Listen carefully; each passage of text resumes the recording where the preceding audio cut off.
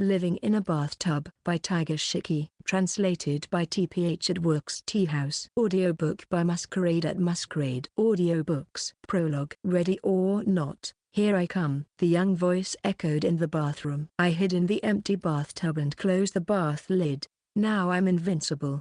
No one will ever find me. The thought of my brother frantically searching for me made me giggle. He he he. My stifled laughter echoed. Pressing my ear to the bottom of the tub, the cool touch felt pleasant. The sound of cicadas reverberated in the distance. I could hear my brother searching the storage under the stairs. Where are you? I heard his voice, and the footsteps faded away. You fool. He he he. But gradually, I started to feel anxious. What if he never finds me? The darkness inside the bathtub became a small, black sea. I felt as if I would be swallowed up and eventually drown. The thought scared me so much. I instinctively lifted the bath lid, but quickly withdrew my hand as I heard hurried footsteps. Hang in there, hang in there. As I waited, I began to doze off. It felt like soaking in lukewarm bath water. The cicada's cries melted away. Medica, where are you? My brother was calling for me from afar. In my dream, I quietly replied, I'm here. It seemed like he heard me, as his footsteps approached. My heart pounded. The bathroom door opened, the bath lid was lifted, and bright light streamed in. You found me. What are you doing? Sleeping? I frowned and rubbed my sleepy eyes. There stood my now 23-year-old brother, with the same mischievous look on his face and the same silly bed head sticking up. You sleep like a prize from a UFO catcher. UFO? I yawned. I had been sleeping on a mat and futon laid in the bathtub. Hugging a large sheep plushie, I was surrounded by many small sheep plushies, packed in light cushioning material. Breakfast is ready, so come quick. My brother tapped the bathtub and left. I pressed my face into the back of my sheep plushie, Lamb-chan, and groaned. Ugh. Then, after rolling around for about 5 more minutes, I finally got up. In the bathroom mirror, I saw myself. Long black hair, light blue pajamas. My sleepy eyes looked just like the Lamb-chan I was holding. My height was very short. I thought I looked very childish. When I went to the living room, my brother was already at the dining table. The dining area had a table, and the living room had a sunken kotatsu, both used for meals in our house. I sat across from my brother. On the TV, the weather forecast for August 10th was on. In Koriyama City, Fukushima Prefecture, the temperature was expected to rise again. Being England, summers were hot and winters cold. Medica, toast the bread, my brother, Izaki Isahara, said. He was wearing a dress shirt with a tie around his neck. You can do it yourself. Aren't you the bread toaster? In the Isahara family, each child had their own family job. My brother was in charge of cleaning the bath.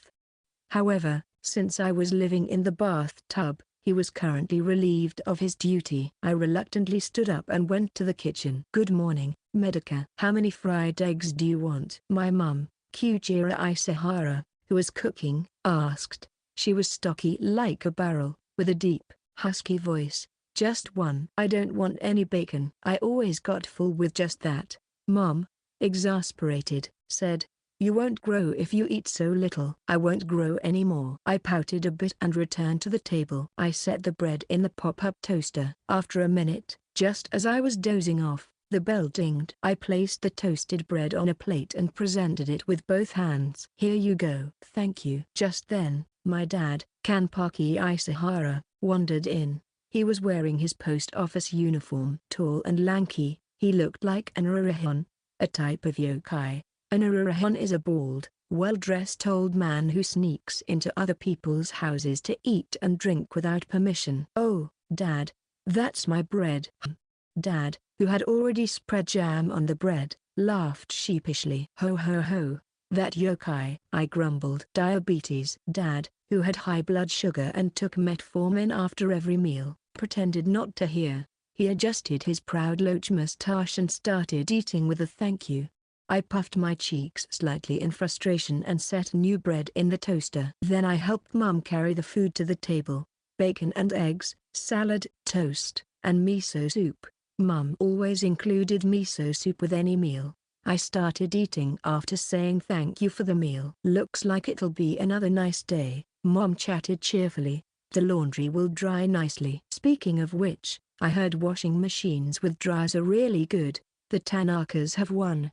Dad responded with vague sounds, making it unclear if he was listening. It's fine while it's sunny, but when he can't use the bathroom dryer, it's tough. Mom glanced at me. Medica, don't you think it's time to get out of the bathtub? The remark hit me like a stray bullet. I almost choked on my miso soup and coughed. It's been 3 months already. 3 months. Well, not yet. Why don't you try coming out once? You might be okay now. Right?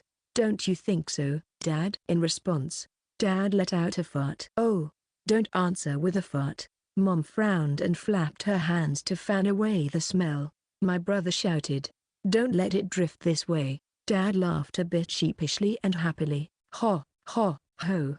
Thanks for the meal. Seizing the moment of confusion, I made a quick escape. I went to the kitchen, lightly rinsed the dishes, and placed them in the wash basin. Hey, Medica, wait a moment. I dashed upstairs to my room. Boxes were still piled high. I had moved to Sendai for a job in April, returned in mid-May, and since then, I have been living in the bathtub, so I hadn't finished unpacking. I opened about 3 boxes and finally found what I was looking for. The Sakuragaoka Elementary School graduation album. Feeling nostalgic, I opened it a little. I hadn't changed much. My expression looked like I was sucking on a difficult-tasting candy. Next to me was a photo of Aoi Hasegawa-kun. Medica-chan called suddenly. I put the album down. On the balcony of the neighboring house stood Aoi-kun with the same innocent puppy-like smile as in the album. His bright, slightly orange-brown curly hair reminded me of a toy poodle. He waved energetically,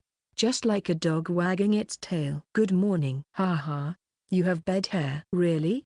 I patted the back of my head. Are you free today? It's Saturday.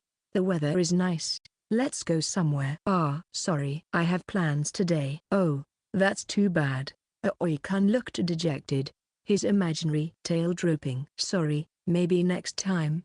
Aoi-kun, who lived next door, had been my childhood friend since we could remember, almost like family. Once I could get out of the bathtub, I could play anytime. I put my hands together in apology and went back downstairs. I entered the bathroom and opened the small refrigerator. It was packed with strawberry milk. Sitting in the bathtub, I drank it through a straw. I picked up the modified Super Famicom controller and pressed the directional buttons. With a whirring sound, a makeshift soundproof room suspended from the ceiling lowered and fit snugly around the bathtub. Pressing the L button turned on the light, revealing the streaming setup inside the soundproof room. PC monitor, keyboard, mouse, headphones, microphone, camera. Pressing the R button activated the air conditioning. I pressed the start button on the controller and booted up the PC. The Windows logo appeared, logging into YouTube. I prepared for the stream. When I launched the dedicated software, an avatar appeared in the bottom right corner of the screen. It was called Live 2D, where a 2D character animated in response to my expressions captured by the camera above the monitor. When I blinked, the avatar blinked. When I yawned, the avatar yawned. The avatar's name was Ibara Kurimori, themed after Sleeping Beauty. She wore a blue dress, black thorns, white hair, and had icy-colored rose hair accessories. Nearly 100 viewers were already waiting for me. Thinking that this was the size of 3 school classes felt overwhelming, but I had long since become desensitized to the numbers. At the scheduled time, I started the stream. Konmari. As I greeted the community with the usual hello, comments quickly poured in. Konmari. Been waiting. Excited. Sleepy. The familiar sheep emojis flowed in a rush. Ibara Kurimori smiled on screen, set against the cute illustration of a room in a cursed castle. I started chatting casually. I had brought the graduation album as a prompt for some childhood anecdotes. I'm doing an ASMR stream tonight too. If you can't sleep, be sure to join. Responding to comments, I said that. Then, I moved to the Q&A section. What made you start being a VTuber? VTuber is short for virtual YouTuber. who uses a CG character for live streaming and content like chatting and game commentary on YouTube. I got stuck. Why did I start this? It felt like it just happened somehow. But tracing it back, it all started when I began living in the bathtub, and the reason for that was, maybe because I failed at my job. Haha, I joked. But something didn't feel right. While continuing the chat, part of my mind kept thinking, what did I fail at? I glanced at the album in the group photo. I was the smallest. Yes, maybe I failed at being born in the first place. Chapter 1. When I was a child, Mom often pointed to the scar on her stomach while we were taking a bath together and said, Medica, you were born from here. She said it like a battle-hardened warrior boasting about an old wound received in a duel. Indeed, the thin red line running vertically across her stomach had such an impressive presence that all I could do was nod in admiration. When I placed my hand on her plump belly, it rumbled and moved. Is another baby going to be born? No, I'm just fat right now.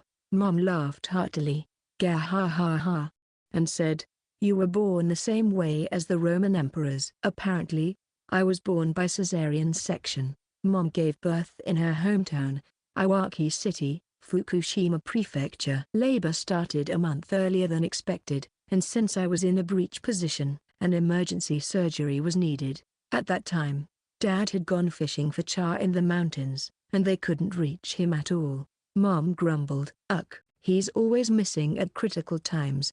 He had also gone fishing when my brother was born. However, my incredibly composed mother was calmly wheeled into the operating room like a frozen tuna. A needle was thrust into her back and lumbar spine for spinal subarachnoid anesthesia. It was local anesthesia, so she was conscious during the surgery. Somewhere around what she called the middle of the belly, a peculiar metaphor that often popped up due to her family's fishing background, the doctor manipulated and pulled me out. I weighed 1,980 grams, just 1.98 kilograms. Like the price of a seafood bowl, though this was no time for such thoughts. The average weight of a newborn baby is around 3 kilograms. I was only 2/3 of that. A low birth weight baby, they call it, and I didn't cry. Babies need to cry to start breathing. While everyone around panicked, suddenly Mom bolted upright and yelled, "Give her to me." She then grabbed my ankle, hung me upside down, and rhythmically spanked my bottom. Only then did I cry and start breathing. Of course, that was just a hallucination. In reality, she remained quite groggy. They no longer spank babies today, as it can cause after effects. I was probably kept alive by artificial respiration or something similar. There are risks associated with low birth weight infants. 5 days after my birth, at the time of discharge, the doctor handed Mom a cute pink pamphlet and said this. That pamphlet is still carefully preserved with Mom Child Health Handbook and my umbilical cord. Abnormalities in the lungs, heart, and nerves can occur. There may also be delays in intellectual development. However, we will fully support you. Iwaki City also provides medical expense assistance, so please fill out this low birth weight infant birth certificate. The doctor conveyed this as gently as possible to avoid shocking my parents. Medical expense assistance is provided if the birth weight is 2,000 grams or less.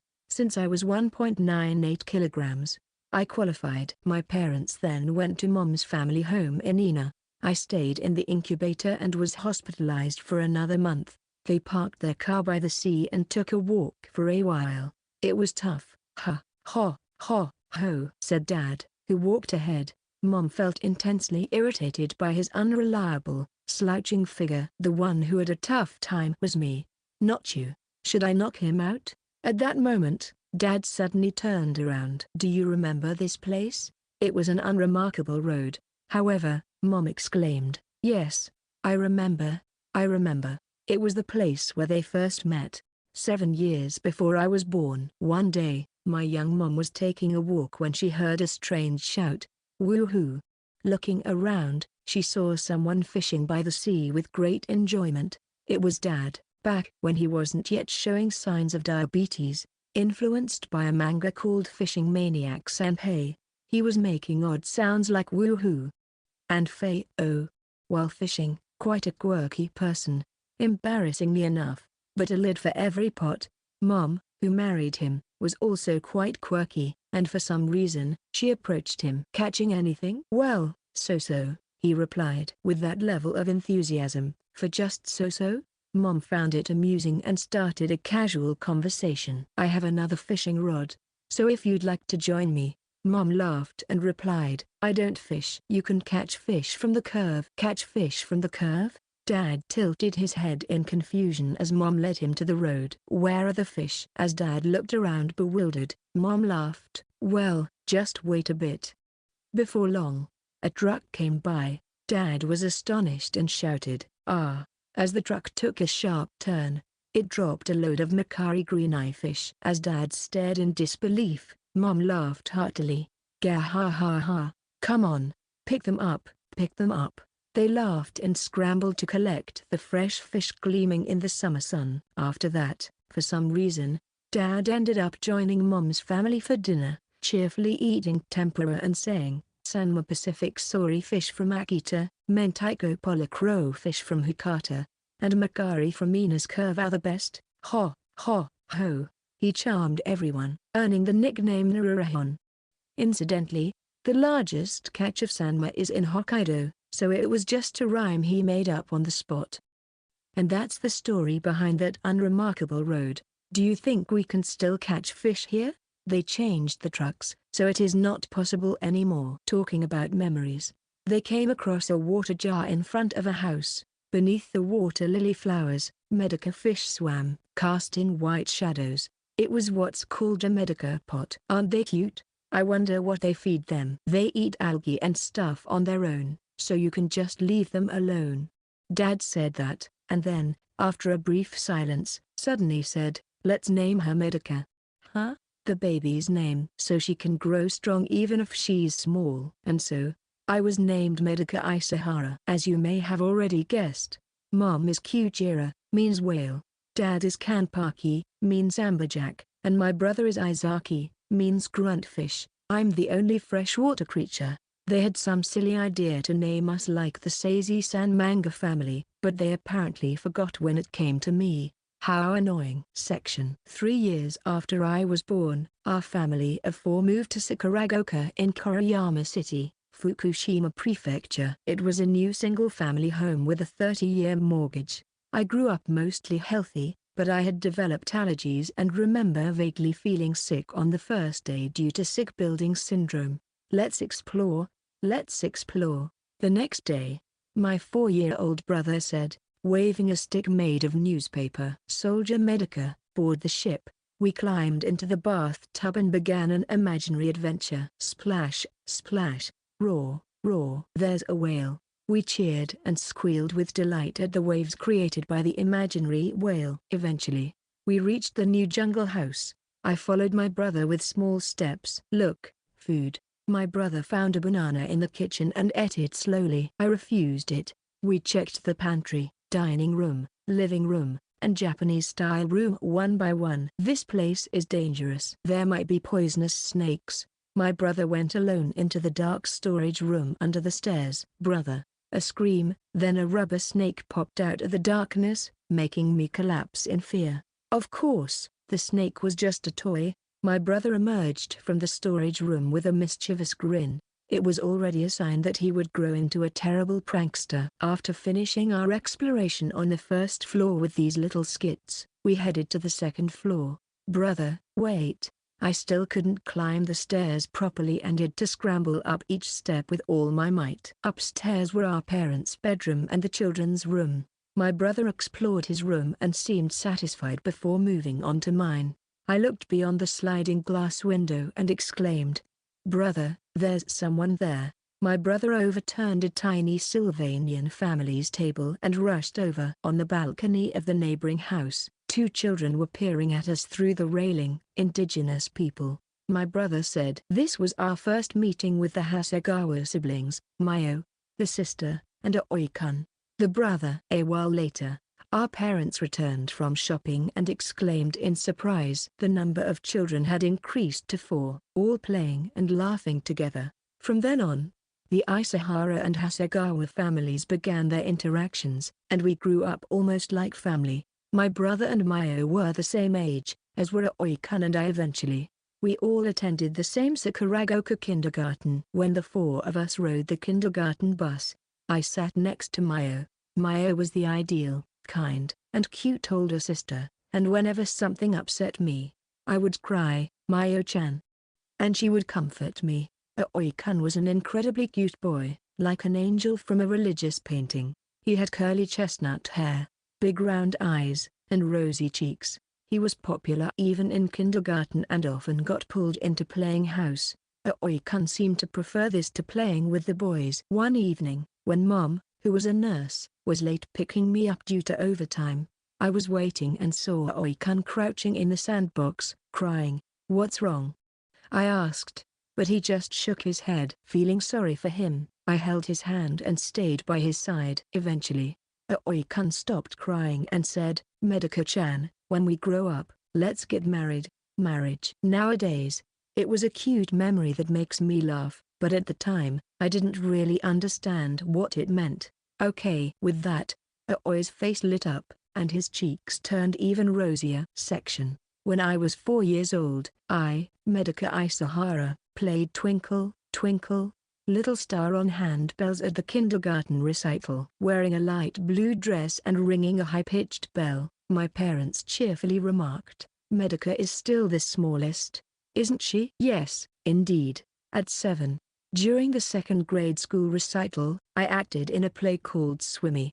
I played the role of the single black fish among a group of red fish. My parents again cheerfully remarked, "Medaka is still the smallest, isn't she?" Yes, indeed. At 9, during the 4th grade sports day, I participated in a group gymnastics routine. Due to my weight, I stood at the top of the human pyramid. My parents cheerfully remarked, "Medaka is still the smallest, isn't she?" Yes, indeed. As a result, I grew up very small. During roll call, when everyone stretched their arms forward, I always put my hands on my hips and struck a proud pose. I always sat in the front row and often became the target of the teacher during class. Aoi-kun was also quite short. He was next to me during the handbell performance and under my left foot during the group gymnastics. He was at the front of the line for the boys during roll call, striking a proud pose as well. "Medaka, you shouldn't leave any food." "What's your favorite side dish?" Mom struggled to make me eat more, but I always shook my head. I never really had an appetite since I was aware of my surroundings. I didn't understand the feeling of hunger, and eating 3 meals a day was just a hassle. In Osamu Dazai's No Longer Human, there is a passage that says, "I, too, of course, eat a lot, but I almost never eat because of hunger. I eat things that seem rare. I eat things that seem luxurious. Also, I usually eat what is served to me elsewhere, even if I have to force myself." Thus, the most painful time for me as a child was indeed meal times at home. I completely understood this sentiment when I first read it. I liked eating cake and chocolate, but I never ate because I was hungry. Since I was a baby, I apparently always made a very annoyed face when a nipple was pressed to my cheek, so this was ingrained in me. As I grew, I realized that I was different from everyone else. It seemed people had a mysterious engine inside them, and once it started running, they rushed around with incredible energy. They wanted to eat delicious food, fall in love, be lazy, become rich, study, sing, be praised, and hurt others, and achieving these things made them feel happy. I didn't seem to have this engine. If my heart were represented by an electrocardiogram, it would be very gentle waves. Not a flat line like deceased, but the peaks and troughs were small. While everyone else's waves were like Mount Fuji or Mount Dachau, mine were at most the size of the Tottery sand dunes. When I overheard conversations like, "I went to a cake buffet with my boyfriend the other day," I could only sit at the top of the Tottery sand dunes and sigh with admiration. This happened when I was in high school. Where did I leave my engine? Maybe I was born before it was installed in Mom's womb. I was terrible at sports, too. At Sakuragoka Elementary School, there was an annual marathon, and I always finished about third from last, no matter how hard I tried. I couldn't build up my stamina. Exercise was supposed to make you feel good and refreshed, but I never experienced that. In 5th grade, there was a soccer tournament at Sakuragaoka Elementary School. Aoi-kun, who used to play house, has become the star player of the soccer team. The Isahara family went to cheer him on. Despite his short stature, Aoi-kun moved quickly and performed outstandingly, earning cheers from the crowd. Many of our female classmates came to support him. The team won the match, and Aoi-kun, with a medal around his neck, nervously asked, "How did I do? I played well, didn't I? Medaka-chan?" "Yes, I watched." "You were amazing." Aoi's face lit up, and if he had a tail, he would have wagged it. "Hey, Aoi-kun, can I ask you something?" "What?" "Ask me anything, Medaka-chan." I voiced a question that had puzzled me for a long time. "Aoi-kun, why do you play soccer, huh?" Aoi-kun was dumbfounded. I tilted my head in silence. "Because it is fun." "So, you don't have a specific goal?" No. "Sorry." "Why are you apologizing?" Aoi-kun looked like he had been thrown into outer space. I had simply asked out of genuine curiosity, but it seemed like I had posed a deep philosophical question about the meaning of life. In the commemorative photo taken afterward, Aoi-kun looked like a sleep-deprived philosopher. "I'm really sorry." When we had to write about our future dreams in our elementary school graduation essays, I was at a loss. Just living felt exhausting, so I couldn't envision having any dreams. At 12, I was already tired of life. I vaguely thought I would die around 20. That seemed fitting. I wanted to die at 20. My best friend Sanitsuchaya wrote with great confidence, "I will get into a prestigious university and become a globally active person." Sani was an honors student who served as the student council president. I admired her for having such clear plans for her future while thinking, why? Sani actually wanted to become an idol. She wanted to sing, dance, shine, and be adored by everyone. "Becoming an idol is pointless. Studying seriously is the best." She laughed, not seeming insincere. What did that mean? It took me a while to understand. That dream wasn't really Sani's but her parents'. Other people's dreams and desires had somehow become hers, and she didn't even realize it. This happens. I was astonished. I became more confused, despairingly staring at the blank space in the future dreams section. I didn't want to be anything. I didn't want anything. At that moment, the vague discomfort I felt towards humanity crystallized into a single word. Humans are too high-strung. Section. "Medica, your energy is low," Sani-chan said, wearing a red and white ribbon with "Congratulations on graduation" written on it. "But I'm sad. Sakuragaoka Middle School is in the same district as Sakuragaoka Elementary School, so we spent 9 years together with mostly the same faces. Many friends had been with me since kindergarten.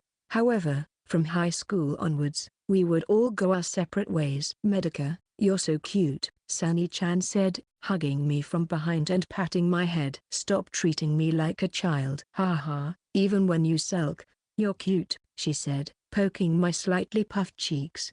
I was treated like a hamster by my classmates and had become accustomed to such affection. After the graduation ceremony in the gymnasium, we took commemorative photos with family and friends. We even took a group photo with the Isahara and Hasegawa families. My older brother and Mayo-chan also came. I clung to Mayo-chan the whole time, saying, "Mayo-chan." "Medica-chan, can I talk to you for a moment?" Aoi-kun hesitantly approached me and led me to a quiet place. Blushing furiously, he bowed deeply and extended his right hand. "Please go out with me." I scratched my cheek. Again?" Aoi-kun looked both puzzled and devastated. "Again? You confessed to me at our elementary school graduation too." That time, rumors spread that Aoi-kun had confessed and been rejected, causing some jealous girls to hunt for the culprit. When they found out it was me, they just said, "Oh, it's Medica-chan," and lost all interest. I guess it was like realizing, oh, it was just a hamster. It's been 3 years since then, but confessing like you're renewing a license. Aoi-kun slumped his shoulders, saying, "I knew it," and walked away with a sad expression. I felt bad, but that didn't mean I wanted to date him. "I've never liked anyone." "Did you turn Aoi-kun down again?" my brother asked when I got home. How did you know? It was obvious. A oikan is head over heels for you. The phrase head over heels felt old-fashioned to me as I opened the refrigerator. There was a severed head inside. I screamed. On closer inspection, it was a mannequin head. My brother had picked it up from somewhere when we were in elementary school and named it Murderer Unico's 100 Murders. There was a card with congratulations on graduating, Medica, stuck between its lips. Bang, bang. Party crackers popped, and ribbons fell on my head. Prank success. Dad, Mom, and brother exclaimed in unison. My brother grinned as he always did when a prank succeeded and took Unico out of the fridge. Behind it was a box containing a whole cake. Let's eat, gah ha ha ha. My mom said, taking the wig off Unico's head and putting it on herself. She had lost her hair due to chemotherapy. Most people would be depressed, but my mom, calling herself an undefeated champion, even used the wig for jokes. By the way, this was her second bout with cancer. The first time was when I was in 3rd grade, and she had easily beaten it. She's a warrior. As we sat at the table and cut the cake, my mom said, Medica, congratulations on graduating. Now, a word from Dad, representing the family. My dad cleared his throat and, with a solemn face, farted. Oh, honey. Mom waved the wig around to fan the poison gas. Good grief. The Isahara family is really high-spirited, I thought. Section. When I became a high school student, I found myself extremely sleepy. For some reason, if I didn't sleep more than 12 hours a day, I would feel unwell. This tendency had already started around the 2nd year of middle school. I went to the hospital, but in the end, it was concluded that it was just my constitution. Apparently, a few % of the population are long sleepers. High school schedules are tough for long sleepers. Because of the bus schedule, I have to leave the house by 7:15 a.m. to avoid being late. School ends around 4 p.m., and even if I go straight home, I don't get there until after 5 p.m. Dinner is at 7 p.m., and even if I handle everything efficiently, I end up going to bed around 8 p.m. If I then sleep for 12 hours and wake up, it was 8 a.m. I'm late. Inevitably, I end up sleeping on the bus or during breaks to adjust. You sleep as much as a koala, my friends would say. Koalas sleep for about 20 hours, I would reply. Why do they sleep so much? Are you asking about me or the koalas? The koalas. Eucalyptus has almost no nutritional value, and it takes a long time to digest.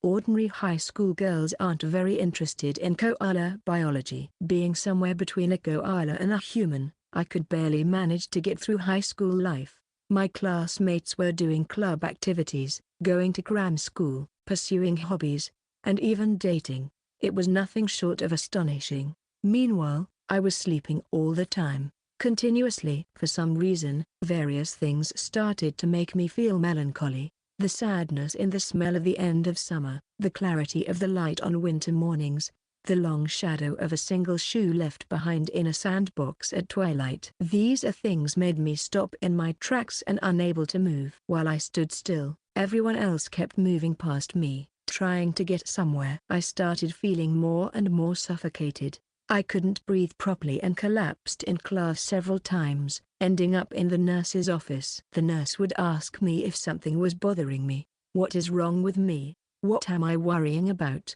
In the end, I said nothing and remained silent. My mouth tasted bitter, like I was chewing eucalyptus. My daily rhythm broke down, and I began to be active at night. It felt like I could breathe better when everyone else was asleep. Not that I did anything meaningful. I didn't even know what was meaningful. Things have priorities, and for humans, the first priority is breathing. I had to stay up at night to breathe, and naturally, my high school life became neglected. This made things worse, and I felt even more suffocated, so I would crawl into Mom's bed. It's okay. It's okay. Mom would stroke my back. Clinging to her barrel-like belly, listening to the thumping of her heartbeat, I would finally calm down and fall asleep. As I somehow managed to get through each day, graduation quickly approached. Future career survey. Once again, I found myself pausing in front of a blank space. The lead in my mechanical pencil snapped. I hadn't changed at all since 6th grade.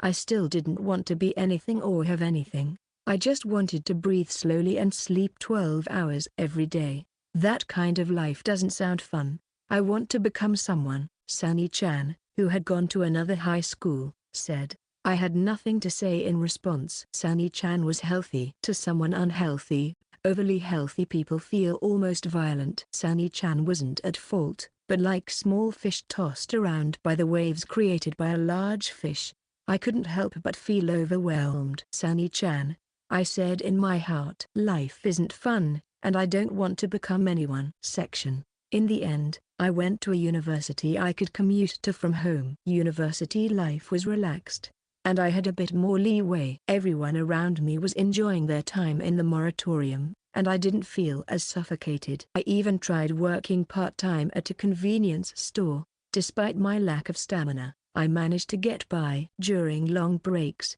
my brother, Mayo-chan, Aoi-kun, and Sunny-chan, who had gone to schools outside the prefecture, would come back, and we would spend time together. Mediko-chan, Aoi-kun's voice called from the open screen door. Oh no. Here we go again. I thought as I stepped out onto the balcony. It's a nice day today, let's go on a date. A date? I'm not your girlfriend. You're not my girlfriend. Aoi-kun was getting desperate after being rejected so many times. I turned you down at the high school graduation, too. Give it up already. Although Aoi-kun went to a different school, the Hasegawa family came to celebrate with us, and there was another license renewal moment. After complaining a lot, Aoi-kun finally said, looking dejected, I understand.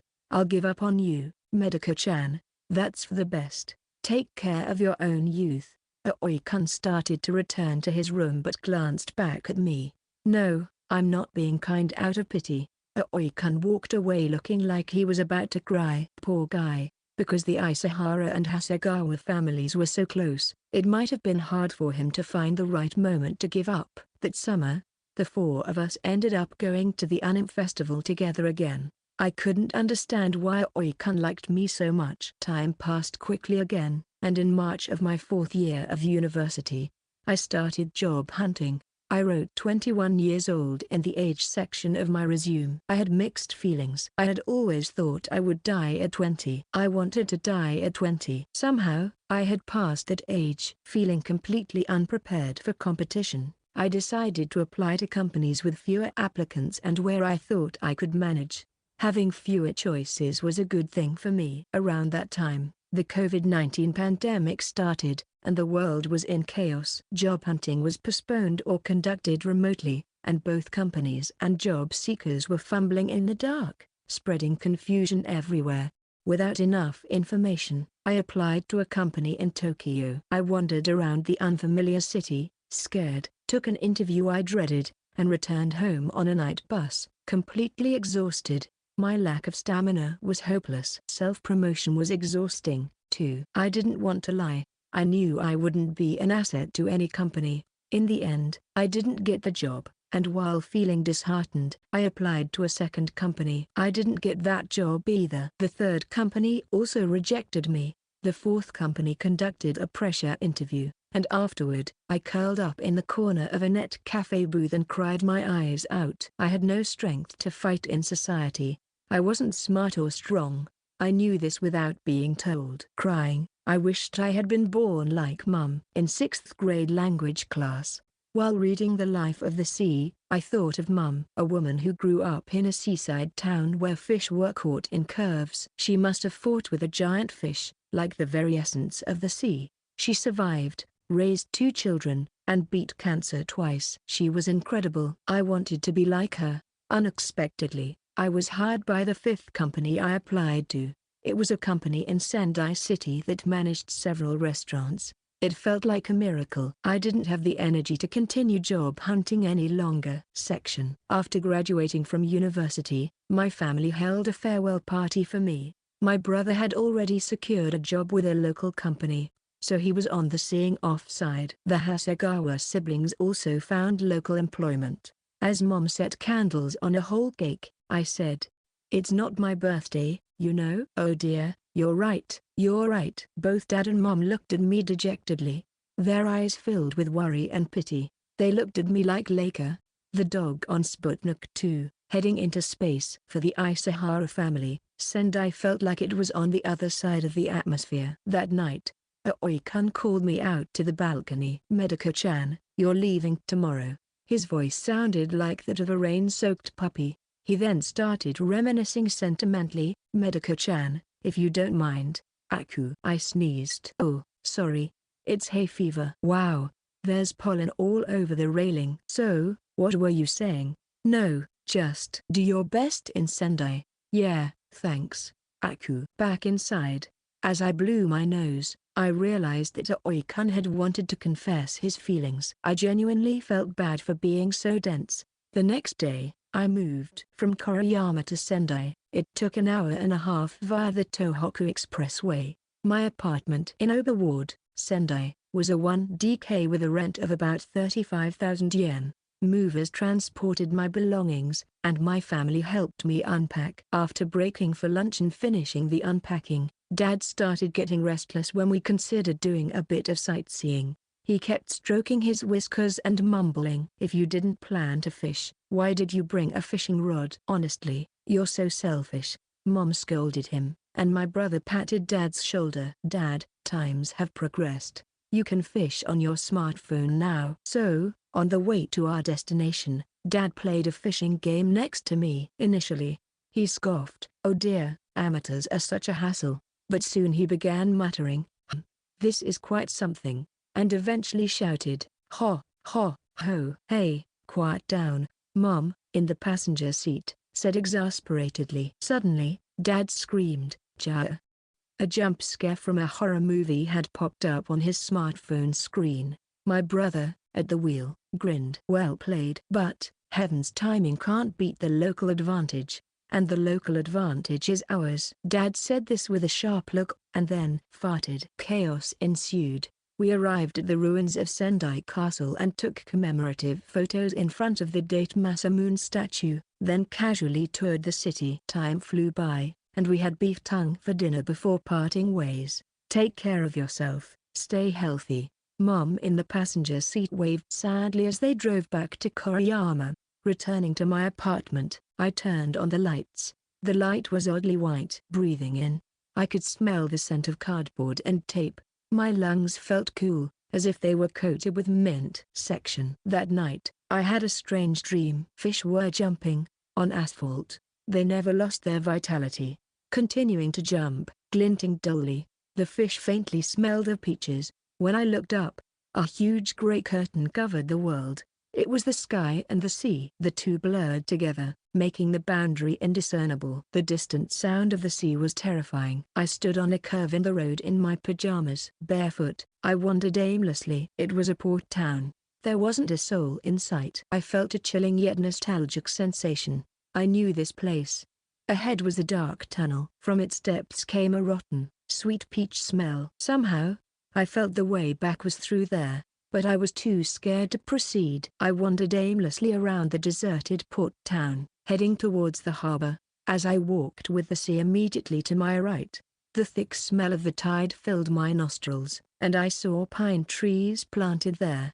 Under them, a person in golden clothes stood facing the sea. "Excuse me," I stopped and called out, but there was no response. I moved to face the person head-on. A bronze statue stood on a stone pedestal, looking out to sea, with a stone monument reading Port Reconstruction Memorial beside it. The pine trees were planted further to the left. Seeing the figure made me shiver.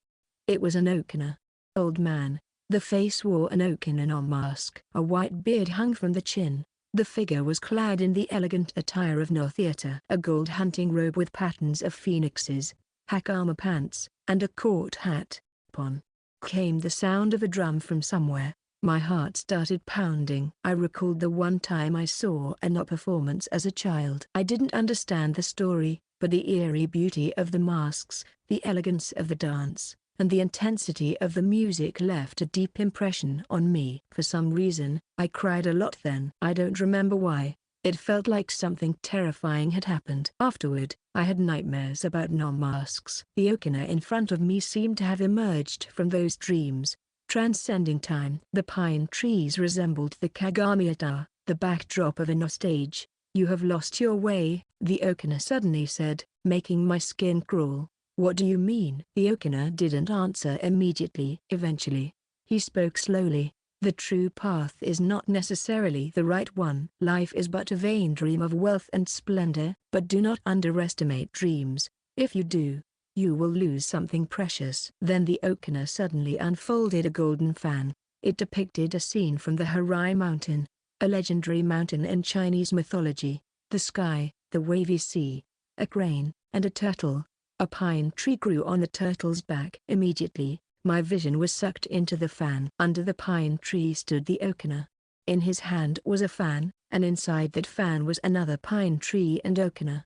Inside that fan was yet another pine tree and Okina, endlessly continuing like a mirrored reflection. I fell infinitely into this swaying, dreamlike passage. I woke up with a start. Sweat drenched me, and my heart pounded furiously. Section. There were 5 of us in the same batch, all girls. We received training at the headquarters for about a week. We completed the etiquette training and communication tasks in 2 days, and from the 3rd day, we moved to on-site training. University graduates were put on the management track, but they had to experience fieldwork for a year first. We were taught the basics of hall, register, and kitchen work, and the rest of the details would be covered at our assigned stores. Thus, our training ended.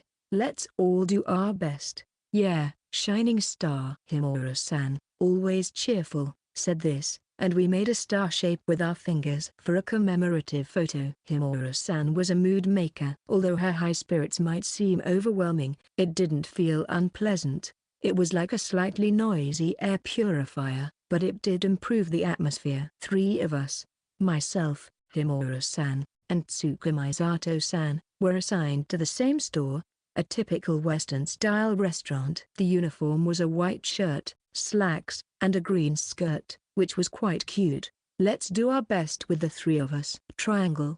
On the morning of the first day, Himura-san said this, and we made a triangle with our fingers for a commemorative photo. Tsukamisato-san, with her shy, bookish girl aura, awkwardly and bashfully joined in. At the end of that day, Himura-san slammed her locker shut with a bang and said, I don't think I can do this. The next day, Himura-san was gone. Well, let's do our best today too, Medika-chan, Tsukamisato-san said, forcing herself to sound cheerful, making a peace sign hesitantly. Feeling awkward, I made a peace sign too. What's rhombus in English? Tsukamisato-san asked. What was it? Well, never mind. Let's just say it in Japanese. Hishigata. Hishigata. By the morning of the 2nd day, a sense of gloom had set in. I closed my locker door. Just before it closed, I thought I saw an Okina mask. Startled, I reopened the door. There was no Okina mask there. As we entered the store, the manager was waiting. She was wearing a no mask, a pure white, expressionless woman's no mask. The lips were red, and the eyebrows were drawn on the forehead. A no mask? Why is she wearing a no mask? I wondered. Sorry, we were busy yesterday, so I couldn't teach you much, she said in a syrupy voice. Tsukamisato-san let out a croak like a frog from her throat. Her face turned pale, and sweat appeared on her neck. She awkwardly began her morning preparations, and I, feeling uneasy, glanced at the manager's expression. It was impossible to read her thoughts because she was wearing a no mask. Tsukamisato-san, why is the manager wearing a no mask today? Tsukamisato-san looked around, bewildered. She was wearing it since yesterday, wasn't she? She definitely wasn't wearing a no mask yesterday. I remember the scary face she made when scolding Himura-san. What's going on? When customers started coming in, it quickly got busy. Isahara-san, process the vegetables. Yes. I struggled to bring in cases full of vegetables from the back entrance, then put them in the fridge or started prepping them. But I didn't know how to do it. Reviewing my notes from yesterday didn't help either. I started to panic and break into a cold sweat. Manager. The manager turned around abruptly. She was wearing a no mask. She sighed. I taught you yesterday, didn't I?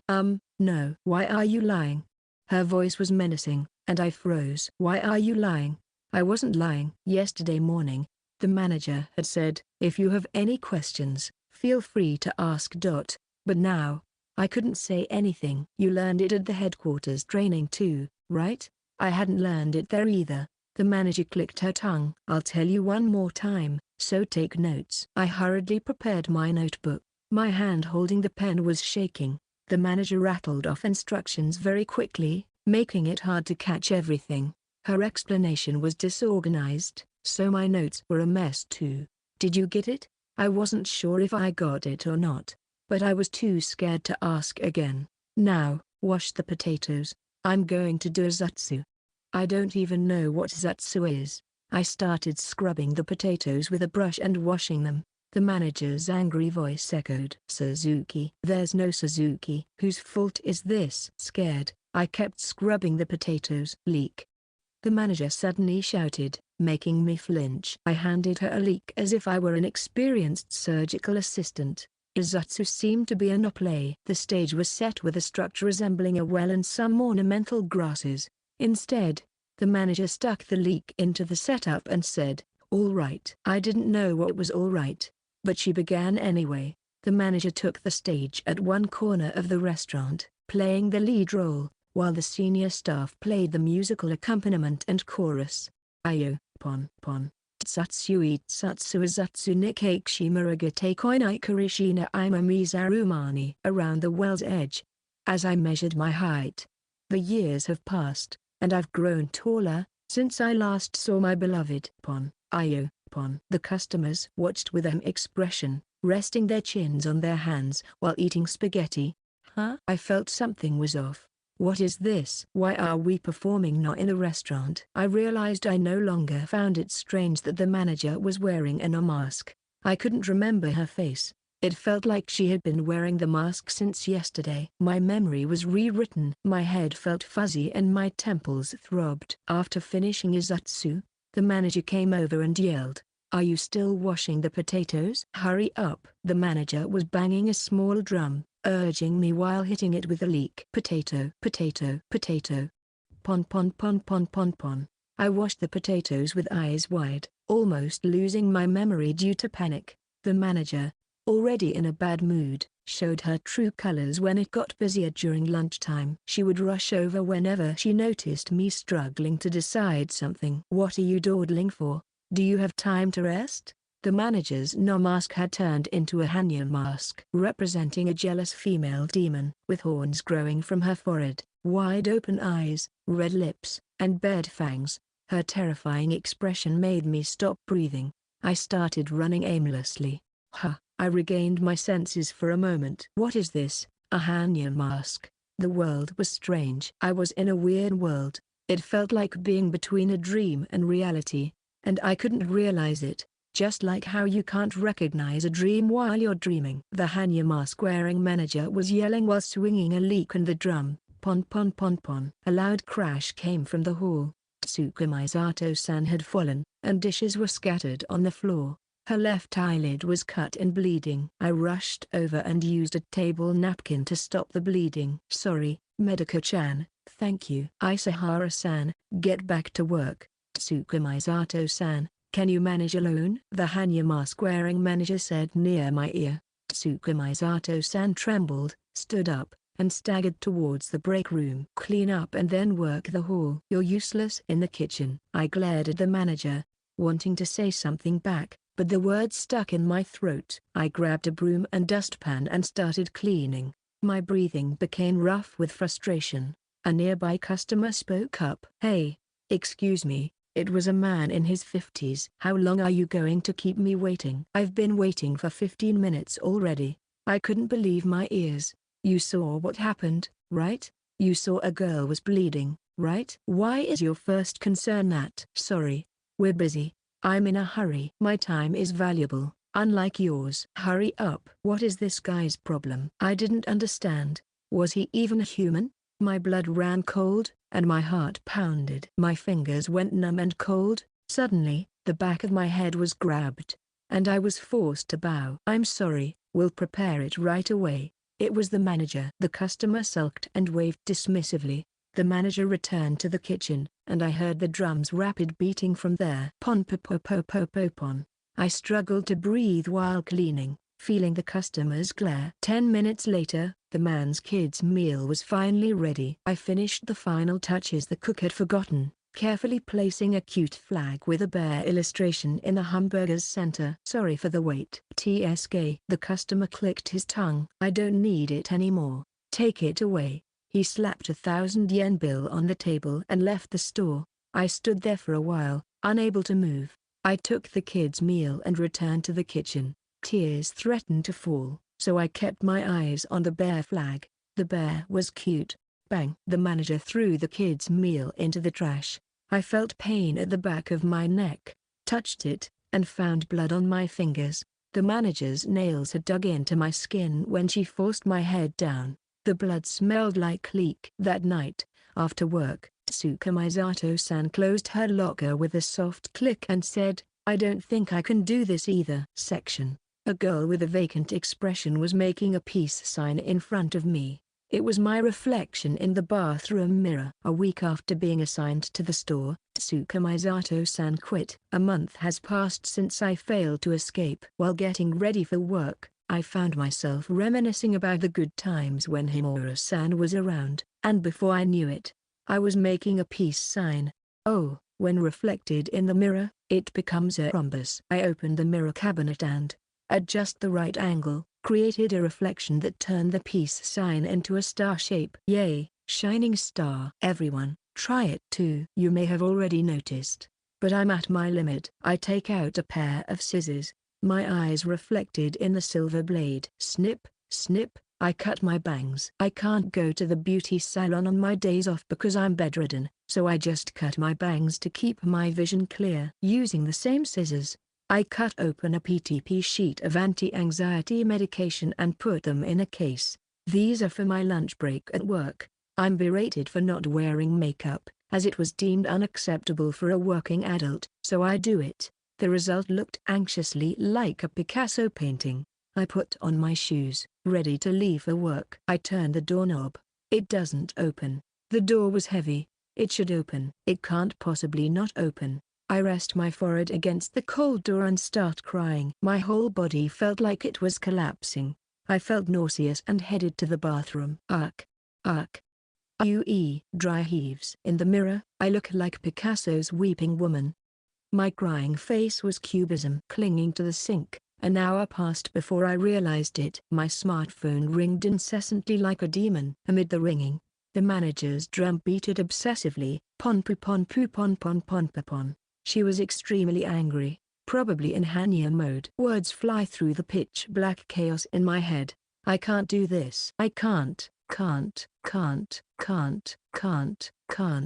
can't make it in society. What a worthless person I am. A failed human being. What is the point of living? I should have died at 20. Why didn't I die at 20? I failed to die. Why did I survive? Time passed like a raging torrent. I can't breathe. Clinging, I escape into the bathtub. I curl up and covered my ears. I'm not here. It was embarrassing. I want to disappear. I hope no one finds me. The cold of the bathtub seeped into my spine. It was calming. Like a coffin. Section. I can't do this anymore. Please let me quit. I see, so that's what happened. None of the part-time kids mentioned anything. Didn't anyone around you help? Part-timers quit if you're too strict, so I pretended to be nice to them. Seniors turned a blind eye, fearing they might become targets. I see, but you know, the manager is still young and maybe just got a bit too intense in her efforts, huh? Society is like a big ship we're all on, Spaceship Earth, or the big ship Japan. It was only natural that all sorts of people are on board, and problems will arise. You know, diversity, LGBTQ, that's all the rage now. Everyone, from drag queens to tomboys, should work together. We need to understand each other, forgive each other, communicate, achieve overwhelming growth. Alone it was impossible, but together we can do it. Wait, isn't it weird that all the new employees were broken down? Everyone makes mistakes at first. We should forgive them. Do you know about the paradox of tolerance? What's that? If a society is endlessly tolerant, it will eventually be destroyed by the intolerant. So paradoxically, Intolerance must not be tolerated. What does that mean in simple terms? People who discriminate against gays and lesbians should be scolded. Right, but they're also part of society, so we have to forgive them too. Am I saying something strange? What was this conversation about again? Whether I quit or the manager quits, huh? No, the manager isn't quitting. She was really depressed when she heard you wanted to quit. She'll receive strict reprimands from the department head later and will reflect on her actions. Just a reprimand? She'll be scolded harshly. I see. Let's rethink this. Honestly, these kinds of things happen all the time in society. You have to face them head on. We can reassign you to another store if you like. I want to quit. People had more guts in the old days. Depression is on the rise, too. Well, depression is a disease, not a weakness. Really? You should read more self-help books. You won't be able to get a job anywhere else. Is there another store you'd like to go to? I want to quit. Section. On my last day of work, I forced my leaden body to get up and prepared for the morning. The nausea wouldn't stop. 10 minutes passed with my forehead pressed against the cold front door. All right, let's go. I can do this. I can do it. Just as I finally mustered the resolve, my smartphone rang. It was a message in the line group I was forced to join at work. It was from the manager. Sahara-san has passed away. Let's do our best today, those of us who remain. A tear fell on the screen. I hunched over, desperately trying to steady my breathing. I didn't want to be late. I felt like being late would mean losing. For the first time in my life, I didn't want to lose. I took a screenshot, attached it to an email, and sent it to the department head. I dashed out of my apartment and jumped on my bicycle, pedaling with all my might. The route I had reluctantly taken for the past month flew by. I checked the time. Just barely on time. Words flashed through my mind. I'm being underestimated. It had always been this way in my life. Being a young woman meant being underestimated, and being small made it even worse. No superior ever used polite language with me, and customers approached me with a condescending attitude from the start. Damn it, don't underestimate me. I'll tear everyone to pieces. Aggressive words I had never used before surged from deep within my chest. I pedaled faster. Sweat blurred my vision. My makeup was probably ruined. My lungs felt like they were about to burst. But I couldn't stop. I didn't want to stop. I abandoned my bike and entered through the back door of the store. My senior's eyes met mine. She looked shocked. I glanced at the clock. I had 1 minute left. I composed myself and walked confidently to clock in. I wiped my sweat with a handkerchief, changed my clothes, and tied my hair tightly. Washing my hands, I looked in the mirror. My face looked awful, but not quite like cubism. I stepped into the store. Everyone stared at me in shock. The manager, who was wiping a table, looked up. In her expressionless no-mask-like eyes, I saw a flicker of emotion. The manager and I faced each other for a moment. "Manager," said my senior from the break room behind me. "There's a call from the department head."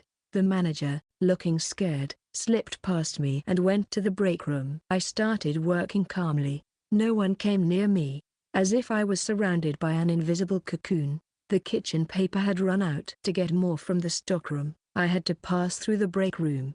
I knocked and entered the break room. The no-mask was crying. She was repeatedly apologizing over the phone. Honestly, I felt a sense of relief. Serves you right, I thought. I grabbed the kitchen paper and returned to work. After a while, the manager came back. The atmosphere was tense. She approached me directly. I flinched. I couldn't see her expression under the no-mask, but her neck was red. "Do you think quitting a job is that easy? Society isn't that lenient." Pon. The manager struck her drum. "You blame others for your failures. Pon. You're the one who's incompetent. Pon pon. It'll be the same wherever you go." Pon pon. Everyone was watching in horror, but no one stepped in to help. The manager kept beating the drum. Pon pon pon pon pon pon. I was out of breath. My ears were ringing. My consciousness was fading. The sound became muffled, as if underwater. I closed my eyes. Darkness. I heard nothing. Suddenly, my own voice came through clearly. "Shut up." I opened my eyes, snatched the drum from the manager, hoisted it onto my shoulder, took a sharp breath, and struck it. Pon pon pon pon pon pon pon pon pon pon. The manager looked shocked. Everyone else was frozen. I felt a wave of relief. I realized that reasoning wouldn't work with these people. It was all about passion. Fight fire with fire, and passion with passion. Feel my passion. Pon pon pon pon pon pon pon pon pon pon pon pon pon pon pon. Suddenly, the manager's mask fell off. I saw her true face. It was the crude drawing of a face, Inahina. A face known to be drawn by Japanese schoolchildren using hiragana characters. How crude. I felt victorious. I had won with passion, a passion victory. Thank you for everything, I said, striking the drum one last time, then leaving. To hell with it. Let this store burn. Outside, it was a clear, fresh-made day. It felt like I had just graduated, like I could do anything. An untouched morning. For no reason, with no destination, I rode my bike around. The sheer exhilaration brought tears to my eyes. I looked up at the sky from the gaps between the buildings. It was so blue, it felt like everything might fall into it. A lone white cloud floated. Pedaling, I and my bike seemed to float up. I flew towards the cloud section. For a while, I floated, literally hovering about 3 centimeters above the floor. I walked like a certain cat-shaped robot. Well, it wasn't so bad, but staying like this forever wasn't an option. Then one day, I suddenly landed, and the next day, I sank 3 centimeters below the floor. Lying flat, I gazed at the sky through the window. From the lowest point, I looked at the sky distorted like through a fisheye lens. The whole room was rounded like a snow globe. I was a sleepy sea slug crawling at the bottom. That night, I fell asleep on the floor just like that. The next morning, I woke up with a bit of energy, so I crawled to the kitchen, drank some cola, and ate some potato chips. Calories coursed through my body. Then I crawled back to the bed and climbed in. I sank into the bed, unable to move. I became one with the bed. My thoughts melted away. Time melted away. Clouds sped past the window as if I was watching from a spinning washing machine. The phone rang. Terrifying. The phone's ring was terrifying. I wanted to be left alone. The phone went silent. Just that made me utterly exhausted, and I fell asleep. I was jolted awake. The phone was ringing. In the pitch darkness, my smartphone's light glowed faintly. I covered my head with the blanket. The ringing didn't stop. Finally, I answered the call. "What are you doing?" Not answering the phone. It was Mum. Tears welled up. I sought help. "All right. I'll come first thing tomorrow morning." The call ended. Wow, Mom sure acts quickly. First thing in the morning. I wonder what time that is. Maybe around 8 a.m. 9 more hours. The terrifying darkness of the night closed in from all sides. The night seeped into my mind, chilling my brain. When I touched my nape, there was a hole. The manager's nails had dug in, leaving a wound that smelled of leak, and now it had rotted. Night kept pouring in through the hole, filling me with unbearable fear. In agony, I curled up, clawing at my chest. Before I knew it, I was in the bathtub. The comforting coolness seeped into my body, gradually calming my breathing. I imagined the sea, a warm sea, gentle early summer sunlight, and the cries of seagulls, a fluffy white sandy beach, the curve where my parents met and caught fish. Eventually, a peaceful sleep filled me like the tide. Chirp chirp chirp chirp chirp. In my dream, I had returned to my childhood. I was listening to the soft chirping of cicadas in the bathtub. Hide and seek. This was a safe zone. The demon couldn't find me. Section Medica. I woke up from the dream. I squinted at the bright light. "Mum, why are you sleeping here?" "I was worried because you weren't in your room." I sat up. "Oh, right. I had given her a spare key for emergencies." "Are you all right? Do you have an appetite?" "No." "Then I'll make some soup." "Wait in your room." Obediently, I sat cross-legged and waited. Still in a daze, as if I was in a dream. Seeing Mom in the kitchen felt oddly surreal. She had brought her own ingredients and quickly found the knife and cutting board to cook. "Here, eat up." It was consommé soup. Saying thank you, I took a sip. It was soothing. The rough edges on my skin smoothed out. Afterward, Mom drove me to a mental clinic. Since I already had anti-anxiety medication, the process was quick. "You have depressive symptoms.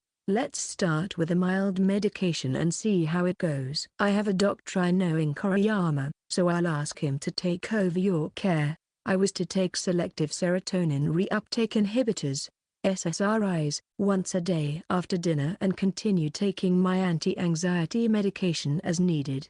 What do you want to do? Can you go back to Koriyama today? Or do you want to stay at your apartment? I want to go home.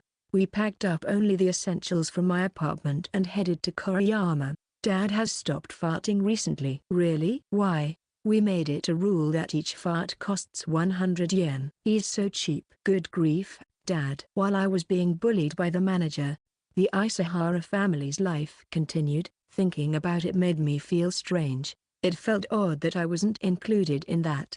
Mom started talking about her latest obsession with Korean dramas, and I dozed off in the back seat. It was probably a side effect of the anti-anxiety medication I took earlier. By the time I woke up, we had already arrived. Opening the front door, I was greeted by a nostalgic smell. After just a month, it already felt nostalgic. As I sat idly in the living room sipping tea, Dad came home. Hey, Medica.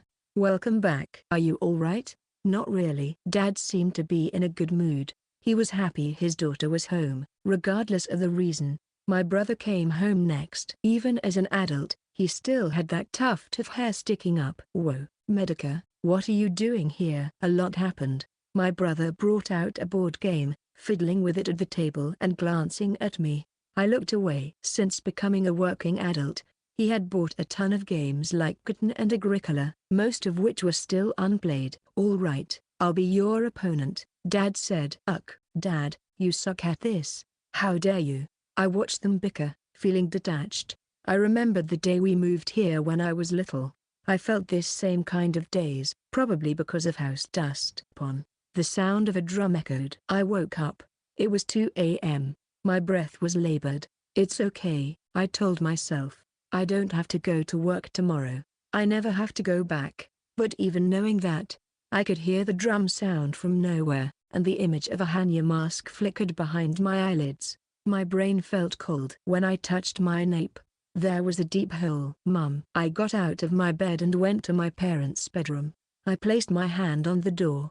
It wouldn't open. Even though there was no lock, it was too heavy to open. I took my comforter from my room and went downstairs. I entered the bathroom, laid the comforter in the bathtub, and crawled in. My mind began to calm down. My body regained its outline. It's okay. It's okay. I finally fell asleep. From then on, I started living in the bathtub. Chapter 2. The bathtub was a time capsule. Feeling unwell, I slept more than 20 hours a day. With a thin mattress and a futon, I spent all 24 hours there. For the first 2 days, I woke up in the middle of the night when my family was asleep. In the silent darkness, I crept out of the bathtub. Walking quietly like a thief, I rummaged through the refrigerator. I heated up the dinner Mom had set aside for me in the microwave and ate it. I didn't have much of an appetite to begin with, so it felt more like refueling. When I lived alone, I ate mostly convenience store bento, but the vegetable stir-fry Mom had thrown together tasted incredibly delicious. On the third day, I finally encountered my family during dinner. Medica, why are you sleeping in the bathtub? We can't take baths, you know, Mom said. That made sense, I thought. If I get out of the bathtub, I feel worse. That was the only way I could explain it.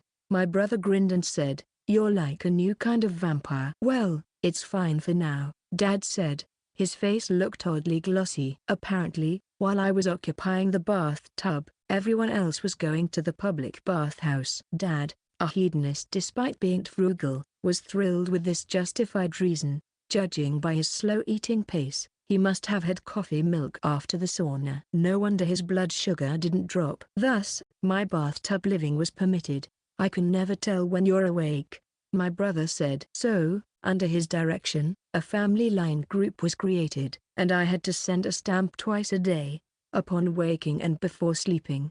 My brother had always been good at systematizing things like this. A week passed since I returned home, and it was time for my clinic appointment. Here was a problem. I had to take a bath. I hadn't bathed in a long time, Though I had a low metabolism and neither smelled nor had greasy hair, I still felt uncomfortable without a proper bath.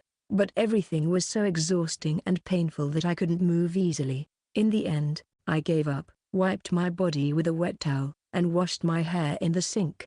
The clinic doctor was a kind-looking woman, which was a relief. Your blood pressure and heart rate are low. Oh, that's normal for me. I often get told that during health checkups. In general, smaller animals have higher heart rates. Mice have over 300 to 400 beats per minute, while whales have only about 3. Despite being small, my heart rate was low, which was odd.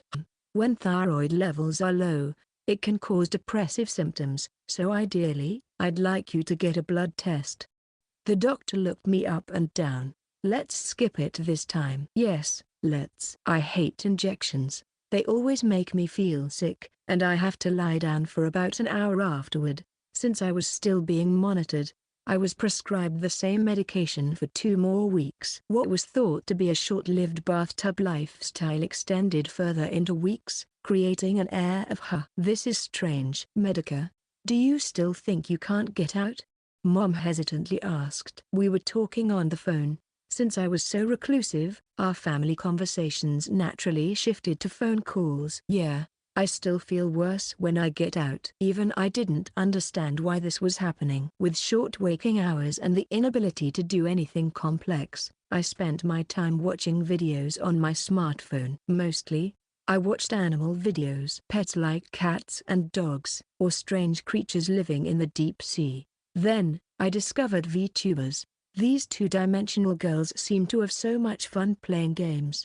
The lively comments from numerous viewers were comforting. I ended up watching them continuously. Little did I know, I would eventually become one of those VTubers myself.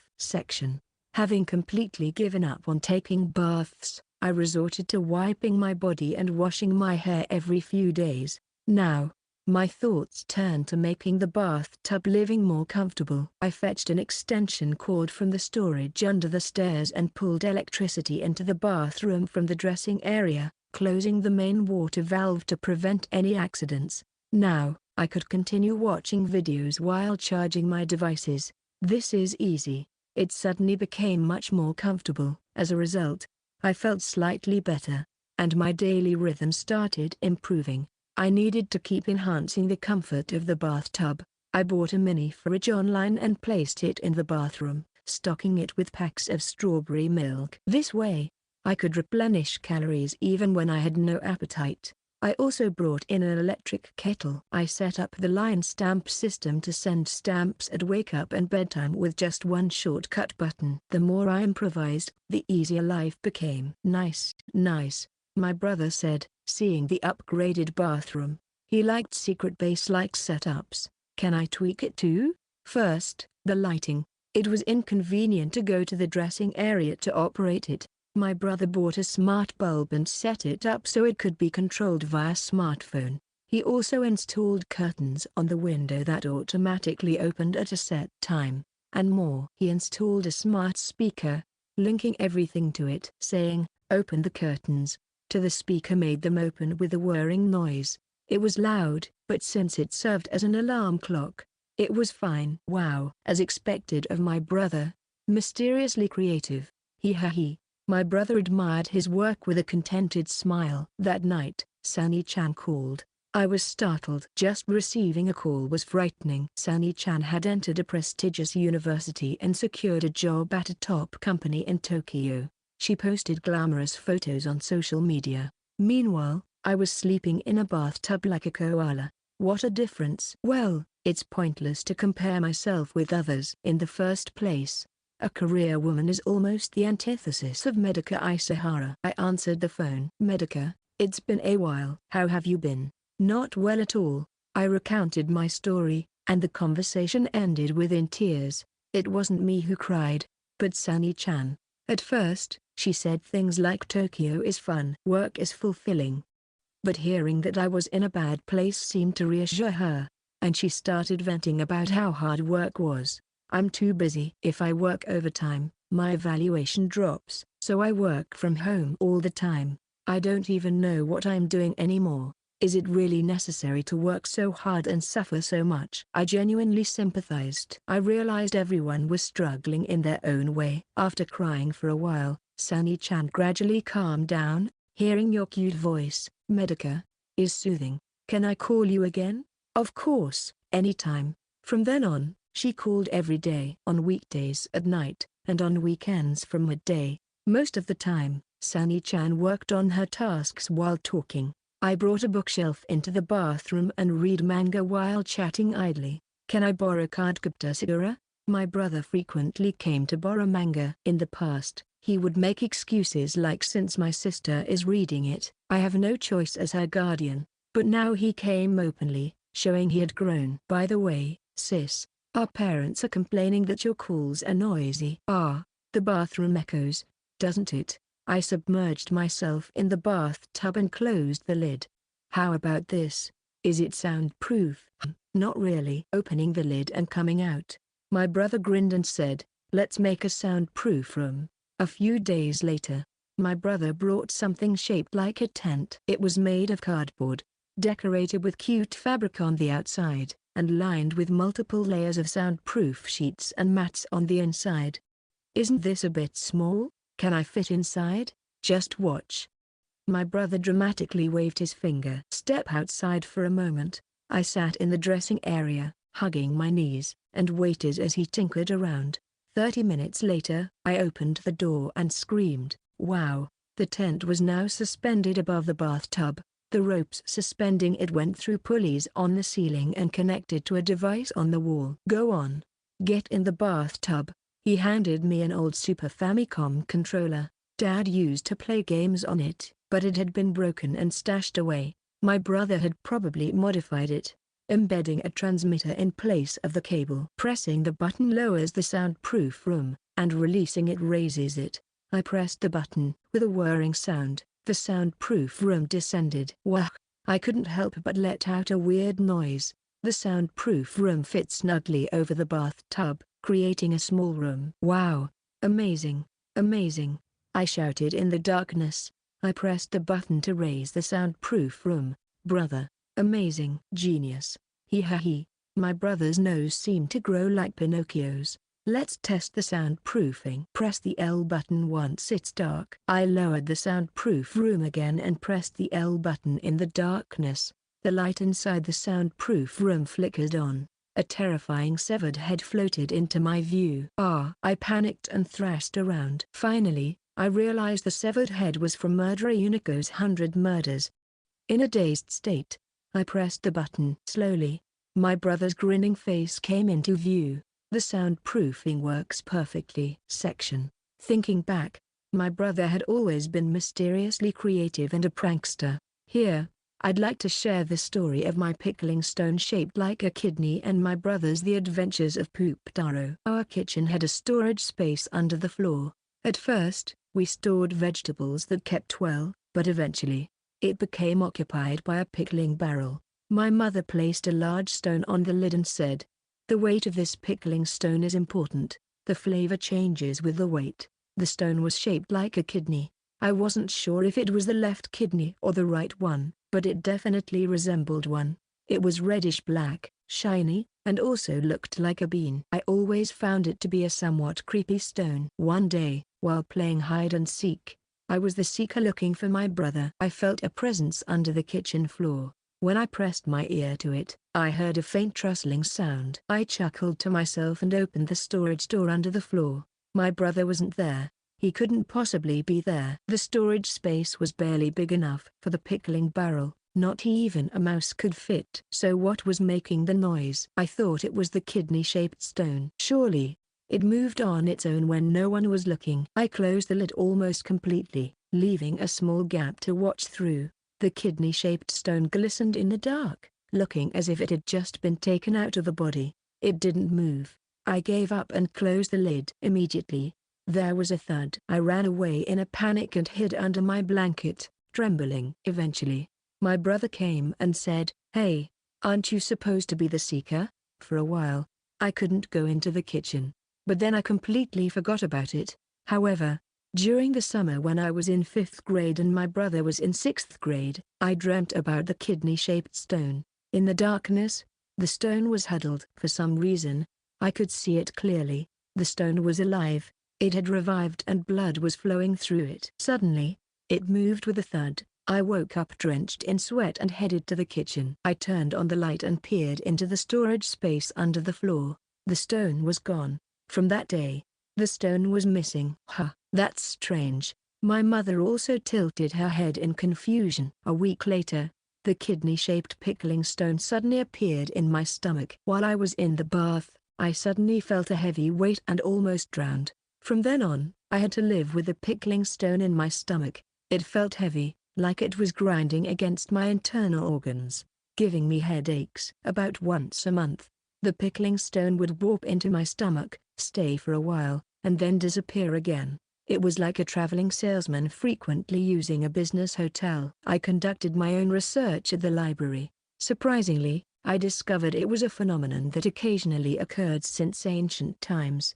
There's a famous satirical print from the French Revolution depicting commoners crushed by heavy taxes, symbolized by a large rock, with clergy and nobles sitting on top of it. On the next page was an illustration of a noble woman being crushed by a large, angular stone. It was Marie Antoinette. The decorative fluorite from the lava mine had suddenly started warping into her stomach, causing her great suffering. She left behind a shocking quote: "If the stone comes, let them eat cake." It was an extreme measure to distract from the pain with sweets. Essentially, there was no solution. Further research revealed that the famous sculptor Auguste Rodin also suffered from this phenomenon. Although the thinker is commonly believed to be based on Dante's Divine Comedy, there's a theory that it actually expresses his struggle with warping stones. The stone the thinker is sitting on represents it. No wonder anyone would contemplate deeply if such a large stone suddenly warped into their body. They were born from the stone. I took painkillers to get by and went to school, but reached my limit and told my homeroom teacher. I asked to be allowed to miss school occasionally because of the kidney-shaped stone warping into my body. Huh? Homeroom teacher Hanaboshi scratched the big mole beside his nose. It looked like he was picking his nose, a gesture students found unappealing. "So, you're affected too?" I was wide-eyed. "Is there another student like me?" "It's Midorikawa." He said it's an apophyllite that was displayed in his living room. Apophyllite. The name sounds kind of gemstone-like. I wished I had something cute like that. "Why did I have a kidney-shaped pickling stone?" Scratching again. Hanaboshi said, "Midorikawa hasn't asked to miss school." "Are you just being lazy?" "Lazy?" I was stunned. "Even though a pickling stone is warping into my body, Midorikawa's is apophyllite. It's jagged and big, apparently. Mine is also big and very heavy. It's well pickled, but it's not jagged, right? Midorikawa's must be tougher." "If you miss school, my workload increases, and your classmates have to bring you worksheets. Think about that." I went home in tears, cursing him. That jerk had taken a week off for a small kidney stone. I wished the huge foundation stone of the school, inscribed with founding stone, would warp into him and render him immobile. After getting home, I looked up and found out that apophyllite's Japanese name was Jiganseki, meaning fish-eye stone, and lamented, "I'm Medica, meaning fish, so fish-eye stone would have been fitting." The mismatch of fate made me cry again. "What's wrong?" Seeing my distress after coming back from school, my brother listened to my situation. He snorted and said, "All right. Leave it to me. I'll get revenge on Hanaboshi." Section Extra. 2 weeks later, my brother was enthusiastically distributing some papers in the school hallway. It was a school newspaper filled with amusing gossip. I thought it might be exposing Hanaboshi's misdeeds, but there wasn't a single word about him. "Sensei, the latest issue is finally here." "Hoo-hoo-hoo. We did it. We did it. How's this issue?" 3 of my brother's male friends came running up. Together with my brother, my mother called them the 4 idiot trios. The reason they were called a trio despite being 4 was because it sounded dumber. They were just that foolish. "Well, this time, it's a masterpiece." Whoa. Finally, the showdown between Poop Taro and the Satsuma Samurai is settled, right? What the heck is that? I looked down at the newspaper in my hands. A quarter of the page was occupied by a comic titled The Adventures of Poop Taro. The drawings were crude, but strangely hit the mark and were mysteriously enjoyable. A masterpiece. An absolute masterpiece. The serious member of the Four Idiot Trio's glasses was even crying. His nickname came from the fact that he wore glasses. Foolish, indeed. The other big guy was called Boo because he resembled Boot Akagi. Foolish again. The last skinny one was Shawase, nicknamed because he was always in a rush like the end-of-year season. Foolish, as expected. However, this newspaper had apparently become very popular, with readers flocking to it.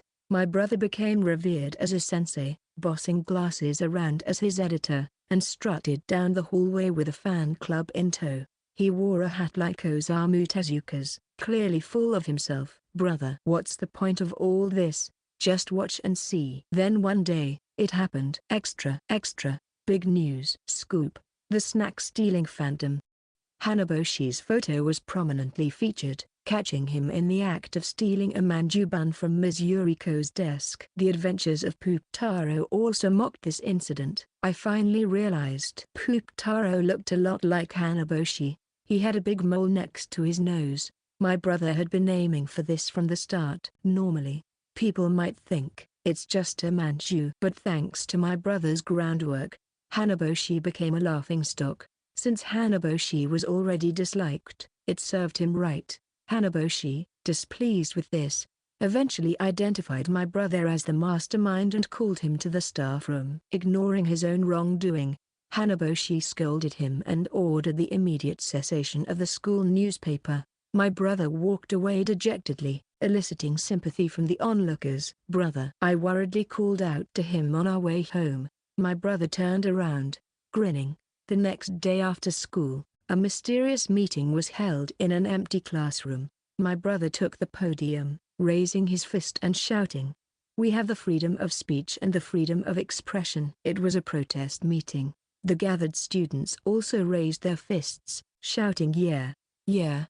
My brother, gesticulating dramatically like an activist, declared, "Can we tolerate such tyrannical oppression?" Love to the Poop manga. Light, wings. Beside my brother, the other three members of the Four Idiot Trios stood guard like a cheerleading squad, wearing headbands that read "Poop Extremists." With tears in his eyes, my brother continued in a plaintive voice, "The Poop manga has made us brothers. Fellow raccoons in the same hole. No, the same shit pit. The Poop manga has a deep taste. It is the aroma of noble culture. It is the eternal love of a mother." The audience sniffled and wiped their tears. My brother raised both hands and shouted, "Long live Poop manga!" The audience echoed, "Long live Poop manga! Long live Poop manga! Long live Poop manga!" I was stunned, simply watching this bizarre scene. From the next day, the gorillas began their mischief. Using their elementary school-level evil brains, they wreaked havoc and steadily stressed out Hanaboshi. The result was visible. Hanaboshi's mole began to grow larger. It seemed he was scratching it out of irritation. One day, there was a classroom observation day. Hanaboshi's mole had grown to the size of a fist, making it unclear whether Hanaboshi or the mole was teaching. During the observation, a particularly mischievous boy named Gomado started teasing Hanaboshi. The parents exchanged puzzled glances. Hanaboshi, losing his patience, approached Gomado and scolded him. Gomado responded, "Your breath stinks." "Shut up, Poop." At that moment, Hanaboshi reached his limit. He turned beet red and swelled up like a boiled octopus. Then, pop, the mole burst with a loud sound. Hanaboshi and Gomado were covered in blood.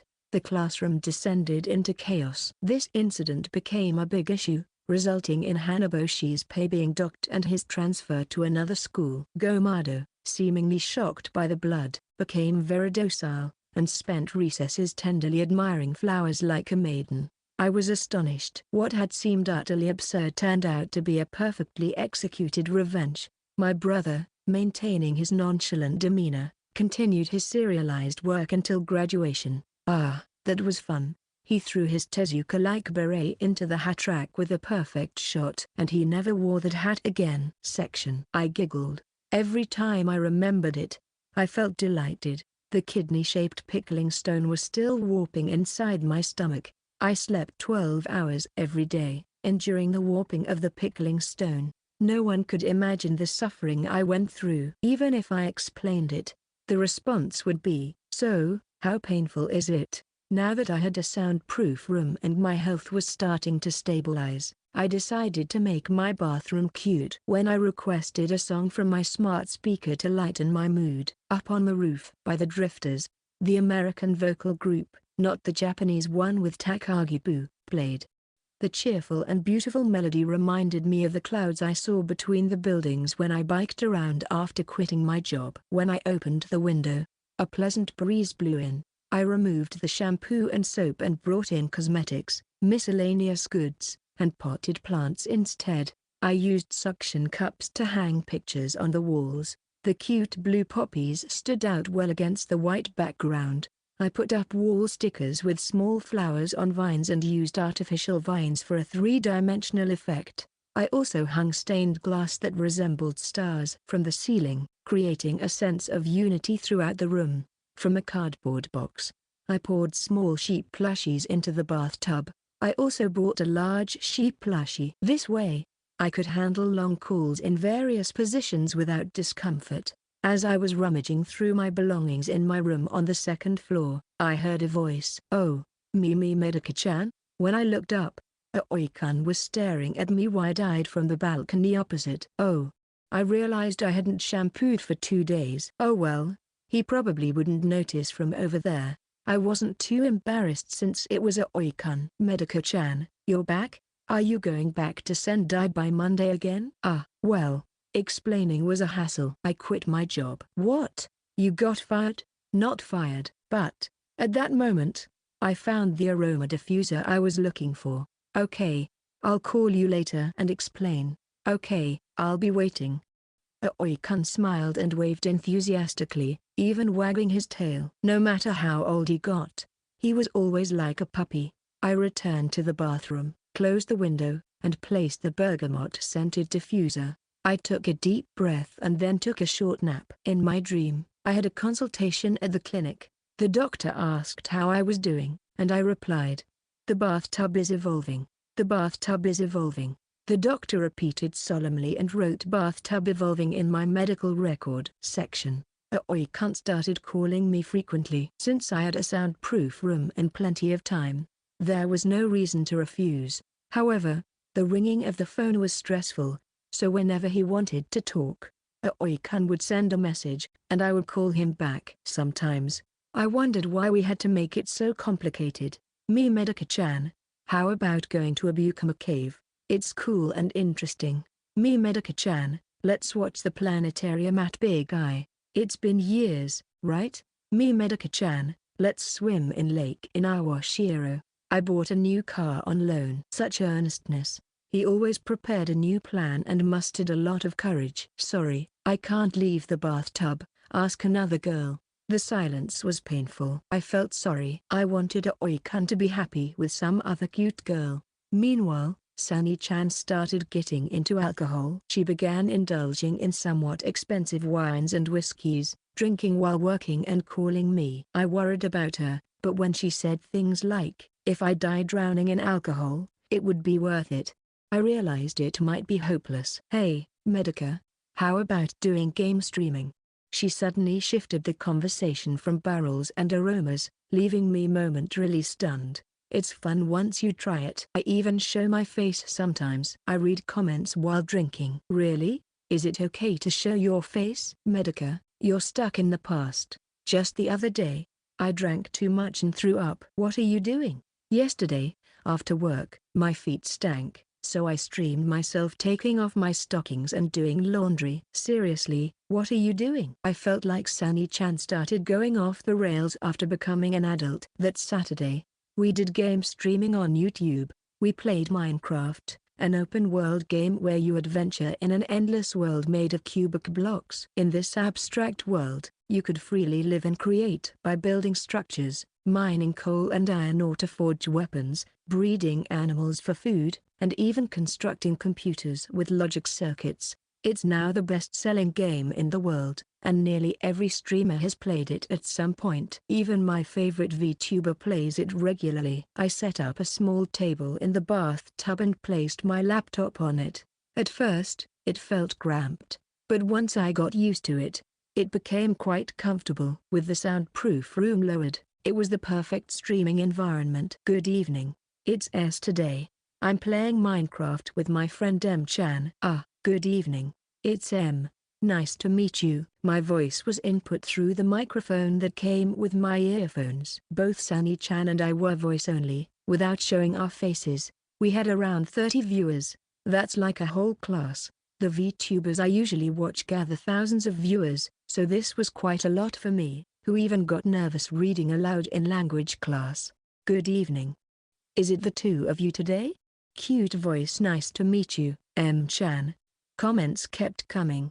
I started sweating nervously. Sunny-chan launched the game. A vast grassy plain made of blocks appeared in front of us. There were mountains in the distance and chickens walking nearby. The sun felt dazzling. Wow, it feels like being outside. The chickens are cute. Ahaha, M-chan is playing Minecraft for the first time. When Sunny-chan said that, comments like "so fresh and cute" flowed in. The Minecraft map was vast, much larger than the Earth's surface. To avoid getting lost, Sunny-chan built a tall, slender tower out of blocks. Although I had practiced a bit beforehand, I was clumsy and fumbled around. I'm not good at games, having only played Pokemon. The game was also taxing on my laptop. Without a graphics card, my laptop wasn't suited for 3D games. I lowered the graphics quality to make it run somehow. First, let's build a house. A house. Urged by Sunny-chan, I chopped down nearby trees, processed the wood into blocks, and built a simple tofu-shaped house with a door. As we did this, the game world turned to night. Yikes, monsters come out at night. Get inside the house. Whoa, whoa, whoa. I hurriedly took refuge inside the house. Sunny-chan placed a single torch in the room. Terrifying sounds of zombies and giant spiders wandering outside could be heard. I felt like I was experiencing a caveman's life. The torch's flame was reassuring. If we had beds, it would instantly turn to morning. Let's make them when dawn comes. With nothing to do until morning, I talked about quitting my job and living in the bathtub to pass the time. Surprisingly, it was easier to talk to anonymous viewers than to acquaintances. Crazy manager heavy. Bathtub life? That's hilarious lol. Comments flowed in rapidly. It was a big hit. After a while, the sun started to rise. Yay, it's dawn. I happily stepped outside the house. Nearby, there was a green rectangular creature. What's the sky? That's bad. It explodes. With a boom, my screen shook, and I exploded along with the surrounding terrain. I screamed quite realistically in surprise. My character dropped all its items and respawned. The house we had painstakingly built was half destroyed in an instant. Oh no. Our house. And so, after 2 hours of chaotic streaming, we called it a night. I was shocked when I saw the viewer count. It had grown to 100 without me noticing. Someone even gave us a 2,000 yen super chat tip, and we thanked them. Thanks for watching today. See you next time. When the stream ended, Sunny-chan sighed and said, Medica, you have a cute voice, you're funny, and you have a talent for streaming. Section. The first time was probably just beginner's luck. The second stream had about 60 viewers, but the number steadily increased with each session. There seemed to be a demand for two girls streaming together. Sunny-chan deliberately named our duo S&M combo stream, which could easily be misunderstood. This was a bit of the cheekiness she had picked up after entering the workforce. I got hooked on Minecraft and started playing it frequently, even off-stream. Setting goals and gradually achieving them felt like it was restoring my waning sense of accomplishment. The PDCA cycle, plan, do, check, action, that I learned during my company's new employee training naturally became ingrained in me. It was also very beneficial for my mental health. Delving deep underground and quietly mining coal and iron ore while listening to cave sounds gave me an inexplicable sense of peace. As our viewership grew and we started earning some pocket money, we began doing longer streams on holidays. This led to heat build-up issues. The soundproof room trapped heat. The bathtub's high heat retention and the plush toys I stuffed around it only made things worse. I see. My brother eagerly took on the task of modifying the setup to include air conditioning. He installed a spot cooler on a shelf he built at the ceiling with tension rods. He connected the cooler outlet to the soundproof room and the hot air outlet to a panel fitted into the window frame, using ducts. There's the issue of wattage. Each outlet can only supply up to 1,500 watts. Exceeding this could cause a fire. The main appliances connected via the power strip were mini fridge 80 watts, electric kettle 1,250 watts, laptop 30 watts, smartphone charger 20 watts, smart speaker 15 watts. A total of 1,395 watts. The spot cooler used 800 watts, so it should be fine as long as the kettle wasn't used simultaneously. Just in case, we ran an extension cord from a separate outlet in the changing room. This should do it. Let's test it out. After playing games for about 30 minutes and adjusting the cooler, the temperature stabilized around 20 degrees Celsius. A great success. Thanks, brother. You're a genius. Mew ha ha ha. But, Dad is really stingy. Later, during a stream, the breaker suddenly tripped.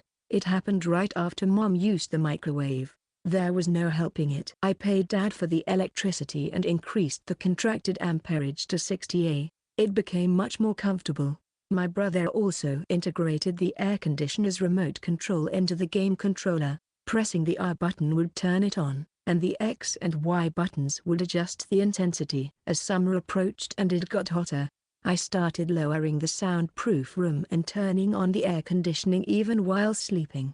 In such a small space, it was efficient and didn't cost much. I could sleep comfortably without being bothered by insects or frogs, which was also good for my health. Though I didn't qualify for unemployment benefits since a year of employment was required, I still had savings and, being a dependent with almost no income, I didn't have to pay taxes or social insurance premiums. My pension was also deferred. I just focused on improving my health, which was a great relief. Still, sometimes in the middle of the night, I would wake up with a start, hearing a sudden drumbeat. This happened especially when the kidney-shaped pickling stone seemed to warp into my room. In such moments, I would hug my plush sheep, Lamb Chan, and wait for the storm to pass. Eventually, I discovered ASMR videos done by VTubers. ASMR stands for Autonomous Sensory Meridian Response, which can be translated as Self-Governing Sensory Peak Response. Listening to sounds like the crispness of cutting soap with a knife or the rustling of ear cleaning could induce a tingling sensation in the brain and back, promoting relaxation and sleep. I lay down with my earphones on. A VTuber girl whispered in a cute voice, cleaning my ears and tapping the microphone, creating soothing sounds that helped me fall asleep. Thanks to this, I was finally able to get some rest. Section Medica. Let's at least have breakfast together as a family. My mother values this kind of thing, and I respected that. Family breakfast was at 7:30 a.m. To ensure 12 hours of sleep, I'd have to go to bed at 7:30 p.m., but that wasn't possible with my game streaming with Sunny-chan. So, I decided to split my sleep into 2 parts, 8 hours at night and 4 hours in the afternoon. This worked out remarkably well. My health noticeably improved, and with a clear head upon waking up twice a day, my concentration also increased. I thought I could have studied better in my school days with this schedule. It's inherently unreasonable to force people with different biological clocks into the same schedule. All right, Medica. You're back to being the bread toaster then. Mom handed me the toaster with a smile. I felt a bit annoyed but also a little happy. I toasted the bread and served it to everyone. It had been a while since we had such a harmonious breakfast. Medica, do you remember when you almost drowned at the beach? Mom suddenly brought up an old story. It was a funny story we'd heard many times before. When I was 3, we went to the beach as a family. I was floating near Mom in a leg-in float. My brother was enthusiastically burying Dad in the sand while waving. "Don't bury his face, he'll die," Mom called out laughingly. When she turned back to me, I had turned into a scene from Inagami Family. a Japanese mystery film, a shocking scene from Seishi Okamizo's novel, directed by Konya Kikawa, which became the movie's poster image. Just legs sticking out of the water. Somehow, my float had flipped over. Normally, you'd thrash around, but you were silent. I screamed like something out of a Kazuo Umzu manga. Having told the story so many times, Mom had added exaggerated details like Inagami family and like a Kazuo Umzu manga. Mom saved me when I slipped out of the float and disappeared underwater. This story always made my brother and Dad laugh, coming up at the dinner table about once every 2 years. It was a bit embarrassing for me. When was the last time we went to the beach as a family? Dad asked. When I was in 6th grade. Has it been that long?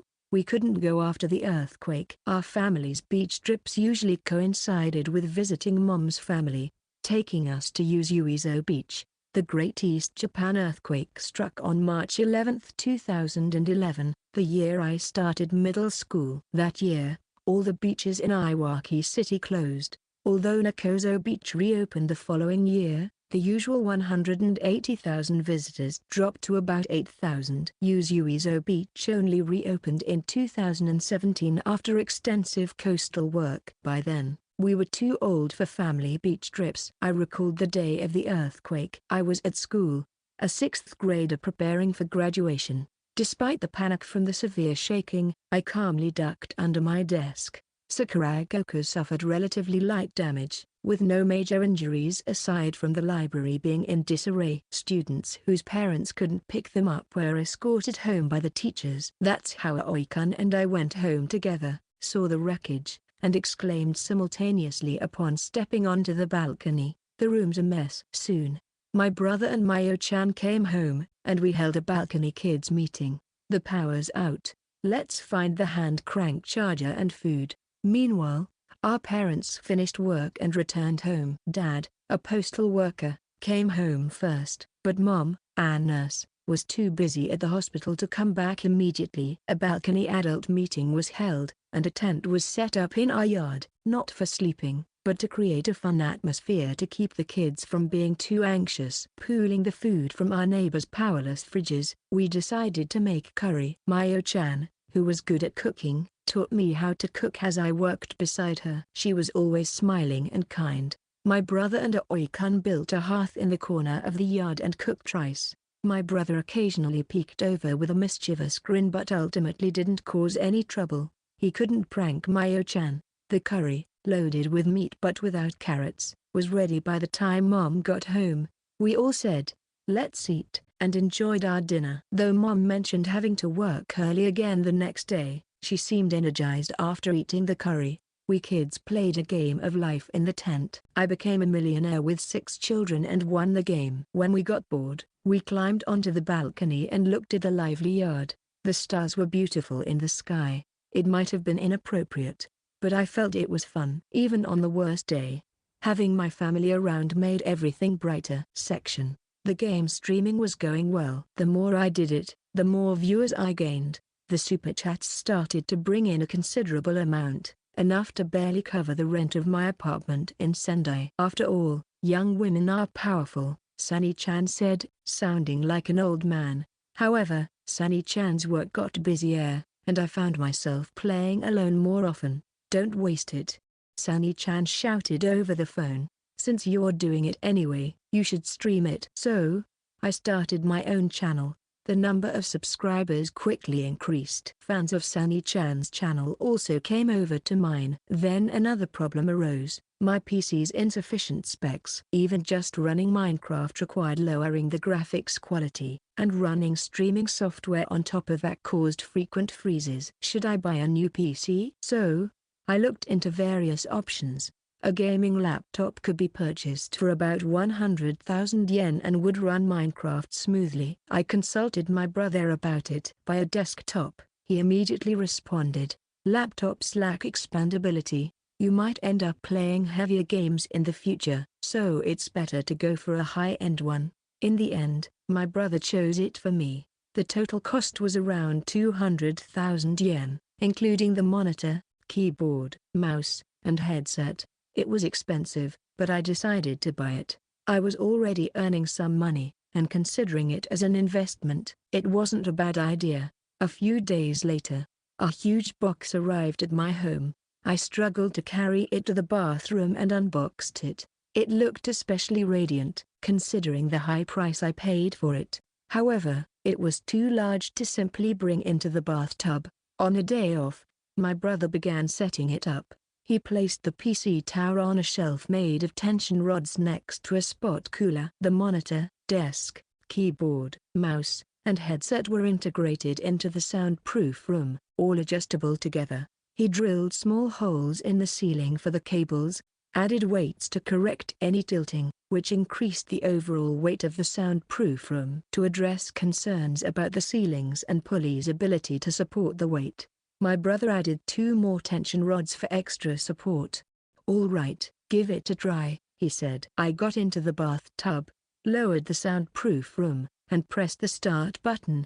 The PC's power should have turned on. Soon, the monitor lit up brightly, the keyboard and mouse glowed in 7 colors, and the Windows startup sound resonated from the headphones.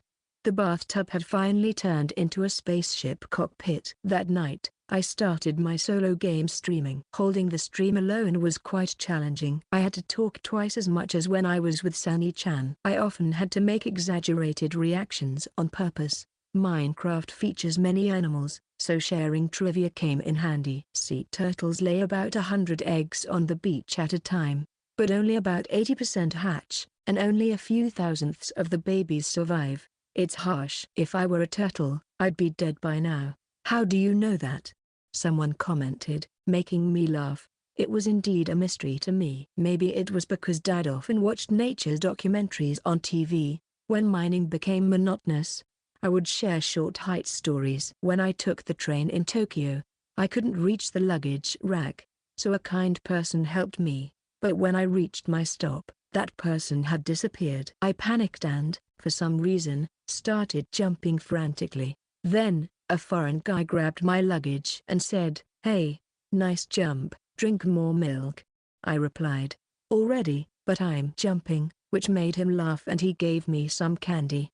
The comments section filled with a Japanese internet slang for laughter. I learned that in this world, weaknesses could be turned into strengths. Leading a life different from others becomes a unique value. Like star sand, if you bring back soil from hell in a small bottle, it can produce endless good broth. Even the stockings Sunny-chan finally took off after a long day of overtime were part of that hellish soil. Probably. Section. Sunny-chan became increasingly busy and stopped participating in game streaming. It seemed romance was involved. She mentioned there was a wonderful senior at work who always stayed late, so Sunny-chan started staying late too, hoping to have more interactions with him. He was apparently a fan of the Three Kingdoms, often referring to Zhuge and the Battle of Red Cliffs. Sunny-chan bought the complete 12-volume set of Eiji Yoshikawa's Romance of the Three Kingdoms but gave up after 30 pages. I realized I'm not interested in battles. So, she approached it from another angle and started watching movies. Due to time constraints, she watched them at double speed. Double speed? Can you even understand the content that way? You can. You can. There's a trick to it. The trick, essentially, was to preview and review the material. Before watching a movie, she would grasp the plot and spoilers, watch the main content at double speed, and then read the director's interviews and reviews afterward. Is that even fun? It's not particularly fun, but I need to keep up to have something to talk about. In other words, Sunny-chan was strategizing. She was tackling movies to win over her senior. Just like a game. She pursued efficiency without any sense of guilt. Movies are made by people pouring their hearts into them.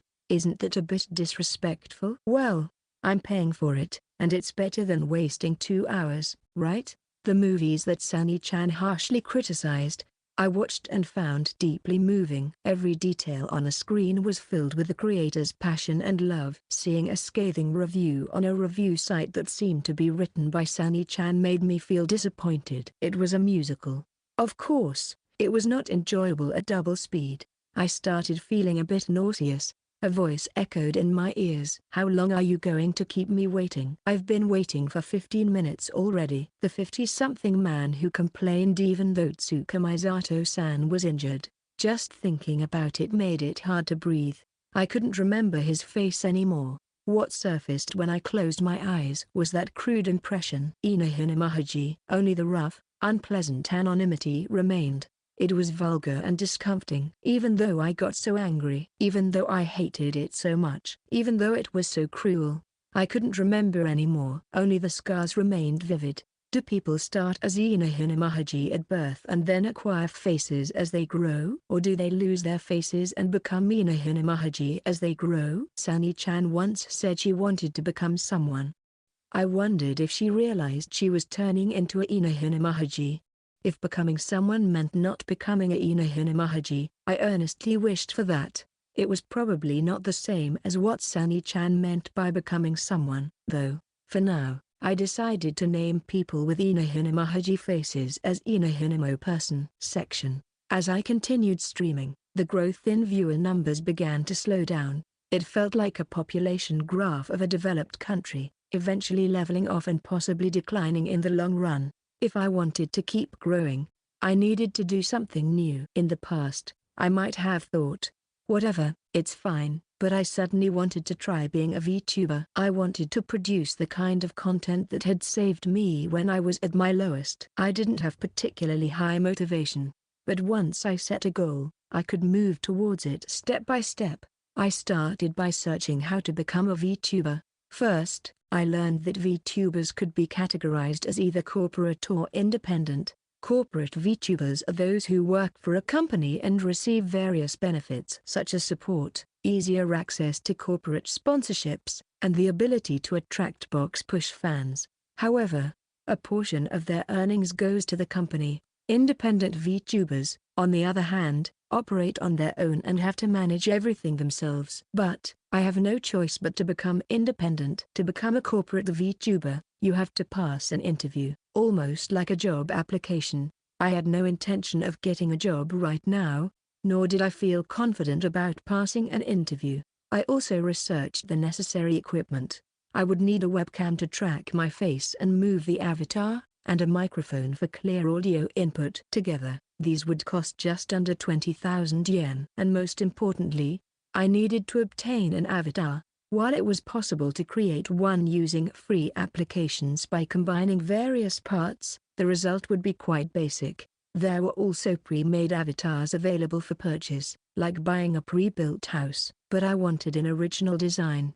I pulled out a notebook from my closet. I occasionally drew illustrations as a hobby. I had quite a few original characters, and they weren't bad. Suddenly, my eyes landed on one. It was a character based on the Grimm brothers' Sleeping Beauty. Blue dress, black thorns, white hair, ice blue rose hair ornaments. Her name was Kuramori Ibara. This is it, I thought. I decided to adapt this character. First, I studied a figurine of Hatsune Miku. I placed it on the corner of the bathtub and observed it from various angles. The design was sophisticated and very cute. She held a leek in her hand. In Western art, there's a concept called attributes, where gods or legendary figures are depicted with items that symbolize them. For example, the god of wine, Dionysus, with grapes, or the goddess of beauty, Aphrodite, with roses. The leek must be an attribute too, and I realized Miku-chan was indeed a goddess. I absent-mindedly touched my nape. The wound that smelled like leek had healed, but sometimes it still opened up at night. So, I began working on Kuramori Ibara's design. First, her silhouette was too old-fashioned. It needed a modern, refined look. I changed her hair from long to short. I made the dress accentuate her décolleté, with a cinched waist and a skirt that flowed gracefully, showing off the lines of her black tights. Next, I focused on the details. I intricately drew the blue rose hair ornament, added floral lace to parts of the blue dress to make the skin partially visible for an accent. To give a sense of confinement, I incorporated Art Nouveau style iron gates and black thorns into the design. Sleeping Beauty falls into a deep sleep after pricking her finger on a spinning wheel's needle. I decided to include the spinning wheel as an attribute. I considered depicting a large black-purple spinning wheel like a halo but thought it might clutter the screen, so I made it a choker with an icy crystal texture instead. After spending an entire day, I finally completed the design. Then, over the next 3 days, I digitized it using a tablet. I gazed at the finished character in admiration. I probably wouldn't have been able to create this if I weren't unemployed.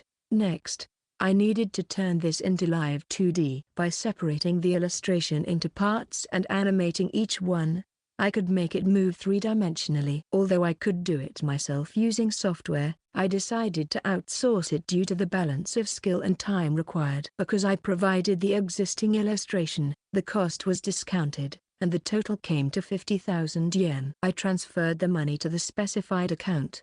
About 20 days later, Kuramori Ibara was delivered. It was already August, the peak of summer. When I lowered the soundproof room, the sound of cicadas faded away, and I could hear my heart beat. Although it usually beat much slower than others, it was now racing. I turned on the PC, launched various software, and prepared for the stream. I had already set up the Kuramori Ibara channel and Twitter account and announced the first stream for this time. I tested the setup. The cute Kuramori Ibara on the screen moved in sync with my expressions and actions captured by the webcam. I felt like I had transformed. It reminded me of wanting to transform into a magical girl when I was a child. It was perfect. I took several deep breaths. At the scheduled time, I started the stream. Oh, it's starting. Hello. Cute. A beautiful girl. Comments from people who had been waiting started flowing in. Some were fans from the S&M streaming days, but they tactfully avoided mentioning my previous persona. Against the background of a room in a closed castle, Sleeping Beauty smiled. Hello, nice to meet you. I'm Kuramori Ibara. Section. Kuramori Ibara steadily increased her viewership. A different audience began watching her streams. Having a broad appeal proved to be a strong advantage. Even watching the recordings objectively, the screen was vibrant and emotional just by having a cute girl reacting. I was truly glad I became a VTuber. I began preparing for the ASMR I had always dreamed of doing. First, I needed a microphone. Although I could use the one I normally use for streaming, I wanted a binaural mic to create a 3D sound experience, making viewers feel as if they were actually there. For that, I needed a high-end binaural microphone. Browsing online, I drooled over the high-end KU100 mic. It was a dummy head modeled after a human head, with polyurethane around the ears and the mostly black painted wood. Just scratching or tapping it produced sounds that melt the brain. But the price, over 1 million yen. It would cost a kidney. Maybe I could manage with just an adrenal cortex. I'd even throw in a pickling stone as a bonus. This must be what desire feels like, I thought. Brother, I want to do ASMR. Buy me a KU100. I sent the message as a joke and began looking at other, more affordable binaural microphones. Then, about 30 minutes later, I got a reply. Sure. Wait 3 days. Seriously? Though I thought 1 million yen was too much, I didn't buy another mic and just waited. 3 days later, my brother brought me a box with a red ribbon on it. I sat in front of the box, excited inside. Can I open it? Go ahead. I looked at the box, then at my brother again. It's not a jack in the box, is it? It's not a jack in the box. Relieved, I opened the box. There was a severed head inside. I screamed. My brother clapped his hands, laughing. With tears in my eyes, I yelled, "It's not a KU100, it's Murderer Unico's 100 Murders." Well, look closely. Encouraged by my brother, I nervously lifted the head. Wires extended from the neck, ending in connectors. I was dumbfounded. My brother, with the flair of a magician, explained, "It's the binaural mic you wanted." I inserted Unico's connectors into the PC jack and put on headphones. My brother explained beside me. You need 3 things: a cheap, high-quality electret condenser mic, a pair of earphones from the 100 yen shop, and a 3.5mm mini plug. Remove the coil from the earphones, use only the casing and cable, and solder the mic and plug together. This completes the high-quality mic. I embedded this into Unico's eardrums and replaced the ears with silicone ones. I used an ear pick to tickle Unico's ear. A spine-tingling sound came through the headphones. I gently scratched the plastic skin with my nails. A fizzy, brain-tingling sound followed. She makes a nice sound, doesn't she, Unico? I said involuntarily. My brother wore an immensely smug look. I debated whether to call him an idiot or a genius. In the end, I conceded. Brother, you're a genius. He grinned and chuckled. Mufafafafu. Section. I gathered items from around the house that could be used for ASMR. A box of almond chocolates, a comb, gel lotion, a brush, carbonated water, cotton swabs. I picked up commonly used items and practiced with them, waiting for night to fall. At 11 p.m., I started streaming, planning to end at midnight. Konbara. I greeted with the nighttime phrase my listeners came up with. By the way, the daytime greeting is KonMari. Today, I'm doing my first ASMR stream. Everyone, fall asleep as you listen. I whispered close to Unico's ear. It was quite embarrassing, but Unico's surreal appearance helped mitigate that. Her face looked incredibly scary. I'll start with some ear cleaning. I gently scratched Unico's ear with a cotton swab. A warm rustling sound came through. I continued at relaxed pace to help listeners fall asleep. I did the right ear, then the left ear. 10 minutes had already passed just doing this. An hour went by in no time. Next, I'll give you an ear massage. I cupped the silicone ear with both hands and massaged it. A soft, pressing sound resonated. I started feeling sleepy myself. On a whim, I applied gel lotion to my hands and massaged the ear again. The sound became more viscous. The soothing, bubbly sound intensified. 30 minutes passed. The viewer count hadn't dropped, but the comments had decreased. They were probably asleep or just listening without watching. I continued quietly. I crinkled the plastic wrapping of the almond chocolate, rubbed the inner and outer boxes together, rolled the chocolates inside the box, scratched the paper insert, bit into the chocolates with a crunch, poured carbonated water into a glass, creating a fizzing sound, plucked the comb teeth like a harp, put Mum's wig on Unico and brushed the hair with a shush, tapped Unico's forehead rhythmically with my fingers, lightly scratched from the cheeks to the ears with my nails, brushed the face with the tip of the brush, teased the ears by drawing circles and tickling the ear holes. An hour flew by. I'm ending the stream now. Good night, everyone. I ended the stream and sighed in relief. I managed to pull it off. This is deep. There's still much to improve and endless sounds to create. I tidied up the tools I used, basking in the satisfaction of a job well done, and fell asleep. The next morning, there were comments on the archive of last night's stream. Probably from a girl. I've had trouble sleeping lately, but thanks to Ibara-chan, I slept soundly. Thank you. A warm feeling spread through my chest. I decided to do my best again tonight. And so, I immediately began practicing ASMR again. Section. Knock knock knock knock. The bathtub was being knocked on. I hastily raised the soundproof room. My mother, looking around the bathroom as if she had wandered into an unfamiliar forest, was peering around in confusion. When did this happen? Ahaha. It just kind of evolved before I knew it.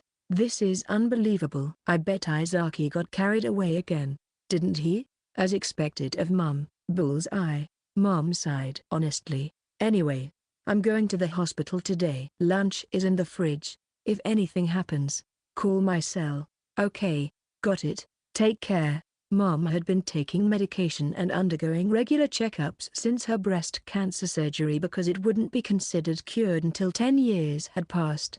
After seeing Mom off, I opened the bathroom window. The scent of late summer filled the air. It was already the end of August. While I had been cooped up in the bathtub, another season had passed by. I was the type to feel sad at times like these. It felt as though I had left something important behind once again. Suddenly, I got the idea to bring my oil painting set from my room. I had bought it when I took art as an elective in high school. I had continued to paint outside of class, so I had all the necessary tools, including canvases. I mixed blue paint with oil, sat on the bath chair, and began painting the sky as seen from the window. I liked painting skies. Even during class, I had painted skies and created a masterpiece, but it had only received a B grade. The motif is ordinary, and the composition is monotonous.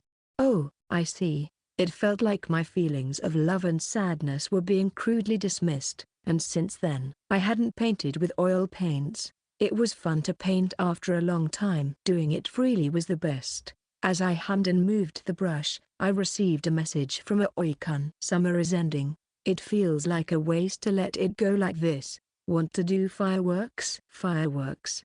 That was exactly what I was in the mood for. Sounds good, let's do it. Immediately, Aoi-kun called me. Medaka-chan, will you really do fireworks? Yeah, I'm in the mood for it. Can we do it on the balcony since I feel sick when I go outside?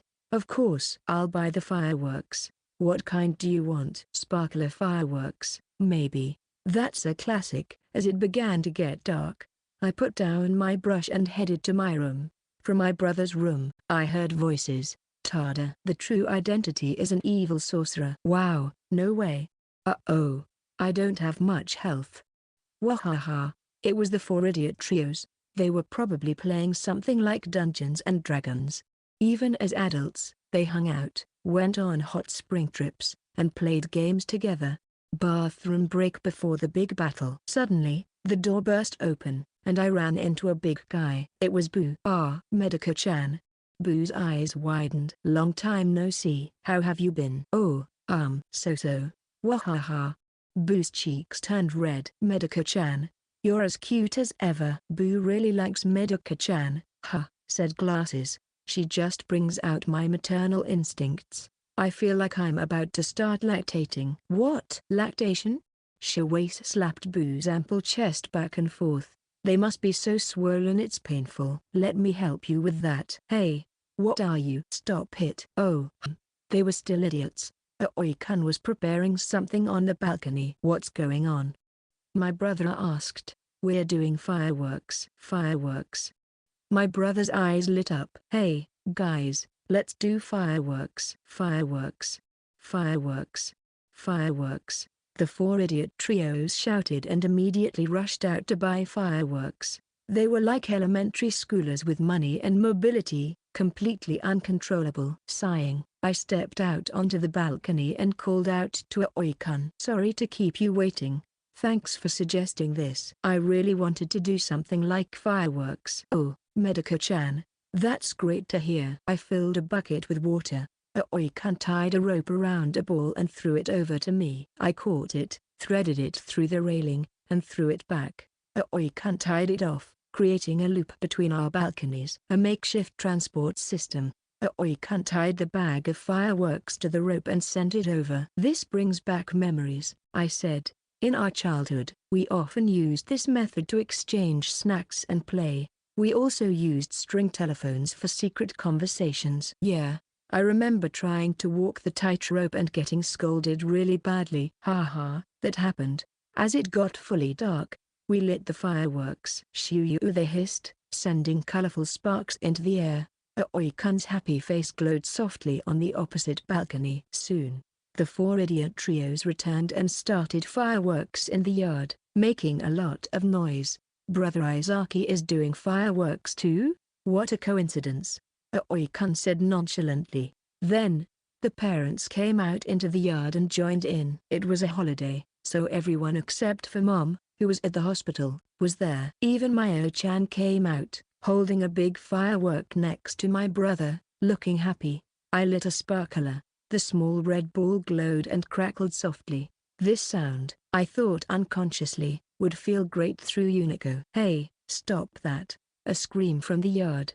I looked down to see Shawase had stuck a giant firework into Boo's pants. Sparks flew out from his backside like a bird in heat. Boo screamed and ran around wildly before falling face first. His plump butt gleamed like a festive cake. Everyone burst out laughing. I clapped my hands and laughed too. Suddenly, my eyes met Oikun's, illuminated by the fireworks. Medica-chan, your smile makes me happy. I'm glad I got the fireworks.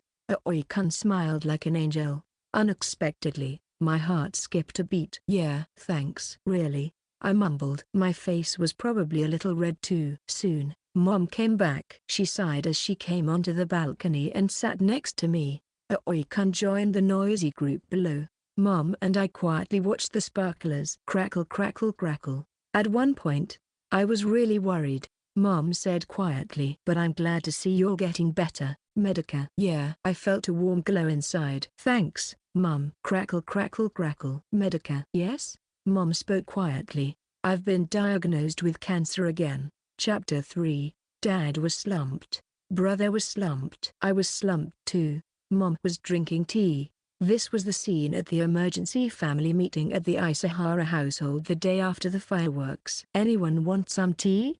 Mom asks, and Dad responds with a sad fart. Don't answer with a fart. Mom gets up from the kotatsu and eventually pours tea for everyone. Then she pulls out the penalty box. Dad weakly takes out his wallet and puts 100 yen in it. It's adding up. If this keeps up, we'll have a penalty palace instead of Buckingham Palace. Mom laughs heartily, but no one else does. Dad drinks tea. Brother drinks tea. I drink tea too. Delicious. So, what was the diagnosis? Brother finally breaks the silence. I half cover my ears and look down. Mom sips her tea and then speaks. Endometrial cancer, they said. Endometrial cancer. Mom slowly explains the details. There had been subtle signs, like abnormal bleeding, but given her age, she thought it was just menopause. Her first cancer was breast cancer, and the second was a local recurrence, for which she had been taking tamoxifen. Tamoxifen is known to increase the risk of abnormal bleeding and endometrial cancer, so she had regular ultrasounds every 6 months and annual cancer screenings, and wasn't too worried. However, during an internal examination 2 weeks ago, they found a lump in the uterine body. A cytology test a week ago confirmed it was positive, leading to more detailed tests. She went to get the results on the day of the fireworks without telling the family anything. The results confirmed endometrial cancer. She had an MRI and CT scan, and the results would be out in 3 days. Depending on how advanced the cancer was, the treatment plan would be decided. They'll probably remove the uterus, Mom said. Tears welled up in my eyes. It's okay. I don't feel like losing this time either. Ha ha ha. Mom patted my head. After the family meeting, I hid in the bathtub, lowered the soundproof room, hugged Lam-chan, curled up, and cried. I felt so sorry for Mom. It felt like our skins were connected. When she is cut, I am cut too. I don't want her to suffer. I want her to always be in a carefree, tropical place, laughing heartily. 3 days later, the results came. The cancer was at stage A, endometrioid adenocarcinoma, grade 3. A simple total hysterectomy, bilateral salpingo-oophorectomy, and pelvic lymph node dissection were scheduled. The surgery was set for 2 weeks later. Section. The pop-up toaster dinged. I distributed the toasted bread. Mom spread blueberry jam on hers and ate it as if nothing was wrong. Even though Mom has cancer, life went on as usual. It was strange. Dad was spreading a lot of peanut butter, so I said, "Diabetes." Dad stopped instantly and said, "I'll give it to you, Medica." I reluctantly accepted it since I had called him out on it. The day of the fireworks was Saturday. The family meeting was on Sunday, and now it's Monday morning. Yesterday, everyone ended up doing their own thing in a slightly awkward atmosphere. In such times, I don't know what to do. Mom continued watching her Korean drama as usual. After seeing off Dad and brother, Mom also went to work as usual. If I got cancer, I wouldn't be able to go to work, I thought. Mom is amazing. Well, I'm not working even without cancer. Haha. Standing in the empty entrance hall, I felt a bit anxious about the future. I hid in the bathtub and became Kurimri Ibara. Doing nothing makes me worry about Mom and feel even worse. While streaming games, Super chats came flying in. The frequency was increasing gradually. I wondered if I'd exceed the annual income limit of 1.3 million yen for dependents. No, maybe I could make a living off this. If only that would happen. Then every day would be fun. After taking a lunch break, I continued until 3 in the afternoon. Thanks for coming today, everyone. I'll be doing ASMR at 10 tonight, so come to sleep. After ending the stream, I started researching ASMR. I watched and listened to videos of other streamers to learn how they made their sounds. I only bought the tools I really needed and substituted others where possible. There was a rain stick, an instrument used in ancient Chile for rain-making rituals. Small stones roll down the spiral-embedded thorns inside a dry, hollow cactus tube, creating a sound like falling rain. I made one myself using a plastic wrap core, toothpicks, and coffee beans. It was laborious, but it produced quite a nice sound. I practiced making pleasant sounds with the tools at hand and figuring out how to make people sleepy. Focusing on my ears made me feel like I became transparent. I wasn't here, nothing could bother me, and nothing could hurt me. It was very calming. Suddenly, a pickle stone in the shape of a kidney walked into my stomach. My body felt heavy, and I was no longer transparent. It was the worst. Suddenly, I couldn't breathe well. What if Mom dies? What will happen to me? I can't go anywhere, but I can't stay nowhere either. I played the rain stick by my ear. The sound of rain pattered. I gradually calmed down. Right now, it was not the blue sky but only the rain that soothed me. Section. The time for the scheduled live stream at 10 p.m. was approaching. What should I do? Maybe I should cancel tonight. But there were people waiting for me. I want to help those who can't sleep, to let them sleep soundly. In the end, I started on time. Konbara. Tonight, we're starting ASMR. Breathe slowly and sleep soundly. I started with the usual ear cleaning, recreating the sounds I practiced. It felt like I was playing an instrument. I found myself admiring musicians from a new perspective. Suddenly, a 2,000 yen super chat popped up. It was from blue_sky_8. Ibara-chan, I love you. I was grateful in my heart. But since the stream was meant to help people sleep, I didn't thank anyone individually. 10 minutes later, another 2,000 yen super chat came from the same person. Ibara-chan, you're so cute. Thank you, but please don't send super chats, just sleep. However, 10 minutes later, another 2,000 yen super chat came from the same person. Ibara-chan's voice is so soothing. Everyone, sorry. I need to step out for a bit. Please keep relaxing. I muted the mic and called Aoi-kun. He picked up immediately. What's wrong, Medica-chan? I was sure. You're the one sending super chats, right? How did you know I was streaming? Brother Izaki secretly told me. That traitorous brother. But I couldn't complain because he had helped me with many things. Anyway, stop spending money on me. Aoi-kun sounded disappointed. Used that money to be good to your parents. Bye. If you send more super chats, I won't talk to you anymore. Okay. I hung up and resumed the stream. Sorry for the wait. Let's start with some bubbly massage.